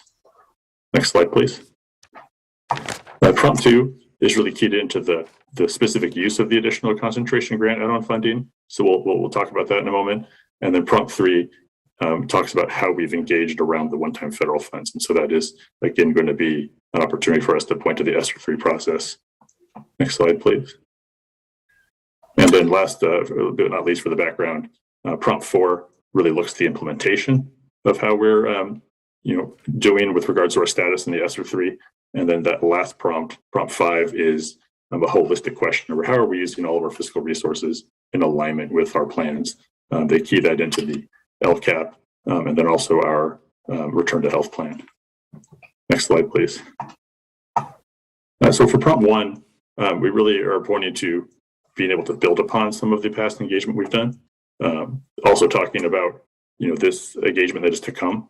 We know that when we are developing the ELOP, the Expanded Learning Opportunities Program, and also the A through G plan, there's going to be engagement around there. Being able to continue providing input opportunities about additional concentration grant funds in the LCAP process, and then just really acknowledging that engagement's ongoing. So many of these funds run through 2025, 26, or certainly through subsequent years, and that these processes are open and input is always welcomed. Next slide, please. With regard to the additional concentration grant funding, the intended use there is really to be able to maintain the classroom teacher staffing levels. We've heard a lot about staffing this evening at sites in the face of declining enrollment. You can see some data about how many of our schools have high and duplicated pupil percentages, and particularly looking at how reductions in staffing at those sites would particularly impact the students that we know have the highest needs. And so really ensuring that those schools are able to maintain staffing in the face of declining enrollment is a key action. Next slide, please. With regard to educational partner engagement for one-time federal funds, without being extremely redundant, because you've heard about that through our ESSER plan, we engage in a number of ways. Inside the ESSER plan itself, we've detailed some of the input that came through that process, and then also really broadly on federal funds beyond ESSER 3. The supplement itself includes a listing of some of the presentations that have come to the board dating back through the last year, which covered various CARES and other dollars, and allowed for opportunities for the public to hear about and comment on those. Next slide, please. So the next few slides give some examples of the detailed implementation status updates we have in the supplement around ESSER 3. If you recall, our ESSER 3 plan is that approximately $154 million that we were allocated and have the next now 2.5 years to spend. And just want to acknowledge up front that hiring and staffing have been challenges. But if we really step back and think about the timeline, we approved the plan at the end of October. The county approved it in December. And so really it's been a short amount of time that we've been moving forward, and staff have been doing that actively. And in that time, that short time, we've also had the Omicron surge. And so, this is the beginning of our ESSER 3 journey, even though we are very aware of the urgency. And so we are excited to see a lot more movement forward as we progress. Next slide, please. So you can see here some examples of the types of status updates we've been able to provide around various actions. Those actions include things like our college and career readiness labs at the middle schools, where implementation is largely going to occur in subsequent years, but all the planning that was planned for this year is well underway. And that's including identification of our cohort participants, looking at the classrooms, starting to put the logistical pieces in place. And so that's exciting to see actions like that, which are in the planning phase for year one, moving forward. Being able to see education training specialists hired, that's an action that went to the board previously. And what ESSER 3 funding is going to do is maintain that action in 22-23 and 23-24. And so you see a cluster of actions inside of the update where it's acknowledging that ESSER 3 funds are not necessarily fully implemented at this point in terms of the dollars, but they're going to ensure that these things that have been put in motion are going to be there for the following years. And then seeing some immediate impacts, such as our nutrition services hiring bonuses and the increased hours, and seeing the impacts there on the ground. Next slide, please. And again, some additional actions. Just wanted to point out on this slide that what is nice to see inside the status update is just how aligned a lot of the actions are directly to the things we talk about in the LCAP, and we've heard about alignment this evening. And it's nice to see that when you are putting these additional dollars, that they are in support of the existing plans that are in place. Next slide, please.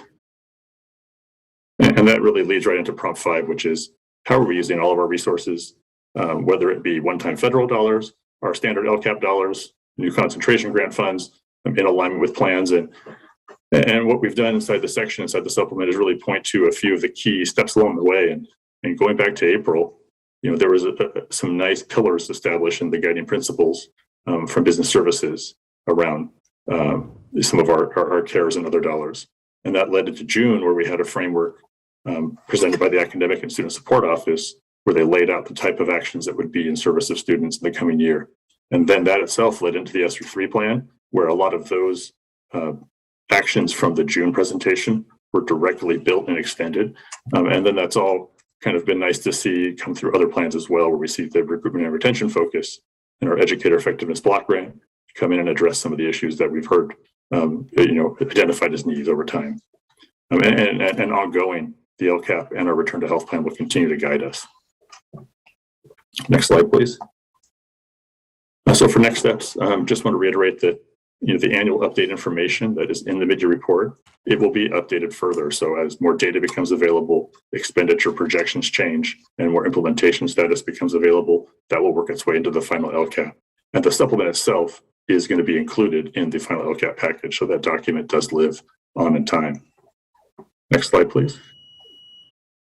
A note that's really important is that the documents attached to the board item do include our dependent charter documents as well for all 5 of those schools. And next slide, please. So some closing thoughts.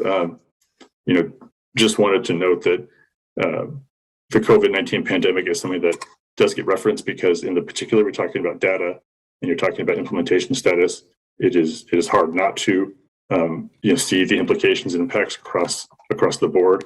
But despite that, really, what I think the mid-year report does show is that the district is committed to moving forward despite those challenges, and in some cases things are not where we thought they'd be because of some of the challenges, but they still are advancing. And just really want to acknowledge and thank all the folks that make that happen.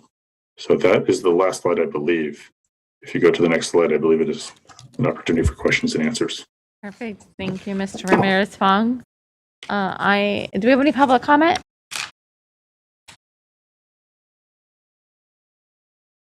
Yes, we have one public comment from Terrence Gladney. All right. Terrence, Hey, you're with everyone. us for the long haul. I want to thank Stephen for the work he's doing in leading our LCAP pack. It's come a long way since my first time sitting at the table in that space.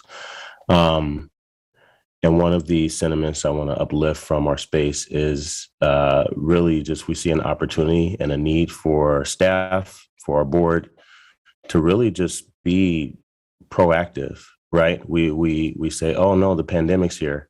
How are we going to react? Oh no, we don't have this. How are we going to react? Or this didn't work. How do we pivot? Or we didn't expend dollars in this space. Let's put it in a reserve. But yet we still see gaps widening. So, there's one thing to have a set of priorities, but if we have a contingency plan, I'm big on watching Property Brothers, right? Every episode, someone's roof is leaking or the foundation is a little cracked, and they've already built in a contingency plan that says, guess what? We put money aside for that. I don't know that our reserve fund fits that purpose.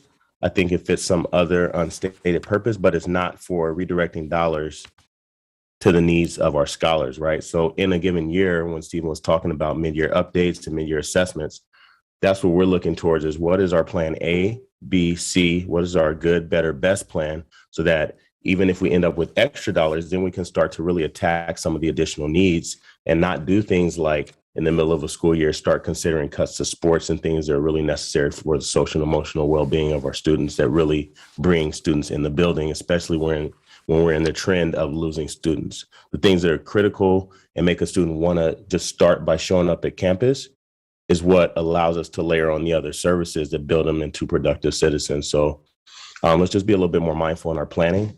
And I know this is tough and it's a lot of work, but that's the work that we have before us. So, in 10, 15, 20 years, we don't want to say, you know what, you guys, it was just too much work, so we couldn't get it done.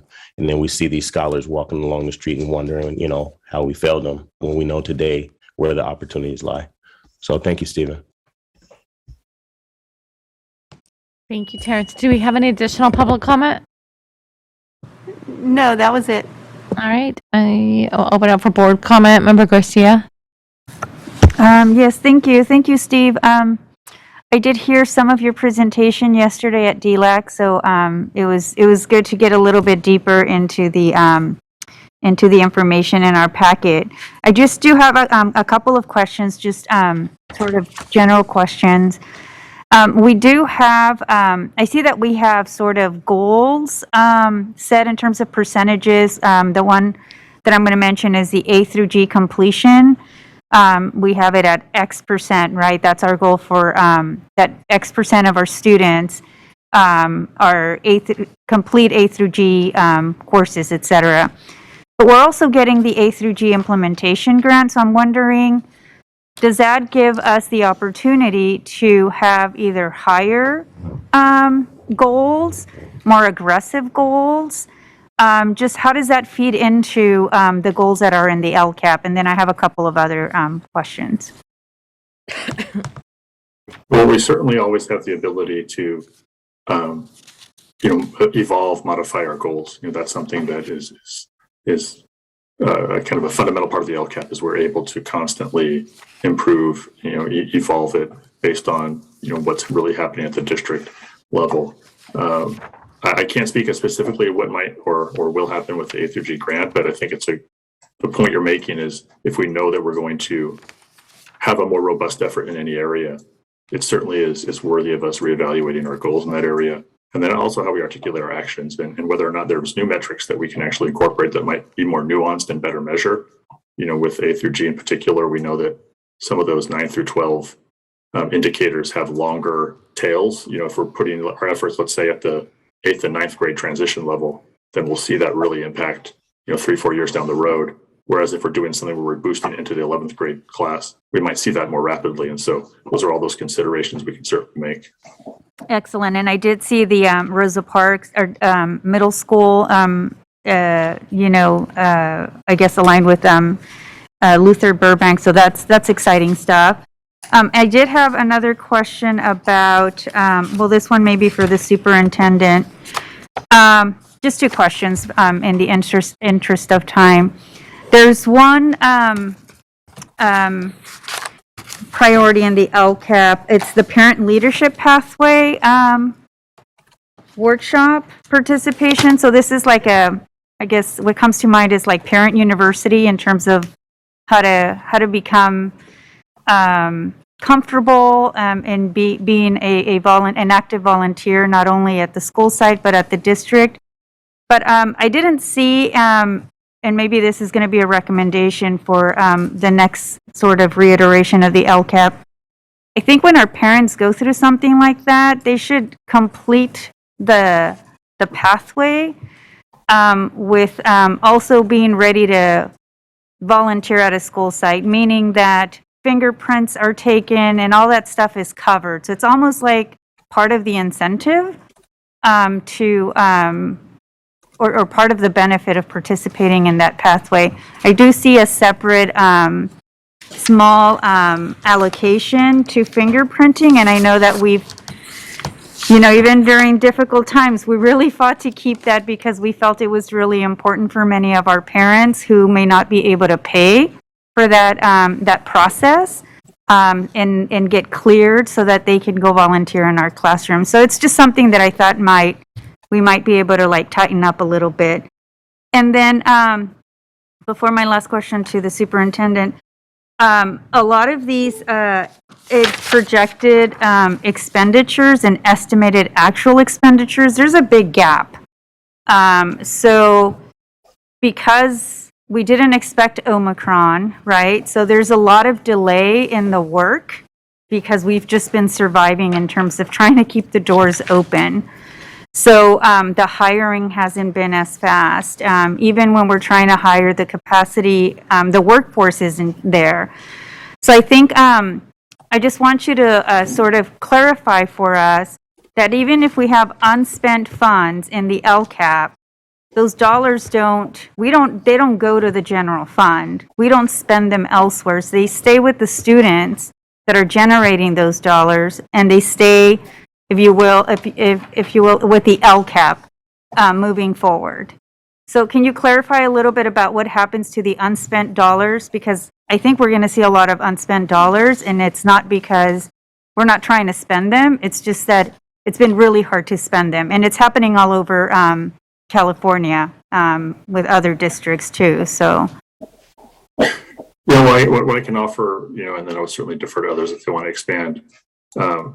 Each resource has its own, specific requirements. If you look at, the general fund, it's very different than federal dollars. This actually is going to be the first instance of the LCAP process where supplemental and concentration dollars will be required to, be presented in terms of carryover. The LCAP now, the template itself, from the state actually has built-in components for us to quantify the amount of, our percentage of increased and improved services, and that works out into a formula to actually generate what amount of carryover is going to be required to be then addressed in the following year. So I think in the spirit of what you're asking, yes, the dollars that are being generated by these students, there's a mechanism in place within the LCAP itself to ensure that those dollars that are staying to still then increase or improve services for the unduplicated pupils. Of course, then for Title I, II, and III, there's their own requirements there on the federal side.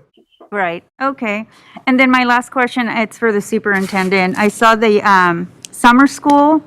Just been thinking a lot about summer school and how exciting it was last year to have kids back on school sites and access to enrichment programs, access to learning.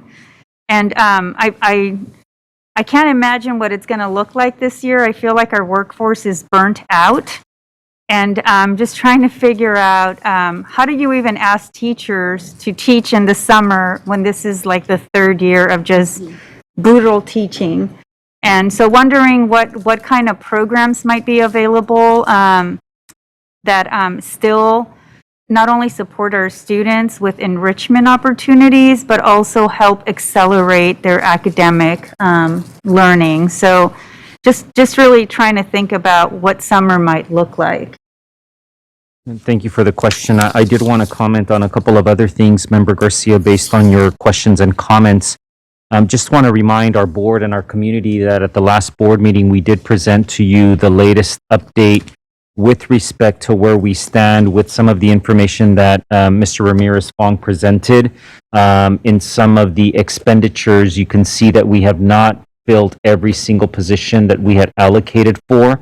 At the last board meeting, we reminded the board and our community of the $17.7 million allocation that you approved in June to hire, I want to say, about 145 or so full-time employees. Some of them are reflected here.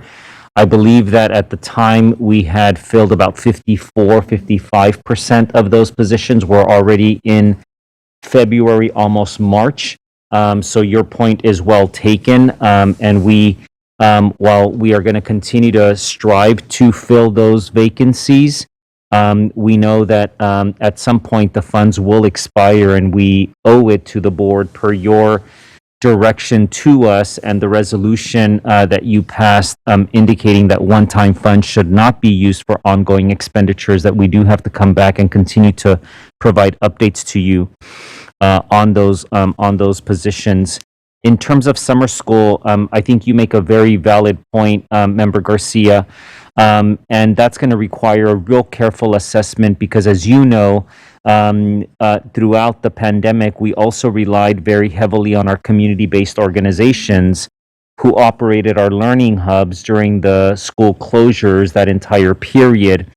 And then during the Omicron wave, we also extended and expanded some contracts with those same community-based organizations to help us serve our students while we were seeing a lot of staff vacancies. So I would put them in the same category as everyone else, that they have been doing just stellar work, and we're going to have to assess what is actually viable, because we are confronting these very stark realities of what's happened to the social and emotional academic well-being of our students. And I don't think that any of us here, and certainly I think for the board, that you would want us not to do anything during the summer, but it is going to require some careful assessment of what's actually viable and realistic. And we will report back to the board in the next coming board meetings. No, thank you. I'm just wondering if there's, a program would look different. Not that there wouldn't be a program. I'm not advocating for that. Thank you. Thank you. Member Morosky. Thank you. Just congrats on this report. It's a ton of work, and there's been a lot of progress. I think there's still some areas that we probably need to make more progress on, but it's a hard work to implement in this environment. So just kudos for all the work that's been done. I just did want to raise one thing about some of the goals that we've set, and specifically our goal around graduation. So I had pushed, when we had these conversations, I had pushed pretty hard to adopt a bold goal around 100% of our students graduating.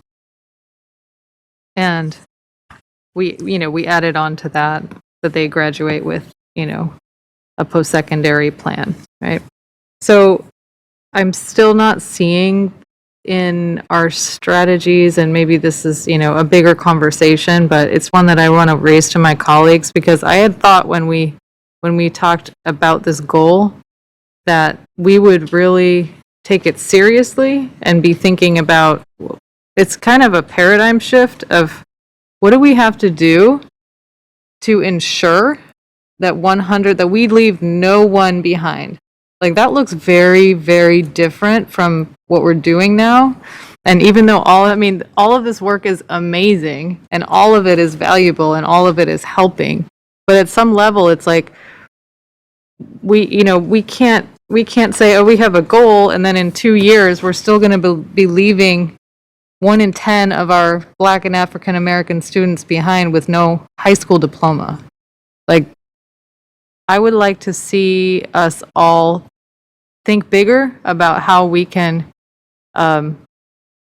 shift the conversation to just the expectation that everyone will at least have the high school diploma and some kind of post-secondary plan. So I just wanted to raise that as, I think we were trying to be ambitious, but I'm not sure if our implementation here is going to get us to the goal that we really want to get to in any period of time. And if there's challenges in meeting that goal, then I think we need to talk through of like, well, what would it take? What would it really take? Because that's something that I think we can rally the community around too. If we need more resources, if we need, that's a basic thing. Everyone, that should be a basic kind of guarantee of our system, I feel like. And we should be able to get everyone there. So we have a long way to go, and I would just like to see more big thinking about all of that. But again, thank you for all the great work, and look forward to continuing this conversation soon.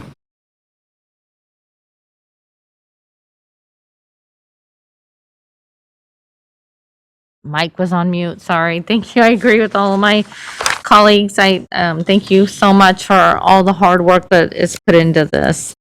And this is an informational item. So thank you again, Mr. Ramirez-Fong. Thanks for staying on with us so late. All right. What? Huh? Oh, we're moving. Item 12.0 consent agenda. Can I get a motion? All right, student preferential vote? Yes, on all open session items.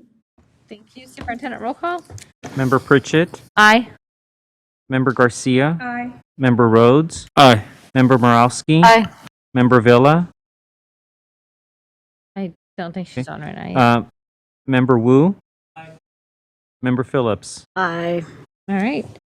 Item 13.0, business and financial information reports received. We don't have any other public comment, correct? All right, good. Item 14.0, future board meetings and dates, March 3rd and March 17th. Can I get a motion for adjournment? Second. All in favor, say aye. All right, good night. For that third? Recording stopped.